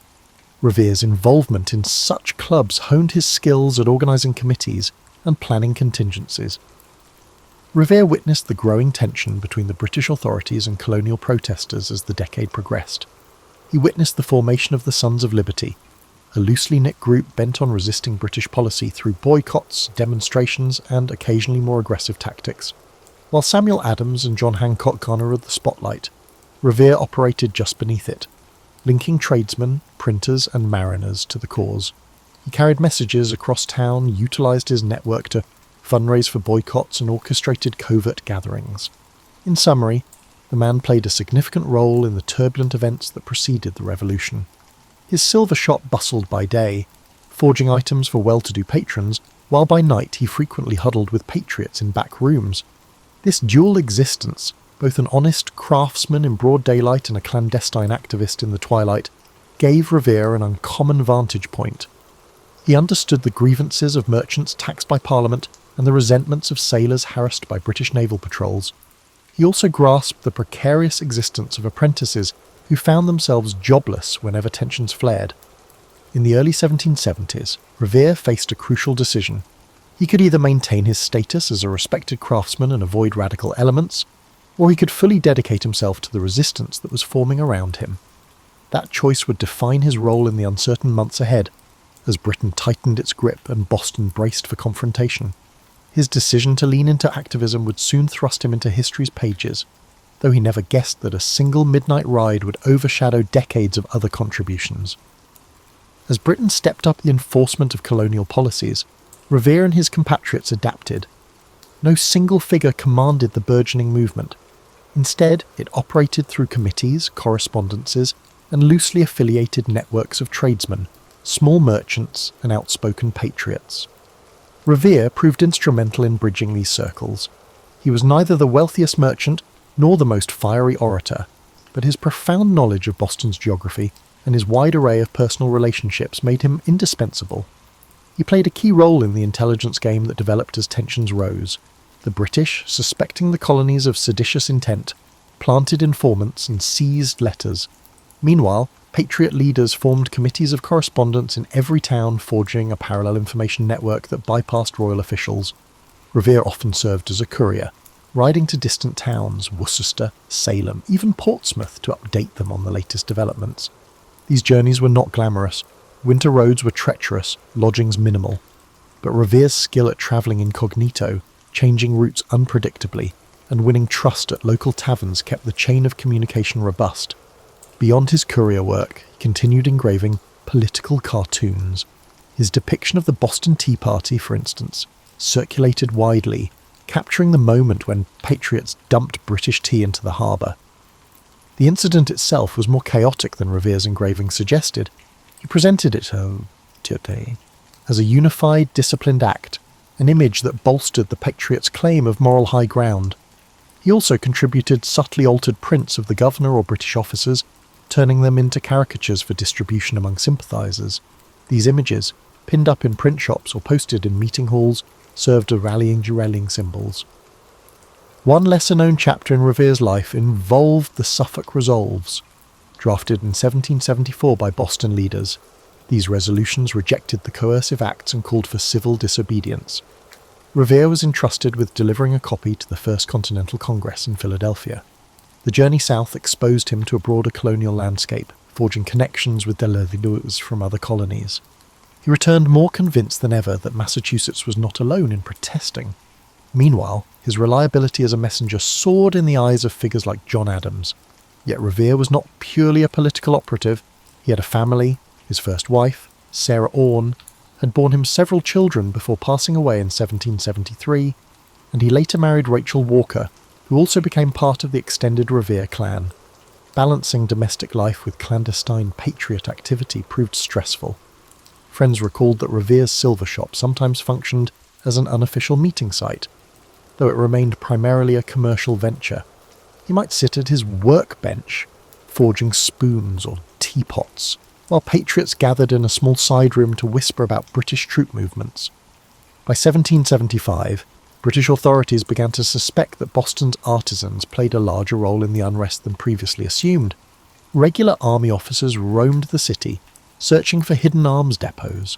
Rumours swirled of British plans to arrest key rebel leaders, particularly John Hancock and Samuel Adams, who had left Boston for the relative safety in Lexington and Concord. Meanwhile, Massachusetts patriots had stored gunpowder in Concord, a small town west of Boston, anticipating a confrontation. As both sides prepared for the potential next move, tensions escalated. During this turbulent period, the Patriot leadership developed a signal system. Should the British launch a sudden strike, watchers at the Old North Church would hang lanterns to indicate whether the troops moved by land or by boat across the Charles River. Revere was part of the group that set this plan in motion, but to reduce risk, it was a friend, Robert Newman, who would hang the lanterns. Revere himself would undertake the hazardous ride to warn Hancock and Adams and rouse the militias along the route. In the days leading to that famous night, Revere scarcely slept. He conferred with Dr. Joseph Warren, who was privy to fresh intelligence suggesting British movements were imminent. The plan was bold, the stakes enormous. If the British discovered it, Revere faced imprisonment or worse. But he recognised that a swift warning might unify thousands of militiamen before the royal troops could seize arms or arrest leaders. No single courier could accomplish the entire job alone. Others, like William Dawes, shared the load. Still, Revere's role would become legendary, overshadowing the fact that a network, not one man, fueled that night's alert. Hence, as April 1775 dawned, Revere stood on a precipice. All the clandestine work, the rides to scattered towns and the coded signals at church steeples led to this juncture. The next hours would test his resourcefulness, bravery, and knack for quiet coordination, traits honed over years, now culminating in a midnight dash that would echo through American lore. On the evening of April 18th, 1775, Paul Revere prepared to leave Boston. British officers had become conspicuous near the docks, though many Bostonians, loyalists included, believed the troops would attempt to show of force the next day. Revere, however, suspected otherwise. He navigated through dark streets to the Charles River's edge, where a small boat awaited. Two friends rowed him quietly across, muffling oarlocks with cloth to avoid drawing the attention of the British warship anchored to nearby. Revere reached the Charlestown side and found a borrowed horse waiting. Simultaneously, Robert Newman stood at the Old North Church tower, prepared to hoist 2 lanterns in the event of British troops launching from the water. Those signals would inform watchers in Charlestown, who would then spread the alarm by alternative routes. Revere's task was to ride directly to Lexington, rousing the countryside as he went. Another rider, William Dawes, would take a separate path, ensuring that if one was stopped, the other might succeed. Mounting his horse, Revere began the journey. At first, the roads lay eerily quiet, lit only by moonlight or the occasional lantern in a window. He knocked on farmhouse doors, calling to sleeping patriots, "The regulars are on the move," or words to that effect. He never actually shouted, "The British are coming," since many colonists still considered themselves British. Instead, he typically used phrases like, "The regulars are out," to alert local militias.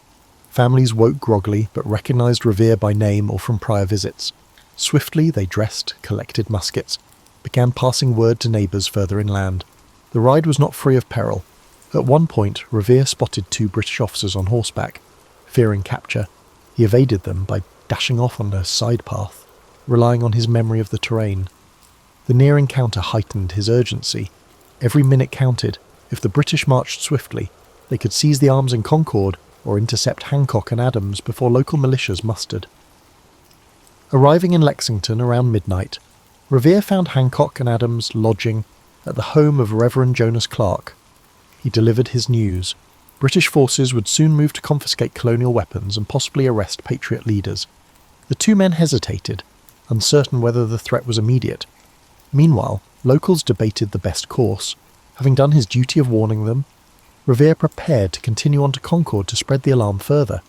By coincidence, Dawes arrived in Lexington shortly after Revere, having navigated a separate route. They connected with another rider, Dr. Samuel Prescott, who agreed to guide them to Concord, being intimately familiar with the area. The trio set off, determined to alert the entire region. Not far along, a British patrol lay in wait. The redcoats tried to block them on a narrow road. Dawes managed to slip away, though he lost his horse soon after. Prescott, an agile rider, vaulted a fence into the woods and escaped captivity, successfully reaching Concord. Revere, however, was detained. The officers interrogated Revere, suspecting he carried vital intelligence. He admitted British troops were heading to Concord, but did not conceal that the militias had been forewarned. Stunned by his candour, the officers tried to hustle him along to figure out the scope of the Patriot plan. They soon heard gunfire in the distance, the sound of militiamen already mobilising. Alarmed that their mission was compromised, the officers let Revere go. He found his way back to Lexington on foot, arriving just in time to witness the earliest skirmishes on Lexington Green at dawn. Thus ended Revere's ride, and thus began open conflict in the war that would shape a nation. The militias converged as intended. Though the British pressed on to Concord, they encountered a growing throng of armed colonists. The day ended in a chaotic retreat for the Redcoats, an event that echoed far beyond Massachusetts. News of this standoff would spark the colony's transformation from scattered protests into a full-blown revolution. Paul Revere's role on that pivotal night was merely one component of a larger chain. Others, Dawes, Prescott, local watchers, played equally critical roles. Yet over time, popular mythology spotlighted Revere as the lone hero, galloping through the countryside. Decades later, Henry Wadsworth Longfellow's poem, which condensed the story into a stirring call to arms, greatly contributed to Revere's fame. In reality, Revere's ride was but one expression of a complex strategy. However, it was sufficient to permanently inscribe him in America's collective consciousness as the individual who raised the alarm, thereby altering the course of history. Once the battles at Lexington and Concord ignited warfare, Paul Revere's story did not pause. He continued serving the revolutionary cause in myriad ways, some unsung, others overshadowed by the flash of his midnight ride. In the following months, Boston became a hotbed of tension. The British held the city, while colonial forces encircled it. Revere worked on intelligence and logistical tasks, using his expertise in messaging and in crowd coordination to keep patriots informed. One key project saw him turning from silver to metal of another kind. Massachusetts needed cannon, shot, and other munitions. As a skilled artisan, Revere adapted his workshop for manufacturing. Though not a large-scale operation, his foundry contributed metal fittings and small arms components. He tinkered with the ways to produce gunpowder, though that challenge required specialised mills. Meanwhile, Revere participated in local committees that governed the region in the absence of British authority, ensuring daily life continued amid chaos. Amid these labours, tragedy struck. Dr. Joseph Warren, Revere's friend and fellow patriot, was killed in June 1775 at the Battle of Bunker Hill. Warren's death hit Revere hard. The two had collaborated closely in mobilising the earliest resistance, and Warren's medical skill had saved countless lives in prior skirmishes. The heartbreak sharpened Revere's resolve. The cost of independence was high, yet men like Warren believed in it passionately. Revere channeled that sorrow into further commitments, travelling frequently between revolutionary committees in Cambridge and outlying towns. The British finally evacuated Boston in March 1776, a turning point that caused jubilation among the patriots. Revere moved back into the city, reclaiming his silver shop, but found it in disarray after months of occupation. Repairs were needed before normal business could resume. However, normal business had become a distant memory by that point. The war had shifted to other colonies, and Revere's skill set remained valuable. He volunteered for militia service and was appointed a lieutenant colonel of artillery in the Massachusetts militia. This role combined administrative oversight, ensuring troops had supplies and equipment, with strategic input, drawing on his knowledge of local fortifications. In 1778, Revere participated in the ill-fated Penobscot expedition, an attempt by the Massachusetts militia to oust British forces in present-day Maine. The expedition ended in disaster, with the colonial fleet scuttled and troops forced to retreat through the wilderness. Revere faced criticism for his actions there, especially regarding disputes over the chain of command. A court-martial ensued, questioning whether he had disobeyed orders or abandoned his post. While eventually exonerated, the incident left a sour note in his military career, contrasting sharply with the heroic aura of his earlier ride. Undeterred, he continued assisting in local defences, forging new connections with revolutionary leaders. In the final years of the war, Revere balanced militia duties with attempts to stabilise his personal livelihood. The prolonged conflict had disrupted normal commerce, and craftsmen across the colonies struggled. Revere's adaptability shone once more. He introduced new techniques, such as rolling copper sheets for naval use, precursor to his later achievements in metalworking that would flourish post-war. Throughout these years, Revere also engaged in the social fabric of the budding republic. He joined societies discussing ways to structure the new nation's governance. He was active in the movement that eventually produced the Massachusetts Constitution. Among his lesser-known efforts was involvement with the local intelligence apparatus to verify rumours of British espionage or infiltration. He was not a central spy master, but he knew the city intimately and could trace suspicious activity. The same street smarts that fueled his 1775 ride aided him once again. When the Treaty of Paris finally ended the Revolutionary War in 1783, Revere was approaching 50. He had served as a craftsman, courier, militia officer, and community organiser, roles overshadowed by that single night's gallop into legend. Yet he emerged from the war with a moderate standing, his workshop battered, but not ruined. Boston's economy was in flux, but Revere saw opportunities ahead. He recognised that the new United States, short on domestic manufacturing, would need local industries to replace imports once supplied by Britain. Thus, as the guns fell silent, Revere pivoted from the chaos of war to the prospect of peace. He had learned about large-scale metalwork from wartime demands. Now he sought to parlay that knowledge into a business advantage. He opened new ventures, such as a hardware store and a foundry capable of casting bells and cannons. This transformation signalled his next chapter, a shift from revolutionary operative to pioneering industrialist. Despite everything, he held on to the memory of Bunker Hill, lost friends, and that ride on a moonlit night, which shaped him into a man determined to help forge a stable, prosperous future for the Republic he helped birth. In the post-war era, Paul Revere harnessed his entrepreneurial spirit to elevate Boston's manufacturing capabilities. While many Americans clung to small-scale artisanal methods, he envisioned something grander, an industrial growth that could rival Europe's established foundries. His experiences rolling copper for naval uses and casting small cannons during the war primed him for expansions. Through determined trial and error, Revere built a thriving copper works enterprise. It began with smaller tasks, producing copper bolts, spikes, and fittings for local shipyards. Boston, a bustling maritime hub, offered a ready market. Over time, Revere realised the potential for roofing large buildings with copper sheets, a technique popular in European cathedrals but rare in the young United States. He also recognised the possibility of sheathing the hulls of wooden ships with copper to prevent wood-boring pests and reduce marine growth. If widely adopted, copper sheathing could dramatically enhance a vessel's speed and lifespan, improving profitability for shipping companies. Yet capital was scarce. Revere searched for partners or backers, but often found scepticism. Most believed large-scale metalwork too risky. Unfazed, Revere used his personal savings, accumulated from decades of silver work, taking on loans at high interest. He arranged shipments of raw copper from mines in Connecticut or further afield. By the late 1780s, he operated a modest rolling mill, though it struggled to match the consistency of British imports. Undeterred, he laboured to refine techniques, tinkering with furnace temperatures and rolling machinery designs. Alongside forging a copper empire, Revere remained active in civic life. He joined the Massachusetts Charitable Mechanic Association, which championed tradesmen's rights and advanced mechanical innovations. In addition, he oversaw community initiatives aimed at improving infrastructure, Boston's roads, bridges, and fire services. This synergy of public service and private enterprise mirrored the developing ethos of the new republic, where personal success and collective well-being intertwined. His family also expanded, father to a large brood. Revere expected his children to learn a trade or assist in the family businesses.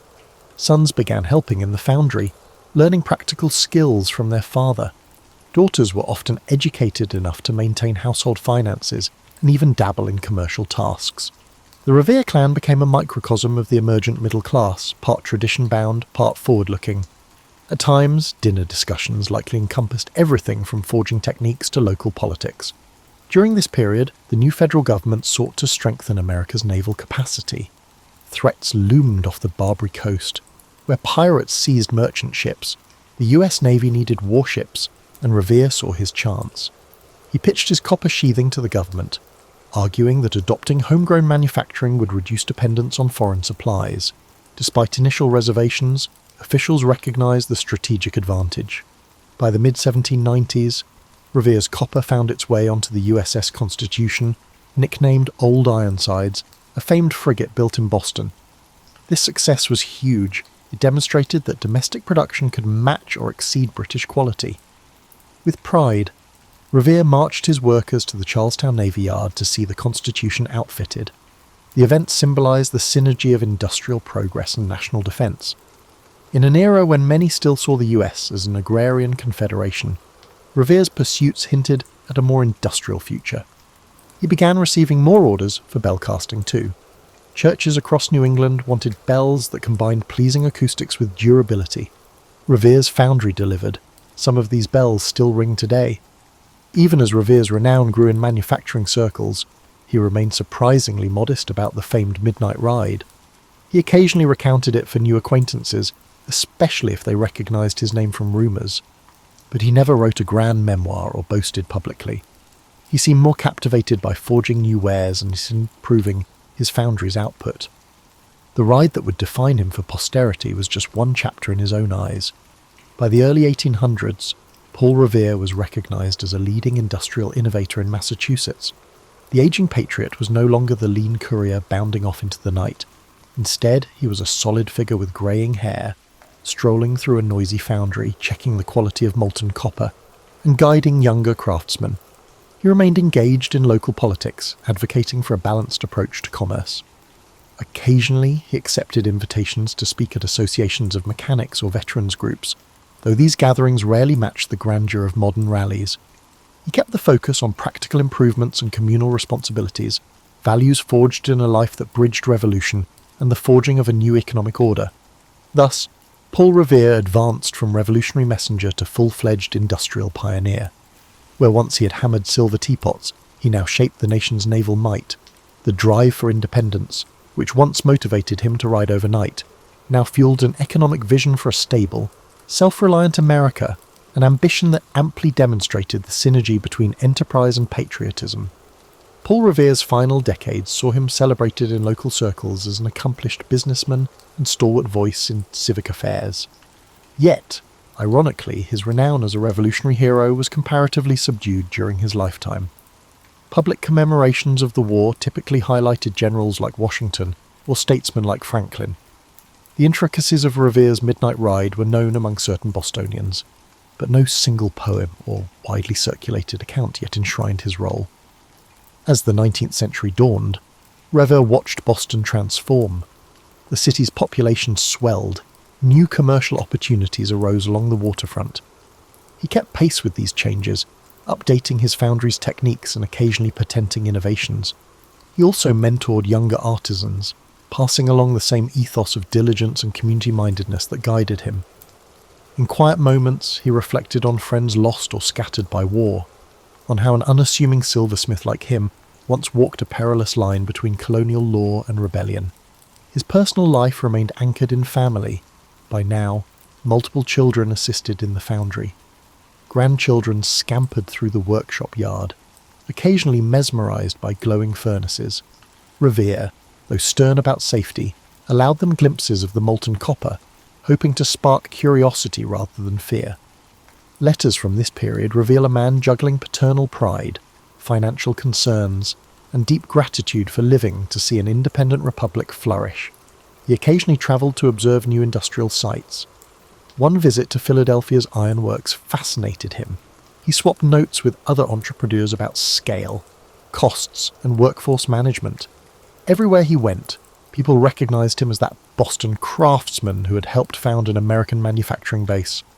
At dinners or tavern gatherings, he sometimes heard recollections of the Revolution, with others praising famous generals while Revere politely listened.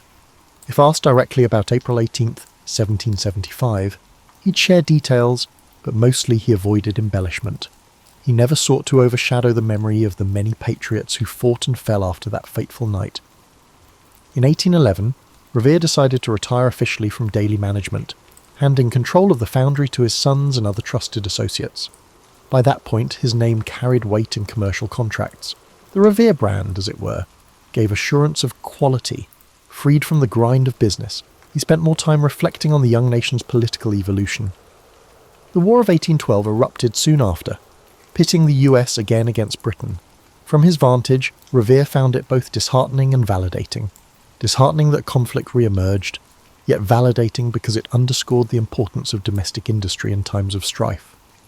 Despite his advanced age, Revere occasionally wrote letters of encouragement to militia officers, reminding them of the vital role local defence played during the earlier revolution. He also supported volunteer committees raising funds for fortifications. Not being active on the front lines, he remembered the lessons of 1775. Local preparedness could significantly influence the outcome. Some historians note that behind the scenes, Revere's foundry contributed cannon parts for the war effort, though on a smaller scale than before. Paul Revere died on May 10th, 1818, at the age of 83. Obituaries in Boston newspapers praised him as a master silversmith, an industrious founder, and a patriot of the Revolution, but they offered only cursory mention of his midnight ride. Instead of mourning a legendary figure, the city mourned a respected community pillar. Indeed, Revere's funeral was a modest affair attended by family, friends, and fellow artisans. To them, he was old Mr. Revere, wise in counsel, unwavering in principles. Over the ensuing decades, memories of the Revolution consolidated into a national myth. Monumental events overshadowed the gritty day-to-day contributions of ordinary patriots. Then, in 1860, Henry Wadsworth Longfellow published Paul Revere's Ride, immortalising Revere as the lone hero who raised the alarm. The poem, while stirring, took liberties, omitting the network of compatriots and crediting Revere with feats shared among multiple riders. Its dramatic lines, though historically imprecise, resonated with Americans on the brink of civil war, reminding them of the unity once forged in crisis. Thus, ironically, Revere's posthumous fame soared to heights he never experienced while alive. Statues rose, textbooks proclaimed him the prime instigator of the Revolution's opening salvo. The complexities of his broader life, his industrial ventures, his engravings, his lesser-known military fiascos, often faded behind the single story of a midnight dash. Yet Revere's life exemplifies more than an iconic ride. It reflects the synergy of craft, commerce, activism, and civic responsibility in shaping a fledgling nation. That synergy, perhaps, is the greatest testament to the man who ended. As an unassuming, elderly industrialist, yet endures in collective memory astride a galloping horse. Long after Paul Revere's passing, historians pieced together a fuller portrait of his life, transcending the narrow lens of that famous ride. Documents emerged, shop ledgers, personal letters, court-martial records from the Penobscot expedition, showcasing a man constantly evolving with the times. Such evidence clarified that Revere's significance lay not in one heroic night, but in a sustained commitment to building community ties, forging new industries, and championing a cause he believed just. In modern Boston, tourists throng the Freedom Trail, winding past sites like the Old North Church, where docents recount the signal lanterns. Revere's house, painstakingly preserved, stands as an example of 17th century architecture adapted by an 18th century craftsman. Visitors marvel at the cramped rooms where children must have crowded together, and at the workshop space out back where Revere chased creative ideas that shaped silver into everything from teapots to intricate buckles. In the yard, one can almost imagine him conferring with secret committees, or stepping out at dusk for a quiet conversation with a fellow Sons of Liberty member. Revere's industrial legacy also lingers. The copper-clad US's Constitution still floats in the Charlestown Navy Yard, a testament to his metallurgical foresight. Bells cast in his foundry continue to ring in churches across New England. These artefacts speak to a principle Revere championed, that self-sufficiency and local craftsmanship buttress freedom. In a young republic uncertain of its future, he demonstrated that Made in America was not a pipe dream, but a workable reality. given enough ingenuity and perseverance. Academic discourse has also refined Revere's place in revolutionary history. While Longfellow's poem romanticised a lone rider, scholarship highlights a broader network known as the intelligence and alarm system. Dozens of riders, watchers and committee members made that April 1775 night a success. Revere's role was crucial but not singular. Even so, the poem's popularity stuck, capturing the hearts of generations who found inspiration in the notion that one person, fueled by conviction, might rouse a people to defend liberty. Some argue that the legend's simplicity overshadowed the truth of collective action, while others contend it provided a rallying symbol more powerful than any purely factual account. Contemporary portrayals, whether in children's books or historical dramas, balance the factual Paul Revere with the mythic figure. They mention his silver shop, his involvement in the Boston Tea Party, and his lesser-known feats beyond the famed ride. They note how he bridged multiple roles: artisan, father, activist, soldier, and entrepreneur. Teachers use his story to illustrate how revolutions depend on everyday citizens stepping forward, not just charismatic generals. In this sense, Revere embodies the idea that significant change is fueled by many hands, each contributing specialised talents. Revere's transformation into a national icon carries lessons about how history and memory intersect. He left behind no bombastic diaries. Rather, his records were pragmatic: receipts for silver items, letters about shipments of copper, brief notes on local militia tasks. The shift from modest business documents to mythic status suggests that once a narrative resonates with national sentiment, it acquires a life of its own. Paul Revere thus stands as both a historical figure, verifiable, multifaceted, and a cultural emblem shaped by poetry, public monuments, and retellings that emphasise drama over nuance. For people reflecting on the Revere's life today, he offers a model of adaptability. He was not locked into a single path. Facing challenges, whether paternal loss in adolescence, British crackdowns, or post-war economic chaos, he recalibrated. That adaptability underscores a universal truth. The capacity to pivot in crises fosters resilience, whether in the forging of a new nation or in personal life transitions. Ultimately, the Paul Revere story is more than an evening dash. It's a tapestry of craftsmanship, activism, community building and industrial ambition. Each thread adds depth to the revolutionary narrative. And while the phrase "one if by land, two if by sea" rings through the ages, the real Revere thrived on forging alliances and relentlessly solving problems. His memory endures in hammered silver, in the echoes of church bells, and in the forging of a collective identity that transcends any single heroic moment. In that sense, Revere's life exemplifies how a determined citizen can indeed shape history, quietly weaving purpose into every role he fills, leaving behind an imprint that resonates well beyond the midnight calls of war.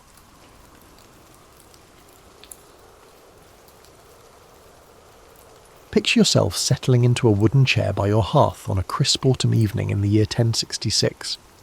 You've just finished your barley soup and dark bread, and the fire crackles with that particular satisfaction that comes from a belly that's finally full after a long day of backbreaking work. Your bones ache in that familiar way, the kind that reminds you that you've earned your rest. You step outside to check on the chickens one last time, and that's when you see it. A blazing sword hangs in the western sky, its fiery tail streaming behind it like the banner of some celestial army. Your heart pauses, not because you're witnessing one of nature's most spectacular shows, but because you know, with the certainty that comes from a lifetime of sermons and warnings, that this thing in the sky means trouble. See, you don't live in a world where comets are chunks of ice and rock following predictable orbits of the sun. You live in a world where the heavens are God's own theatre, and when something unusual appears up there, it's not astronomy, it's a divine telegram. And this particular message looks pretty ominous. Your medieval brain doesn't think, "Oh, fascinating, a celestial visitor from the outer reaches of our solar system." Instead, it thinks something more along the lines of, "Well, that's it then. Someone's about to die, probably horribly, and it might just be me." The thing is, you're not being irrational, not by the standards of your time anyway. You live in an age where the line between the natural and supernatural is as blurry as your vision after too much ale. Angels and demons are as real as your neighbour's cow, and the sky serves as God's bulletin board, announcing his disapproval of humanity's latest misdeeds. You know the stories. Everyone knows the stories. How a blazing star appeared before Jerusalem fell to the Romans. How strange that lights in the sky preceded the death of emperors and the fall of kingdoms. Your grandfather told you about the time a comet appeared just before the terrible famine that killed half the village. For you, these stories are more than mere entertainment. They serve as historical records. And here's the thing that makes it even worse. You can't just shrug and go back inside. Everyone else in your village has also witnessed it, and their thoughts align with yours. Tomorrow there'll be worried whispers at the well and anxious glances toward the manor house. The priest will have that particular expression. That means he's about to deliver some very unwelcome news from the pulpit. You pull your woolen cloak tighter around your shoulders and try to remember if you've been particularly sinful lately. Did you take that extra turnip from the Lord's field? Were you uncharitable toward your neighbour when his pig got into your garden? These things matter now because clearly the Almighty is paying attention and he's not happy about something. The comet hangs there like a cosmic reproach, and you can't help but wonder what fresh disaster it's announcing. Do you think the Normans will eventually follow through on their threats to invade? Will there be another plague? Will your Lord decide to raise the taxes again? In your world, bad news swiftly spreads across the night sky with a fiery tail. You stand there for what feels like hours but is probably only minutes, watching this unwelcome visitor. You want to appreciate its awful beauty, but mostly you want it to leave with the disaster it's advertising. If there's one thing you've learned in your hard-scrabble medieval life, it's usually not the kind of show you want front row seats for. The next morning arrives with all the subtlety of a mule kick to the head. You wake to the sound of church bells, not the regular call to morning prayers, but the urgent, irregular clanging that means Father Benedict has something important to announce. And judging by the frantic quality of the ringing, it's probably not good news about the harvest festival. You stumble out of your cottage, still pulling on your boots, to find half the village already gathered in the square. Everyone looks like they've seen a ghost, which in a way they have. It's the celestial ghost of impending doom, complete with a fiery tail and a profoundly negative outlook on humanity's moral state. Father Benedict stands on the church steps, his expression as troubled as everyone else's. His usually neat tonsure is dishevelled, and he's clutching his prayer book like it might sprout wings and carry him away from this mess. When he speaks, his voice has that particular tremor that suggests he's been up all night wrestling with theological implications. "My dear children," he begins, and you know immediately that whatever follows is going to be the opposite of reassuring. "The Lord has sent us a sign in the heavens, a reminder of his divine displeasure with the sins of this world." Now, here's where medieval logic gets particularly intriguing. In your time, everything happens for a reason, and that reason is usually either God rewarding the faithful or God punishing the wicked. There are no random cosmic events or natural phenomena that occur simply due to the laws of physics. When a comet appears, it's because God grabbed it by the tail and flung it across the sky like a cosmic javelin, aimed directly at whatever kingdom, village or individual has been getting too big for their britches. The mathematics of this system are beautifully simple and absolutely terrifying. Bad things happen because someone, somewhere, has offended the Almighty. The bigger the wicked thing, the bigger the sin that caused it. And a comet? A comet is not just any ordinary bad thing. That's the cosmic equivalent of God taking a serious stance.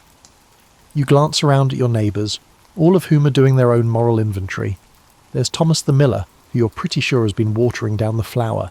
Margaret the baker undoubtedly overcharges for bread and likely fabricates the weight. Old Henrik is known by everyone to poach rabbits from the Lord's forest, but he is clever enough to avoid getting caught.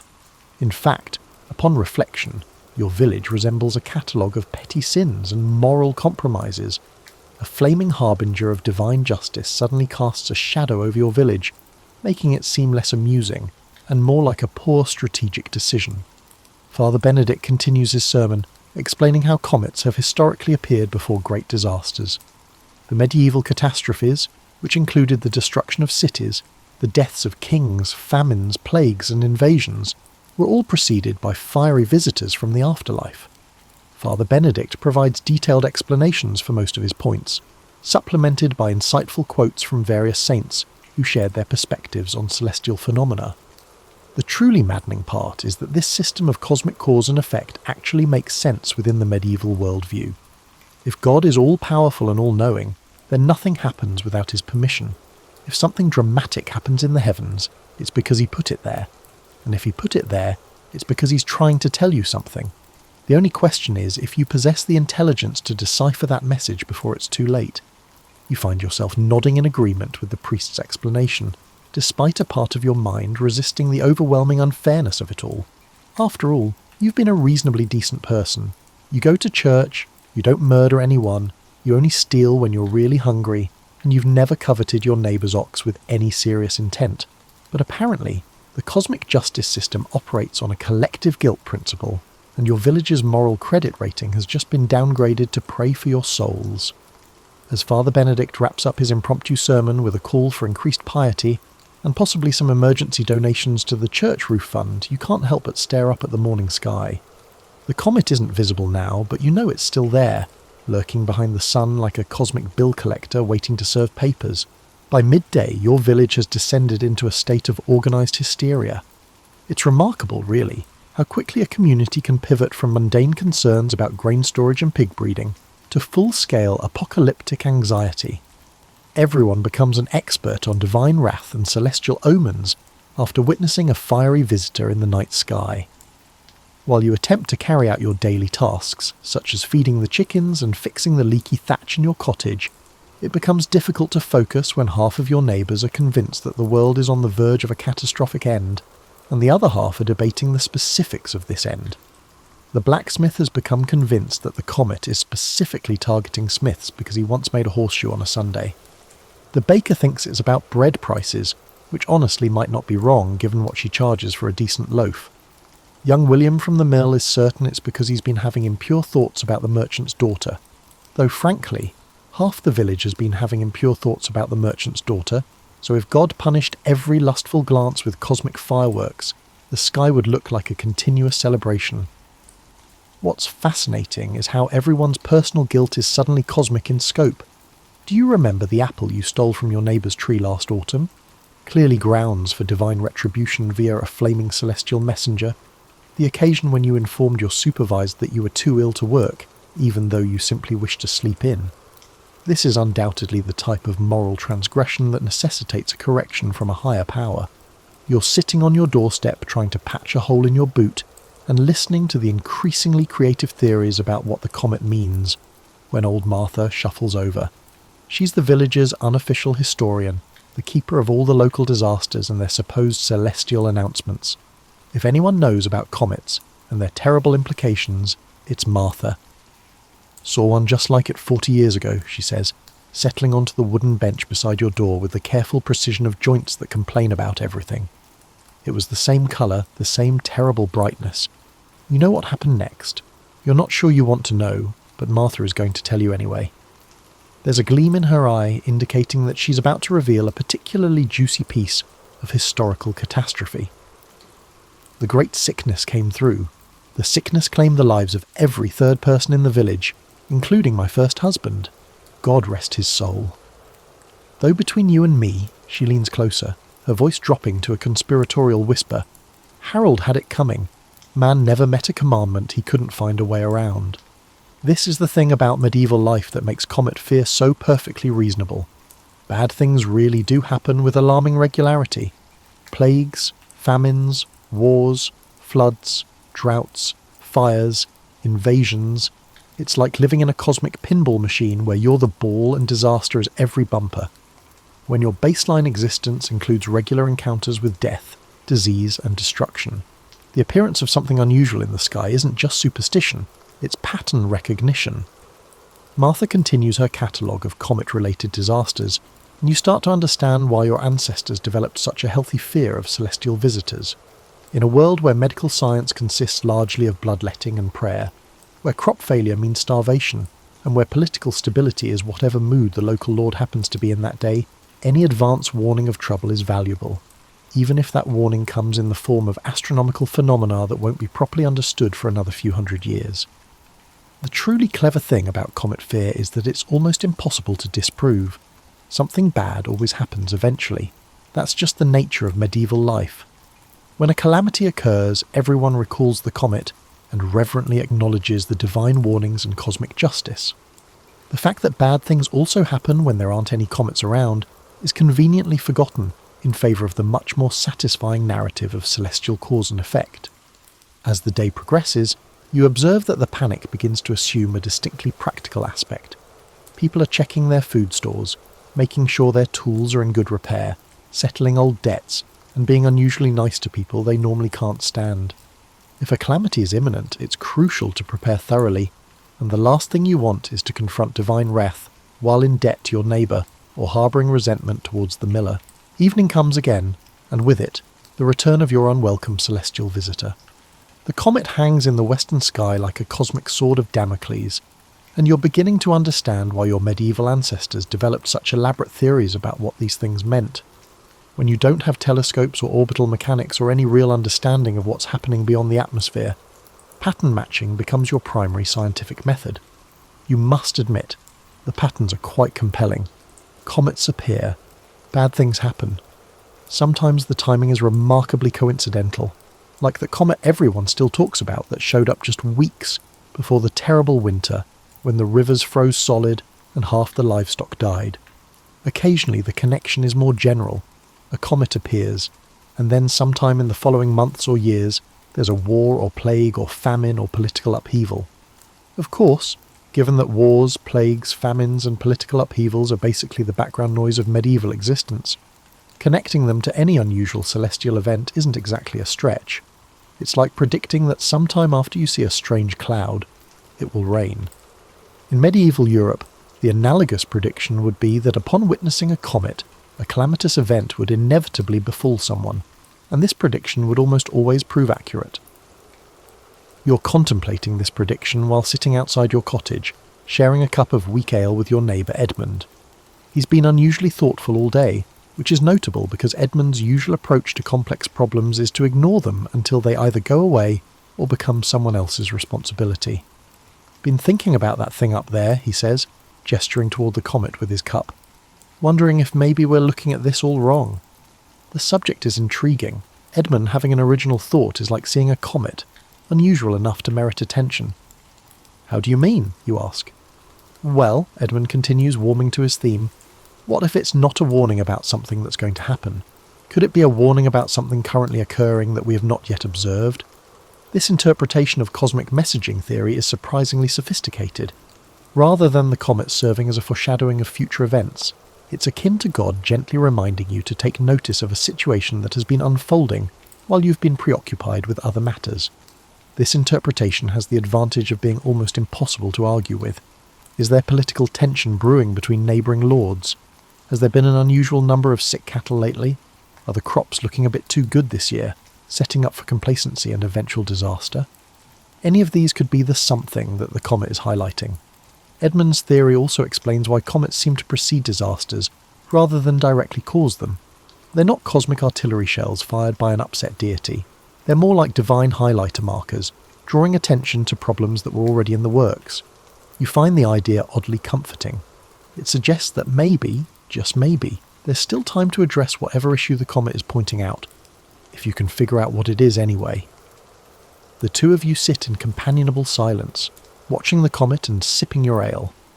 Around the village, other people are doing the same thing, standing in doorways, sitting on benches and gathering in small groups to stare at the sky and speculate about meaning. It's like the entire community has become a philosophical society dedicated to the interpretation of celestial phenomena. The funny thing is, all this comet watching and disaster theorizing is actually bringing people together. Shared anxiety has a way of dissolving petty grievances and social barriers. The miller, who usually can't be bothered to acknowledge your existence, nods gravely when you pass him on the road. The Lord Steward, normally as approachable as a rabid badger, actually stops to ask your opinion about what the comet might signify. You realise that fear serves as a powerful equaliser. When everyone's worried about the same cosmic threat, suddenly the normal hierarchies and social divisions seem less important. Everyone, rich or poor, noble or peasant, has the same view of the troubling visitor in the western sky, and the same questions about what it means and what to do. This communal aspect of comet fear is probably one of its most valuable functions in medieval society. It provides a shared experience that transcends individual concerns and creates a sense of common purpose. Everyone is on the same cosmic journey, collectively rowing towards an uncertain yet potentially disastrous destination. As the evening deepens and the comet becomes more visible against the darkening sky, you can't help but appreciate the elegant simplicity of medieval cosmology. Everything has meaning, everything is connected, and everything ultimately serves a divine purpose. It's a worldview that leaves no room for chance or meaningless coincidence, which means it also leaves no room for the kind of existential anxiety that comes from living in an apparently purposeless universe. Within 3 days of the comet crisis, your village has established an advanced system of apocalyptic management. It's impressive, really, how quickly a community can organise itself around the shared belief that the sky is trying to tell them something important and probably unpleasant. The blacksmith has taken on the role of the village's spiritual audit committee, conducting door-to-door assessments to identify everyone's recent transgressions and recommend suitable penances. The baker has started giving away day-old bread to the poor, apparently reasoning that excessive charity might offset whatever cosmic imbalance has attracted divine attention. Even the Lord Steward has been unusually lenient about tax collection, which is either a sign of genuine piety or evidence that he's just as worried as everyone else. You're beginning to understand that medieval comet fear isn't just about superstition or ignorance. It's actually a pretty sophisticated social technology for dealing with uncertainty and managing collective anxiety. When faced with something potentially threatening but fundamentally incomprehensible, the community has instinctively developed a response that serves multiple practical functions. First, it creates social cohesion. Everyone's focused on the same problem, which means everyone's pulling in the same direction. The usual village feuds and petty grievances have been temporarily set aside in favour of more pressing cosmic concerns. When you're all potentially facing divine judgment together, it's easier to forgive your neighbour for letting his pigs root through your garden. Second, it encourages moral reflection and behavioural improvement. The prospect of celestial retribution effectively prompts individuals to reconsider their recent ethical decisions. The village has become noticeably more civil, more generous, and more cooperative since the comet appeared. If divine threats can achieve what sermons and social pressure couldn't, perhaps a little cosmic anxiety holds merit. Third, it provides a framework for collective action. Instead of everyone panicking individually, the community has organised its worry into productive channels. Food stores are being checked and consolidated, tools are being repaired, debts are being settled, relationships are being mended. If disaster is coming, at least everyone will face it together and prepared. You're pondering these sociological insights while helping Edmund repair his roof, a task he's been putting off for months, but suddenly considers urgent given the current celestial circumstances. It's remarkable how the possibility of divine displeasure can motivate home maintenance projects. "You know what I find interesting?" Edmund says, pausing in his hammering to gesture toward the sky where the comet will soon become visible. "How come we never get good comets? Comets that mean prosperity and favourable harvests and peaceful relations with our neighbours." This query is actually a profound question about the nature of divine communication through astronomical phenomena. Why are comets always harbingers of doom?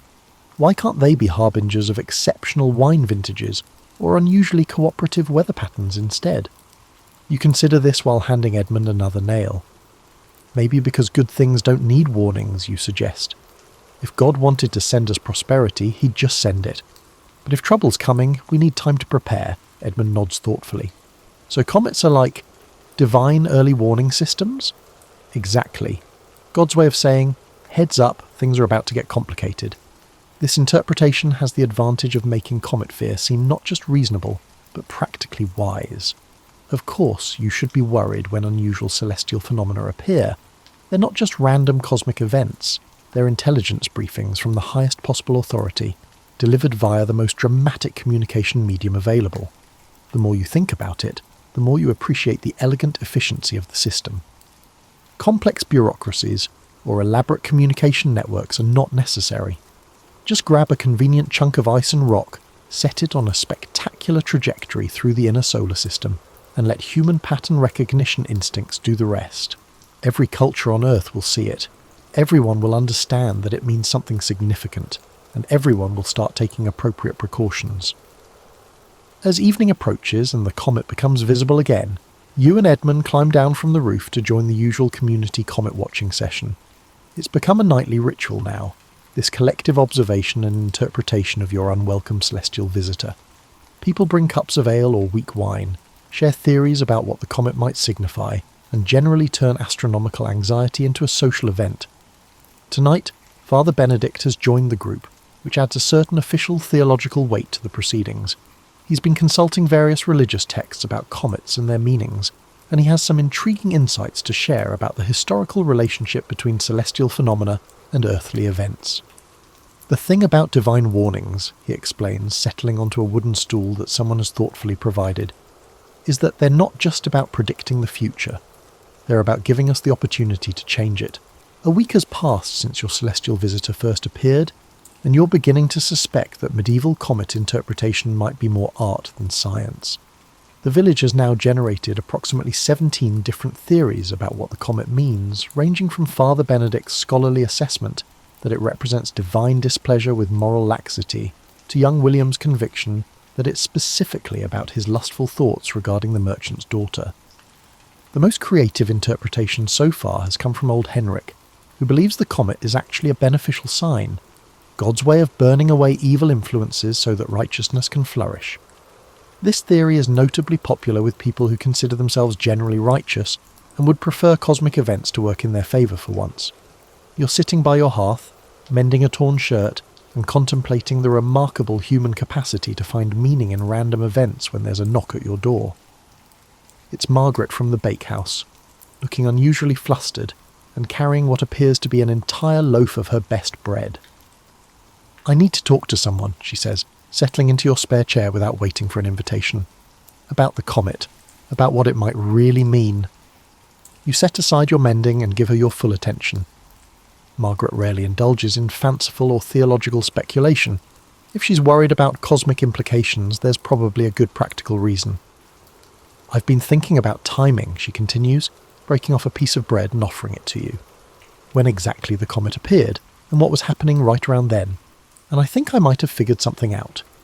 This line is intriguing. Margaret has apparently been conducting her own investigation into comet-related causation, while everyone else has been focusing on moral inventory and spiritual preparation. "Remember how Lord Geoffrey's son came back from his travels just 2 days before the comet showed up? And how did he bring all those strangers with him?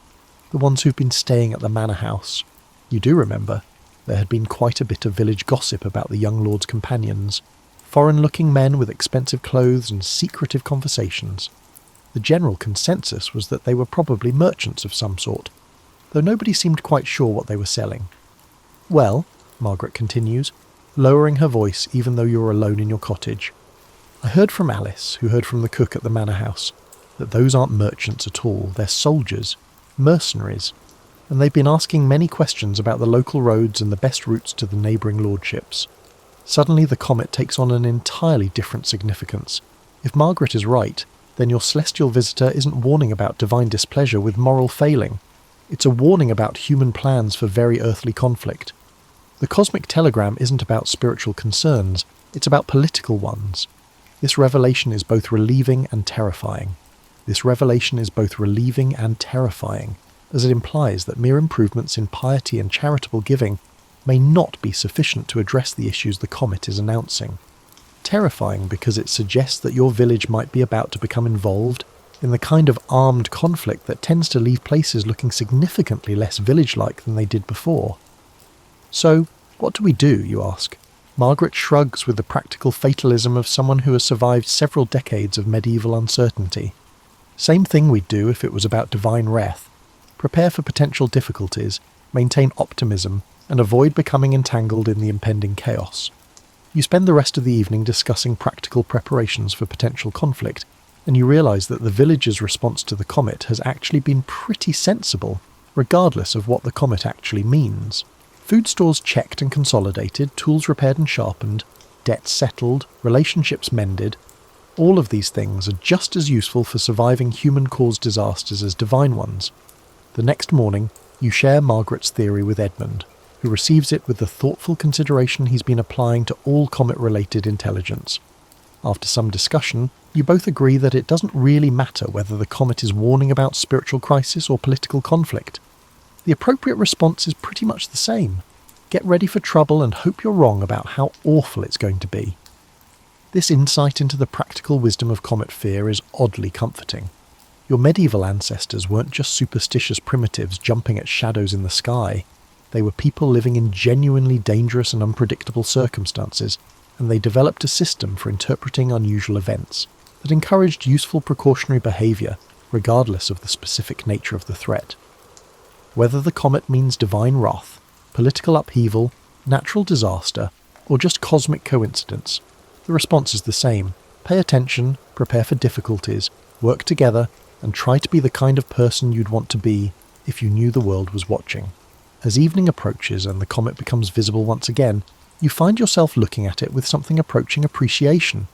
Not because you're happy it's there, but because you're beginning to understand the elegant simplicity of a worldview that treats every unusual event as potentially meaningful, and every bit of meaning as a call to appropriate action. 2 weeks after your cosmic visitor first appeared, Lord Geoffrey's son makes his announcement. There will indeed be a military campaign, though he has the diplomatic courtesy to call it a defensive expedition to secure regional stability. The mercenaries Margaret spotted were advanced scouts, and the young lord has been planning what amounts to a small-scale invasion of his neighbour's territory over a disputed claim to some particularly fertile farmland. The comet, it turns out, was neither a divine warning nor a celestial coincidence. It was just excellent timing, a cosmic spotlight illuminating a very earthly drama that was about to unfold whether the heavens cooperated or not. But here's the thing about comet fear that you're beginning to truly appreciate. It doesn't actually matter whether the comet caused the crisis or just happened to show up for it. What matters is that its appearance motivated your community to prepare for trouble, and that preparation is about to prove extremely valuable. The village is in better shape than it's been in years. Food stores are organised and adequate. Tools are repaired and ready. People have settled their debts and mended their relationships. The community is more cohesive and cooperative than anyone can remember. When Lord Geoffrey's steward comes around to requisition supplies for the campaign, your village is able to contribute without facing starvation. When he demands men for military service, the community is unified enough to negotiate reasonable terms instead of just accepting whatever conscription he imposes. Most importantly, when the inevitable refugees start arriving from the disputed territory, families fleeing the advancing soldiers and the chaos that always accompanies armed conflict, your village is prepared to help. Not only does your village provide material assistance, but it also provides social and emotional support. The comet has reminded everyone that we're all vulnerable to forces beyond our control, and that mutual support is the best defence against uncertainty. You're helping to distribute blankets to the refugee families when old Martha shuffles over, wearing the satisfied expression of someone whose theories have been validated by events. "Told you that comet meant something," she says, settling beside you on the bench outside the church. "Maybe not exactly what we thought, but something important all the same." "So you think the comet actually caused all this?" you ask, genuinely curious about her perspective. Martha considers this with the careful deliberation of someone who has seen enough history to understand its complexity. Maybe yes, maybe no, but does it matter? The comet got us ready for what was coming, whether it knew what was coming or not. That certainly holds significance. This is the final wisdom of medieval comet fear. It's not really about understanding cosmic causation or predicting specific disasters. It's about maintaining the kind of adaptive alertness that helps communities survive in genuinely uncertain circumstances. The comet reminds us that the future is uncertain, that we should prepare, and that we're all in this together. As you settle into bed that night, you step outside one last time to look at your celestial visitor. It's noticeably dimmer now, beginning its long journey back toward the outer darkness, where comets spend most of their time. In a few more weeks, it will fade from visibility entirely, leaving your village to deal with the earthly consequences of Lord Geoffrey's territorial ambitions. But the comet's real work is already done. It appeared at exactly the right moment to motivate exactly the right kind of preparation for exactly the right kind of crisis. Whether this event was divine providence, cosmic coincidence, or just the inevitable intersection of astronomical mechanics and human foolishness doesn't really matter. What matters is that when unusual things appear in the sky, it's probably wise to pay attention. This is not because the sky is attempting to convey a message, but rather because observing unusual occurrences often serves as an effective survival tactic. The universe is full of surprises, some of which require preparation, cooperation, and the wisdom to distinguish between the things you can control and the things you can't. Your medieval ancestors understood these facts instinctively. They lived in a world where unexpected events could be fatal. and preparation often made the difference between survival and disaster. They developed comet fear not because they were superstitious primitives, but because they were practical people dealing with practical problems using the best information available to them. As you drift off to sleep in your cottage, listening to the familiar sounds of your village settle into the night, you find yourself oddly grateful for your cosmic visitor. The experience taught you valuable lessons about community, preparation, and the importance of taking unusual events seriously, even if you don't fully understand them. The comet blazes on through the darkness, carrying its tail of fire toward distant appointments with other worlds and civilizations who will look up at it and wonder what it means and what they should do about it. Perhaps if they are wise, they will follow the same path as your village, brace for challenges, hold on to optimism, and keep in mind that we are all merely transitory occupants of a small planet orbiting a common star in a universe brimming with both wonders and dangers. Sometimes the sky catches fire, and sometimes that's exactly what we need to see.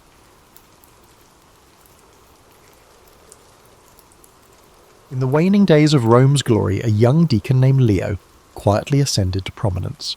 The Western Empire was in danger of disintegrating in the year 440. Instead of looking to senators or generals for advice, imperial officials looked to a churchman.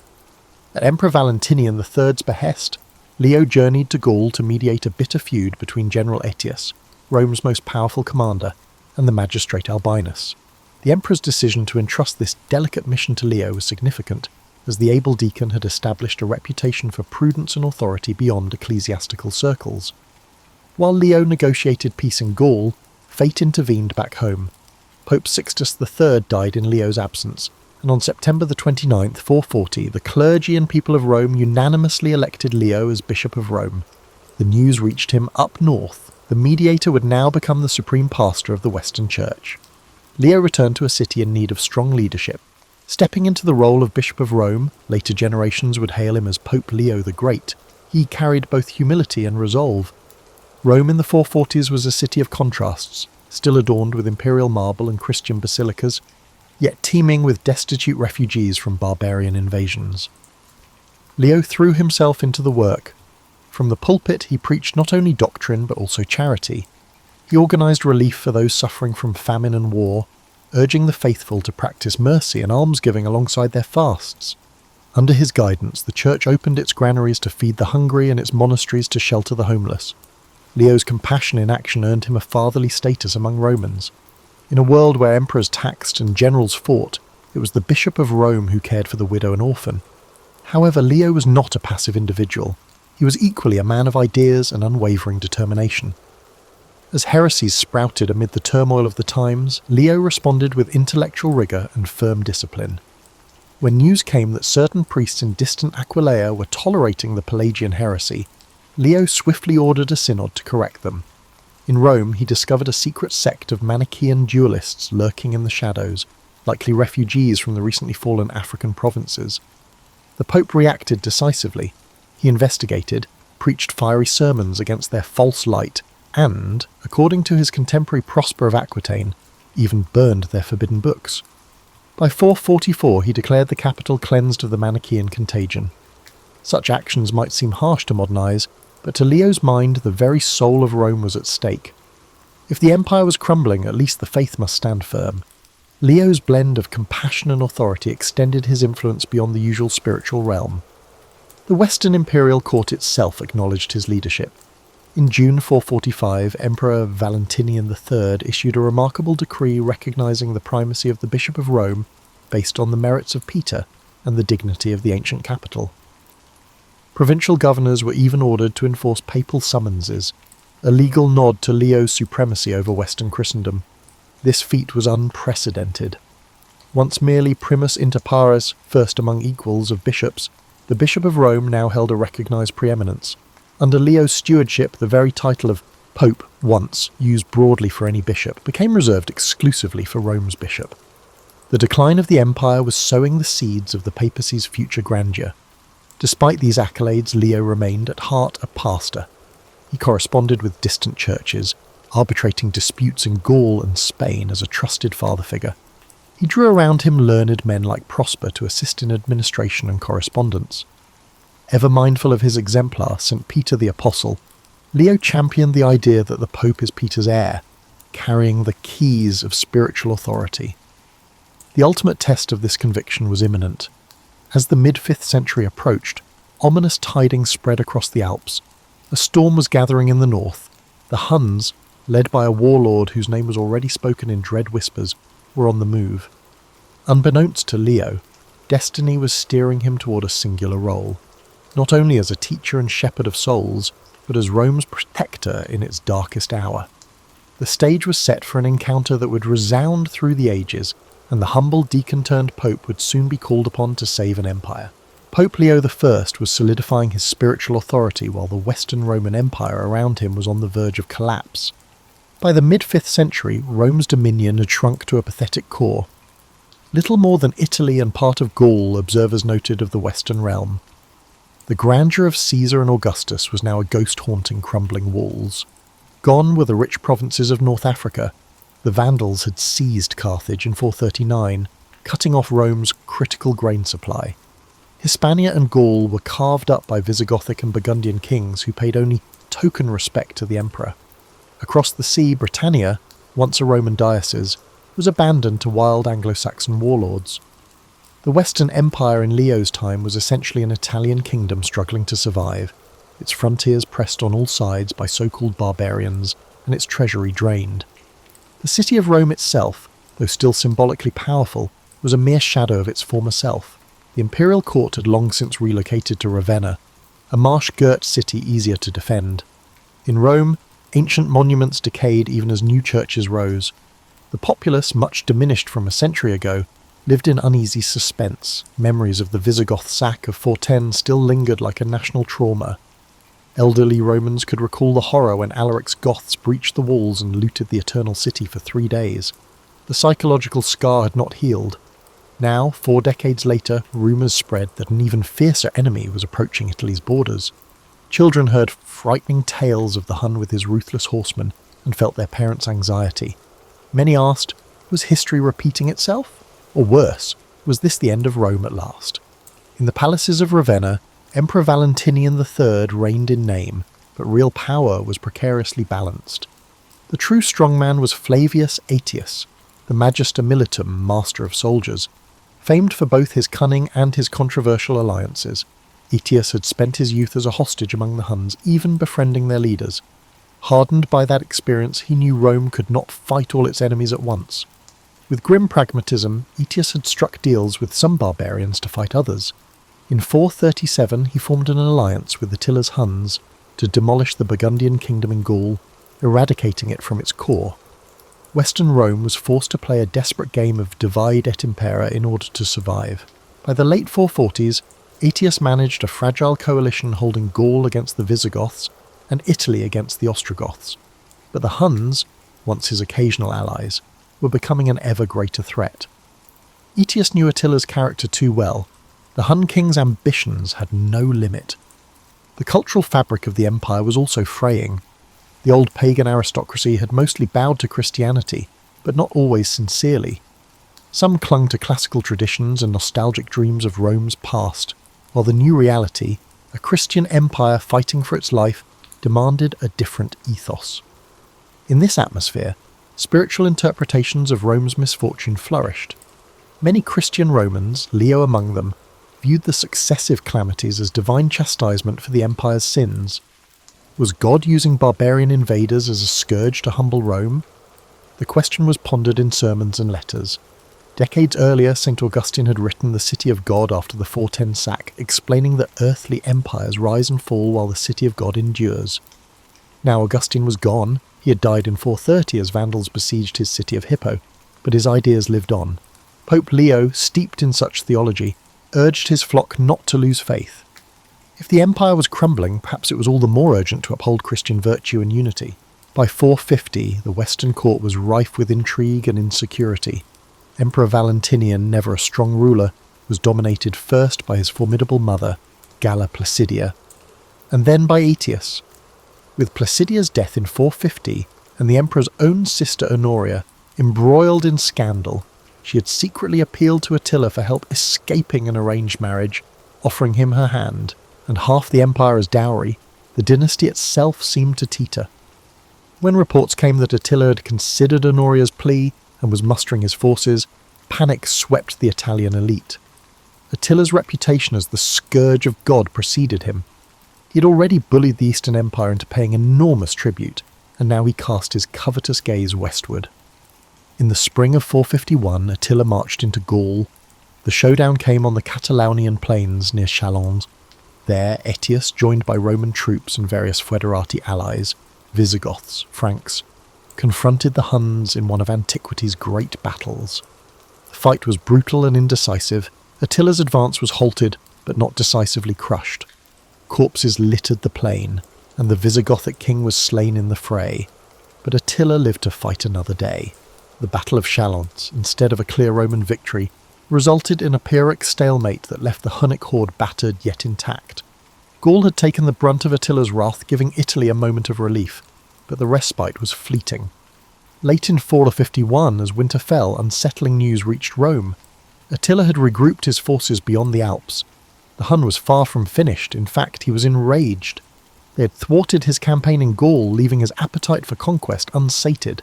Honoria's offer still stood as a convenient pretext. In Attila's mind, the dowry he demanded, half of the Western Empire, remained unpaid. Early the next year, scouts and refugees brought terrifying reports. Attila was crossing into Italy. City after city in the northern provinces was falling to fire and sword. The spectre that had loomed so long was now at hand. Rome's darkest hour was approaching, even as its secular might was at its weakest. The people's hopes increasingly turned to prayer, and to the unassuming figure of Pope Leo, whose courage and faith would soon be tested as never before. In the gathering gloom of the 450s, Pope Leo I emerged as more than a religious leader. He became the soul of a dying empire. While legions faltered and emperors dithered, Leo provided a different kind of strength, one rooted in faith and moral conviction. He often preached that earthly turmoils were transient, but the spiritual battle for righteousness was eternal. Leo's unwavering faith in the unique function of his position fueled his confidence. As Bishop of Rome, he saw himself as heir to St. Peter, the Apostle Christ had charged with feeding his sheep. To Leo, the task was no mere honorific. It was a living mandate. In one letter he wrote, "To deny the authority of the chair of Peter is to question the very foundation of the Church." He strove to live up to that high calling, convinced that in his leadership the voice of the apostles echoed anew. This conviction was dramatically vindicated in 451 at the Great Council of Chalcedon, a church synod convened far to the east in Asia Minor to settle a theological crisis. Leo could not attend in person, troubles in the west kept him in Rome, but he sent legates bearing a document he authored, the famous Tome of Leo. This tome clearly defined the dual nature of Christ, both fully God and fully man, and was intended to guide the Council Fathers out of contentious debate. As the assembly of bishops read Leo's words aloud, a sudden unity swept the hall. According to the council records, the bishops cried out in unison, "This is the faith of the fathers. Peter has spoken thus through Leo." In that acclamation, Leo's authority was affirmed in an almost mystical way. It was as if St. Peter himself had stood among them, teaching through Leo's voice. The Roman Pope's stature soared. He was now revered as Leo the Great, a pillar of orthodoxy and a figure of international renown. For Leo personally, it was confirmation that his leadership carried not just human approval, but divine sanction. Back in Rome, Leo leveraged this moral authority to bolster the city's resolve. He preached frequently to his flock, tailoring his message to the tumultuous times. In homilies, he called the invasion threats a test of faith. Drawing on scripture, he likened Rome to the biblical Nineveh, a mighty city that could be spared from destruction if its people repented and turned to God. He urged public fasting and prayer vigils, and it was said that the churches were filled day and night with supplicants crying for deliverance. The Pope himself led processions through the streets, venerating relics of saints and imploring heavenly aid to avert the scourge approaching Italy. To a population frightened by news of flaming towns in the north, Leo's calm and resolute presence was a godsend. He told them, God did not abandon Jonah's Nineveh, nor will he abandon Rome, seat of his apostles. Such words gave hope to the hopeless. Leo's influence extended even into the imperial palace. When Emperor Valentinian III and his court vacillated on how to deal with Attila's impending onslaught, Leo did not hesitate to offer counsel. Some accounts suggest it was Leo who volunteered to personally meet the Hun, a proposal that stunned the imperial advisors.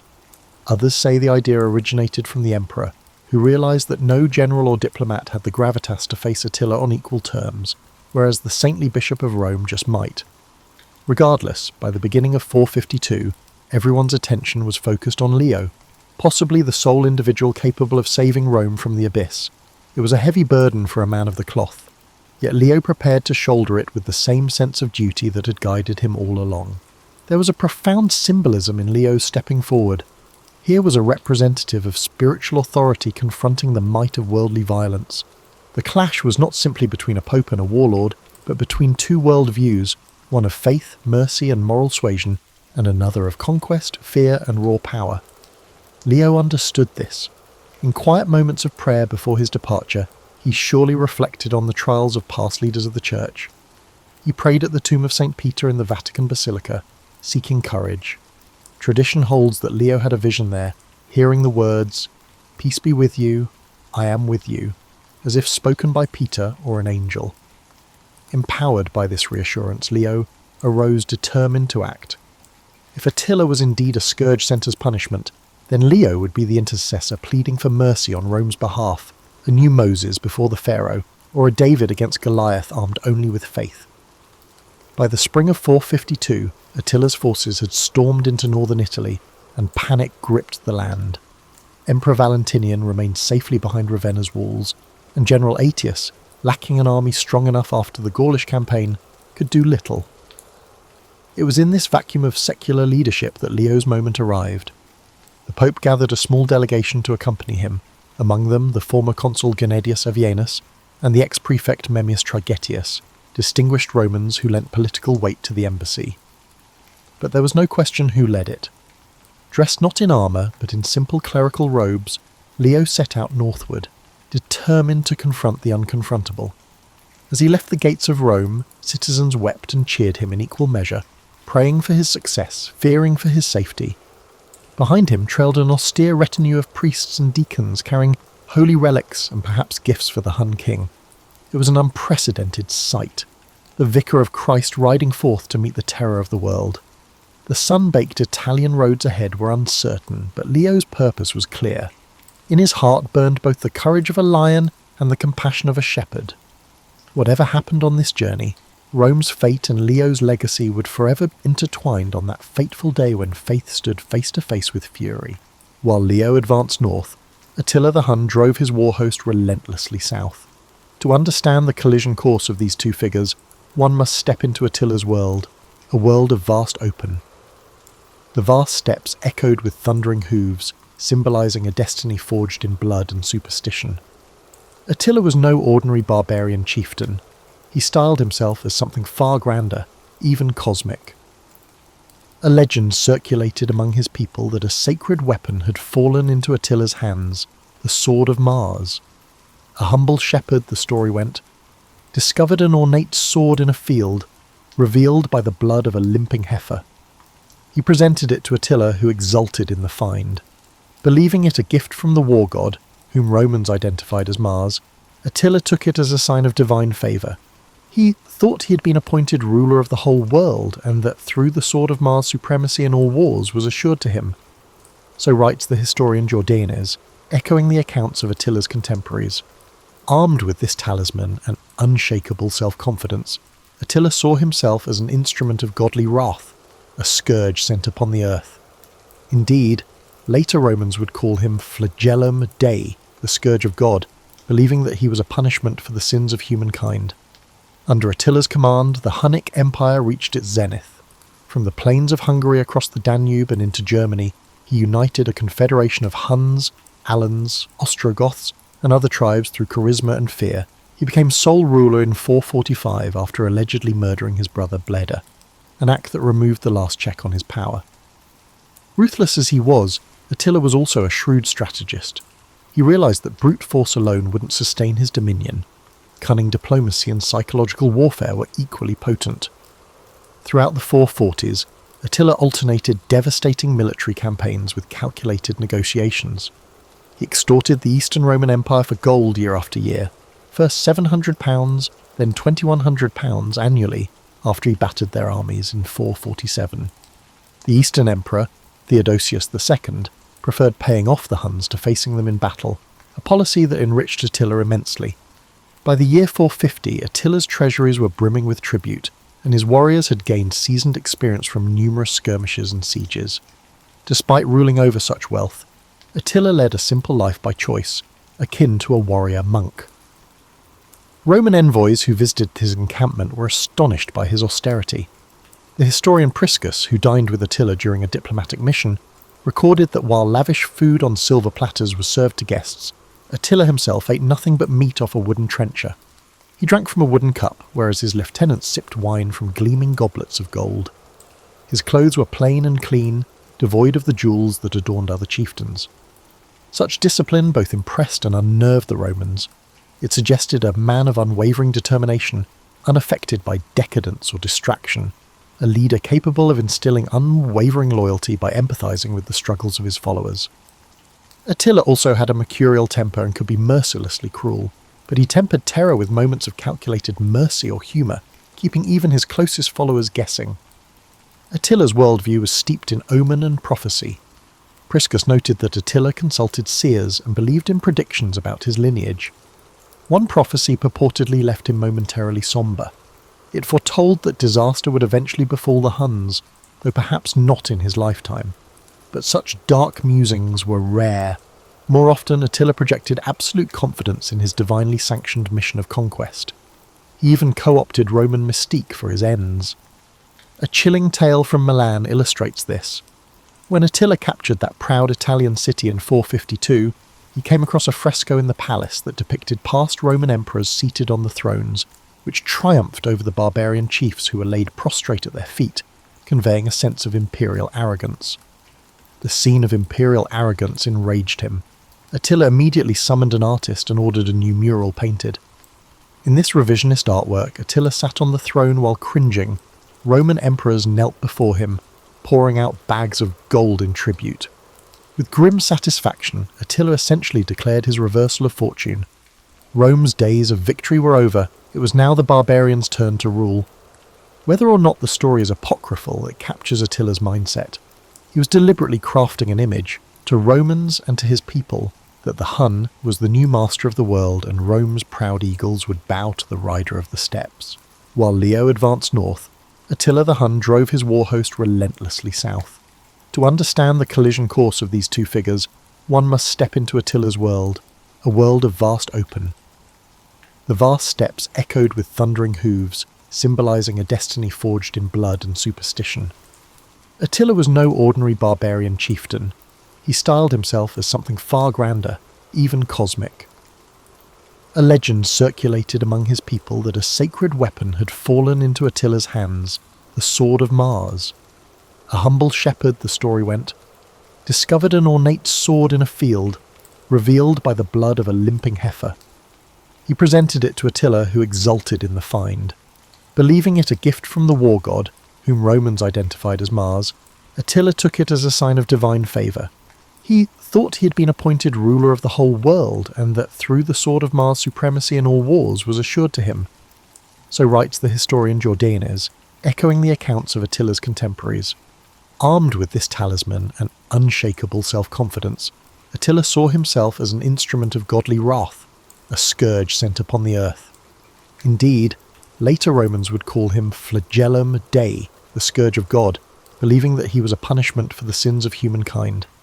Under Attila's command, the Hunnic Empire reached its zenith. From the plains of Hungary across the Danube and into Germany, he united a confederation of Huns, Alans, Ostrogoths, and other tribes through charisma and fear. He became sole ruler in 445 after allegedly murdering his brother Bleda, an act that removed the last check on his power. Ruthless as he was, Attila was also a shrewd strategist. He realised that brute force alone wouldn't sustain his dominion. Cunning diplomacy and psychological warfare were equally potent. Throughout the 440s, Attila alternated devastating military campaigns with calculated negotiations.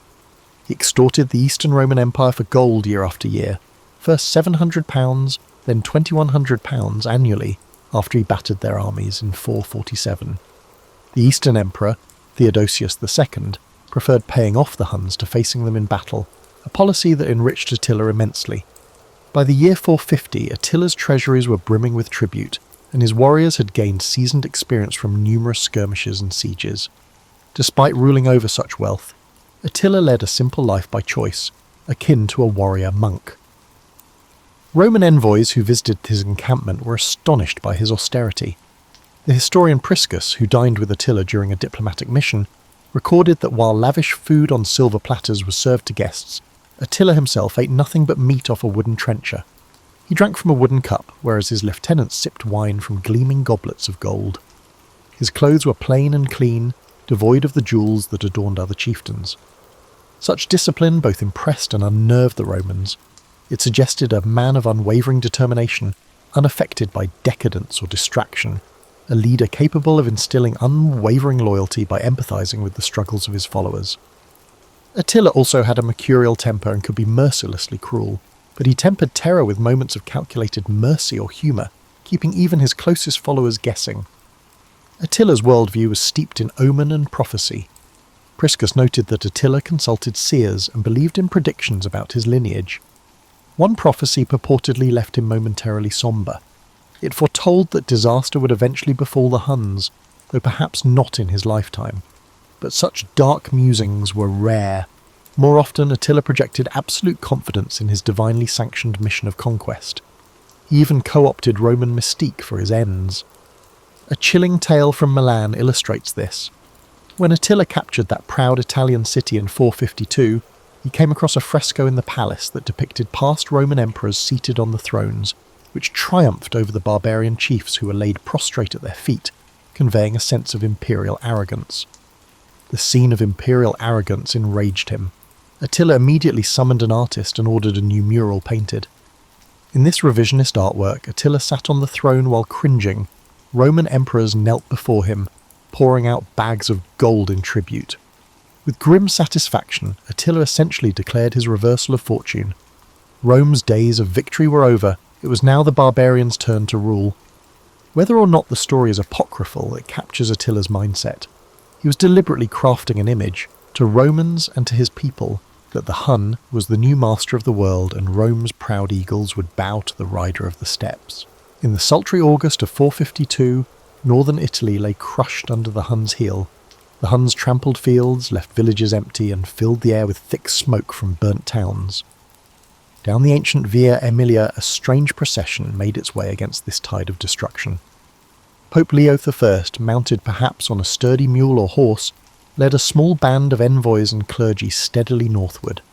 Each mile brought new evidence of Attila's wrath. Charred farmsteads, refugees huddled by the roadside, and tales of unspeakable carnage. Leo's heart must have been heavy, yet he pressed on, radiating a calm conviction that bewildered those who met him. There are accounts of peasants kneeling as he passed, as if sensing that this man carried the last hope of Rome on his shoulders. Clad in the simple white garments of a bishop, Leo cut an incongruous figure on a battlefield. But to the desperate Italians, the sight of the unarmed pope heading toward the invader inspired a flicker of faith. If anyone could appeal to Attila's mercy, perhaps it was this saintly man. Meanwhile, Attila had pitched camp near the Mincio River, not far from where it flows into the Great Po. The summer heat and disease in his ranks urged him to conclude business quickly. Rome beckoned just over the horizon. Attila sent scouts ahead toward the capital, who returned with curious news. The city's gates were still shut, no army in sight. Instead, a delegation of high-ranking Romans was coming to parley. Attila agreed to receive them. Perhaps he believed that a quick negotiation could secure both a hefty ransom and Honoria's hand, which would allow him to claim victory without further bloodshed. Or perhaps he relished making Rome prostrate itself. Either way, a meeting was arranged on the open plain. Attila ordered his war tent prepared with appropriate pomp. The Hun camp bustled, banners emblazoned with dragon motifs fluttered, horses neighed, and rings of leather tents stretched to the horizon. Battle-scarred warriors, curious about the Roman Pope, gathered at a respectful distance when the envoys arrived. They came in state. Leo, flanked by the ex-consul Avienus and ex-prefect Tragetius, and attended by a train of priests bearing processional crosses and icons. To Attila's warriors, the scene was a novel sight. Romans without weapons, carrying only strange symbols and moving with solemn purpose. Under the bright sky, Pope Leo and Attila the Hun finally came face to face. The moment was historic. The soft-spoken Holy Father and the scourge of nations. Despite being in his early 60s, Leo stood with dignified bearing. Attila, a middle-aged man of middling height with a man with a broad chest and weathered face, regarded the Pope intently. Attila was known for his habit of rolling his fierce eyes to intimidate those in front of him. One might imagine he attempted the same on Leo, yet Leo did not flinch. Clad in simple robes, the Pope met the barbarian's gaze with steady, compassionate eyes. An observer described Leo at that encounter as fearless, as one who trusts not in himself but in God. Attila, who had terrorized tens of thousands, now encountered a man who showed no fear. The conversation that unfolded has been lost to time. No transcript exists, but through various accounts and a dose of imagination, we can reconstruct its tenor. First, the Roman envoys likely offered formal salutations. Avienus, experienced in diplomacy, probably spoke, "Attila, most noble leader of the Huns, we come on behalf of the Senate and people of Rome." They might have offered gifts, chests of gold or jewelled goblets, tokens of Rome's esteem or desperation. Attila listened impatiently. Then Pope Leo addressed the warlord. Unlike the perfumed senators of the East who had grovelled before Attila in past embassies, Leo's voice was neither sycophantic nor cowering. He spoke plainly, demonstrating both grave respect and authority. Through an interpreter, for Attila, who understood Latin only a little, Leo appealed to humanity in the Hun. He acknowledged Attila's victories. "You have been the instrument of divine justice, punishing the sins of the land." Such words, crediting God for Attila's success, may have intrigued the superstitious king. Leo continued, perhaps urging Attila to show mercy now that his mission of chastisement was fulfilled. He might have invoked the fate of conquerors who failed to temper justice with mercy. Certainly Leo reminded Attila of the transience of mortal life. One chronicler imagined Leo saying, "We are all mortals, O king, sooner or later we return to dust. Seek not the further spilling of innocents' blood, but earn everlasting glory by sparing Rome." Attila responded brusquely. One can picture his scowling visage as he listed his demands. Through the interpreter, he likely thundered that Honoria, the imperial princess who had appealed to him, be handed over at once with her rightful inheritance, the dowry he claimed. He may have also demanded an annual tribute of gold from Rome to replace what the Eastern Empire had stopped paying. Attila was a man used to dictating terms, yet even as he spoke, something gnawed at him. Here was this unarmed priest calmly rebutting the scourge of God. Leo answered Attila's demands firmly. The emperor could not yield his sister as a bride, for that matter was already settled. Honoria had been punished for her rash offer. As for tribute, Leo likely pleaded that Italy was spent and ravaged. There was little left to give. Perhaps he offered what he could from the church's treasury, emphasizing that further devastation would only bring diminishing returns. A starved, plague-ridden land would profit no conqueror. As the negotiations seesawed, Attila's temper might have flared, but each time Leo responded with steady reasoning and moral exhortation. He reminded Attila of Alaric's fate. The Goth had died soon after taking Rome. Was it truly wise to risk the same anger of heaven? Attila's pagan priests in his retinue exchanged nervous glances. They too had heard the stories. The Hunnic king, despite his bravado, felt a chill. At that very moment, according to the later legend, miraculous vision sealed the outcome. Attila suddenly fell silent, eyes widening at a point above Leo's head. To his astonishment, he beheld what seemed to be two towering figures in the air, saintly men clad in armour, one carrying a sword that blazed in the sunlight. These spectral warriors, who were visible only to Attila, glared at him as if to say, "Do not touch this man or this city." Paul the Deacon, a writer from centuries later, would identify the warriors as the apostles Peter and Paul who had come from heaven to protect Rome. Attila, who believed in omens, felt a stab of fear. Was this a divine warning? Whether one credits the miracle or not, something stirred in Attila. He, who had never lost a negotiated advantage, suddenly softened. The fierce light in his eyes dimmed. Attila, the untamable, gazed at Pope Leo's peaceful face and found no enemy there, only a beseeching father figure. In that instant, the dynamics shifted. Attila raised a hand, signalling an end to the debate. He announced his decision. The Huns would withdraw, he would spare Rome. The Roman envoys must have suppressed a deep sense of relief upon hearing those words. Terms were likely agreed upon, perhaps a one-time payment of gold, certainly a promise that Honoria's issue would be dropped. Attila made a final pronouncement, half warning, half concession. "Tell your emperor this. This peace is not permanent. If Rome wishes to remain safe, let it remember to give Attila what is Attila's." It was merely a show of strength to maintain the status quo. Leo inclined his head, accepting the conditions, whatever they were, and offered a blessing. The meeting was over. Attila had yielded, against all expectation. The Pope and his party turned back toward Rome, carrying the almost unbelievable news. Behind them, Attila retired to his camp, pensive. The sun was dipping low as the two groups parted ways. Roman chroniclers later rejoiced that no sword was drawn that day, no blood spilled. A battle had been won by words and faith alone. Attila's chieftains were astonished. Some protested, "Shall the mighty Attila be turned back by a preacher's tongue?" But others, those who knew of the worsening supplies and the whispers of plague, were secretly glad. They feared a doomed assault on Rome as much as any Roman did. In the privacy of his tent that night, Attila brooded. Perhaps he felt an unaccustomed twinge of admiration for Leo, or perhaps simply relief that he could retreat without testing Rome's cursed fate. Either way, the decision was made. By dawn, the Hunnic banners were pointed north. The scourge of God began his march out of Italy. Pope Leo I had achieved an unimaginable feat. He gazed into the eyes of the most feared man on earth, causing him to blink. Rome was saved, at least for that season. Raphael's famed fresco in the Vatican, painted over 1,000 years later, dramatizes the legend. Pope Leo, depicted serenely on horseback, raises a hand toward Attila, while above the Pope, two warrior saints brandish swords in the sky. This artistic fantasy captures the essence of how contemporaries and posterity viewed the encounter in 452, a turning point where the tide of destruction miraculously halted at the gates of Rome. Leo saved Rome on that fateful day near Mantua, not through the use of force, but through the strength of his character and faith.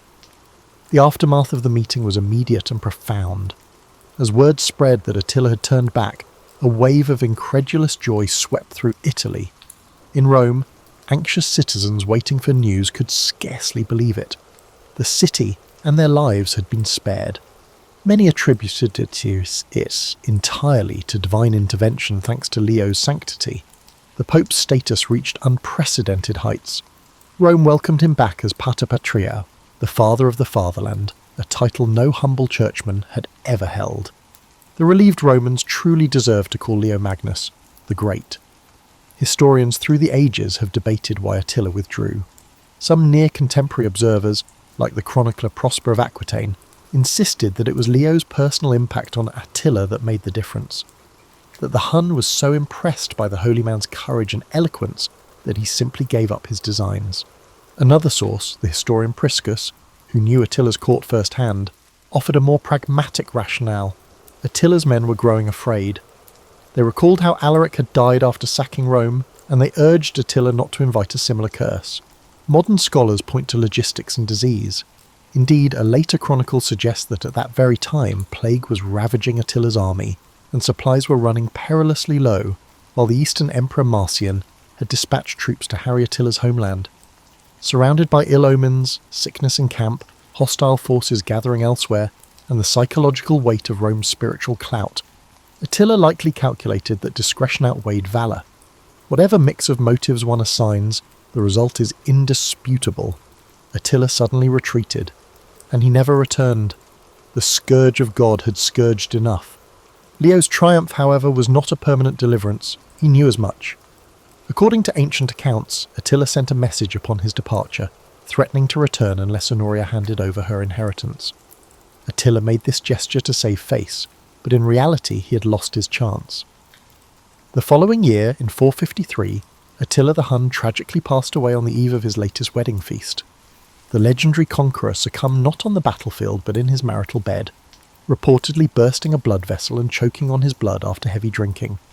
His bride Ildiko awoke to a corpse. The superstitious saw divine justice in this inglorious end. With Attila's death, the unity of the Hunnic Empire perished. His sons quarrelled and, within a decade, the Huns ceased to be a major threat.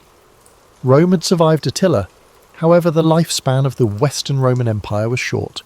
In 455, just 3 years after Leo's encounter with Attila, Rome faced another deadly menace. Genseric, king of the Vandals, sailed his fleets from North Africa and landed at Ostia. This time there was no massive barbarian host at the gates, but a naval invasion. Emperor Valentinian III had been assassinated. Political chaos reigned. Once again, Leo filled the void. Unarmed and accompanied by his clergy, he went out to meet Genseric, employing the same courage and moral plea he had with Attila. The Vandal was a different man, however, and negotiations yielded only a partial success. Genseric agreed not to burn the city or massacre its inhabitants, but he would plunder, and plunder he did. For 2 weeks in June 455, the Vandals methodically looted Rome. The treasures of ages, the Temple of Jupiter's gilded roof and the spoils Titus had taken from Jerusalem, were carted off to Vandal Africa. Leo could not prevent this humiliation. Nonetheless, even Genseric's begrudging restraint was attributed to Leo's influence. The Pope's entreaties at least spared Rome the flames. The massive basilicas of St. Peter and St. Paul, where terrified citizens had flocked for sanctuary, were left intact by Vandal hands. This mitigation counted as another testimony to Leo's clout. Once more, the secular authorities had utterly failed, and once more it was Leo, and Leo alone, who stood as Rome's protector. Pope Leo I lived on for a few more years after these tumultuous events, dying in 461. He was buried as a hero in Rome, his tomb adorned with the inscription Defender of the City. His legacy only grew with time. In ecclesiastical history, Leo is remembered for his theological contributions, the Tome of Leo and the strengthening of papal primacy. But in popular memory, it was the day he saved Rome that truly made him a legend. Over the centuries, the story of Leo and Attila acquired an almost mythical aura. Medieval writers embroidered it freely. The apparition of Saints Peter and Paul threatening Attila, hinted at in Paul the Deacon's 8th century account, became a staple of the tale. Artists immortalised the scene. Apart from Raphael's Renaissance fresco, earlier the Baroque sculptor Algardi carved a grand relief in St. Peter's itself, showing Leo backed by heavenly figures driving away the Hun. Such images reinforced the narrative that Rome was saved not by human might but by divine intervention, channeled through Leo the Great. Yet for all the embellishment, the core truth endures and rings down the ages. In a moment of existential peril, when the material defences of an ancient civilization had failed, one man's moral courage prevailed. Leo's encounter with Attila stands as a testament to the power of persuasion over the sword and of faith over fear. It highlights the shifting world of the 5th century. As the Western Empire crumbled, the spiritual authority of the Church was rising to fill the void. Leo's success with Attila wasn't just a lucky diplomatic coup, it was a sign of the new epoch dawning. In the centuries that followed the fall of Rome, the last emperor would be deposed in 476, just 24 years after Leo's stand. The bishops of Rome, now firmly called popes, would increasingly assume roles of civic leadership, protectors, and power brokers in the remnants of empire. Leo had set the example. He showed that a pope could marshal not armies, but something perhaps equally compelling: moral suasion, unity, and hope in the face of despair. In separating myth from reality, modern historians acknowledge the practical factors that led to Attila's retreat: hunger, disease, and strategic considerations, but they also acknowledge that Leo's diplomatic mission was crucial. Without it, Attila might have lingered long enough to sack Rome before those factors fully unravelled his campaign. Leo gave Attila a face-saving exit and a spiritual scare to boot. That was enough. In the summer of 422, an unlikely saviour in a plain cassock saved the Eternal City from annihilation. For the generation that witnessed it, there could be no doubt. Pope Leo I had saved Rome. It was a bright spot in an age of collapse, a story retold with gratitude and awe.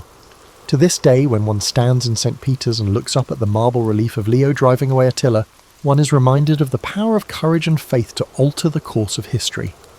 In Leo's voice lay the echo of an empire's spirit, and the promise that even in history's darkest chapters, a single steadfast soul can shine brightly in our path to turn back the tide of destruction if only for a moment.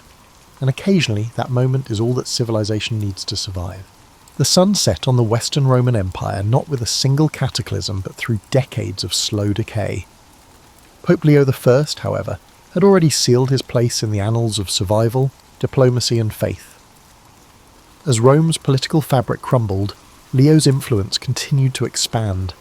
Even in death in 461, his legacy was carried on by popes who modelled themselves not just after St. Peter, but after Leo's blend of spiritual fervour and diplomatic steel.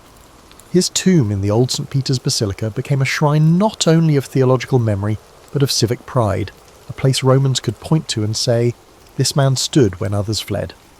The 5th century saw chaos, fragmentation and loss.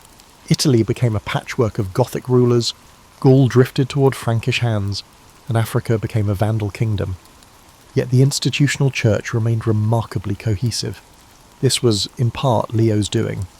His letters had established a papal administrative style that reached bishops far beyond the crumbling empire's borders.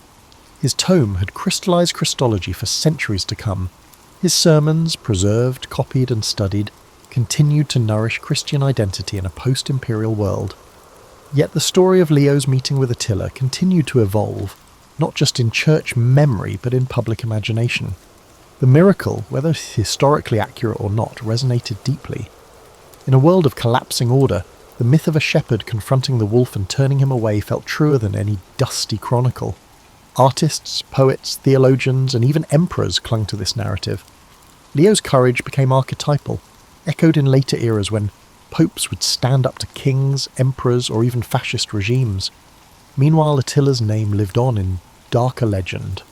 Although Attila died in 453 AD under anticlimactic circumstances, drunk and bleeding on his wedding night, his empire soon dissolved afterward. His sons quarrelled over the remnants, the cohesion of the Hunnic tribes vanished. By the end of the 5th century, the Huns were no longer a power, not even a memory in the lands they once terrorised. In some parts of Europe, parents no longer warned children about the Huns. The threat had passed, yet Leo's voice still echoed from pulpits. Over time, Rome transitioned from the capital of a political empire to the symbolic heart of Christendom. This transformation was neither inevitable nor easy. It took figures like Leo, resolute, theologically sharp and diplomatically fearless, to steer the city from imperial ruin toward ecclesiastical prominence. One could argue that the Papal States, medieval Christendom, and even the Vatican City of today trace a straight line from Leo's model of papal leadership. He proved the Church could not only survive political collapse, it could redefine power entirely. The sculpture in St. Peter's Basilica by Alessandro Algardi, completed in the 17th century, immortalises the scene with drama. Leo raises his hand, angelic warriors bear down from the heavens upon Attila, frozen in awe. It is theatrical, yes, but theatre with purpose. It reminds viewers that history is made not only through armies and battles, but through moments of extraordinary moral courage. That was Leo's gift to his age and ours, a vision of spiritual authority that was not passive, not withdrawn, but deeply engaged in the mess of human affairs. In the end, the day Leo saved Rome was not about political negotiation alone. It was a cultural pivot point. He demonstrated that faith could influence diplomacy, that courage didn't necessitate a sword, and that at times, defending civilization could be achieved by a single man with unwavering conviction, bravely stepping into the depths of darkness.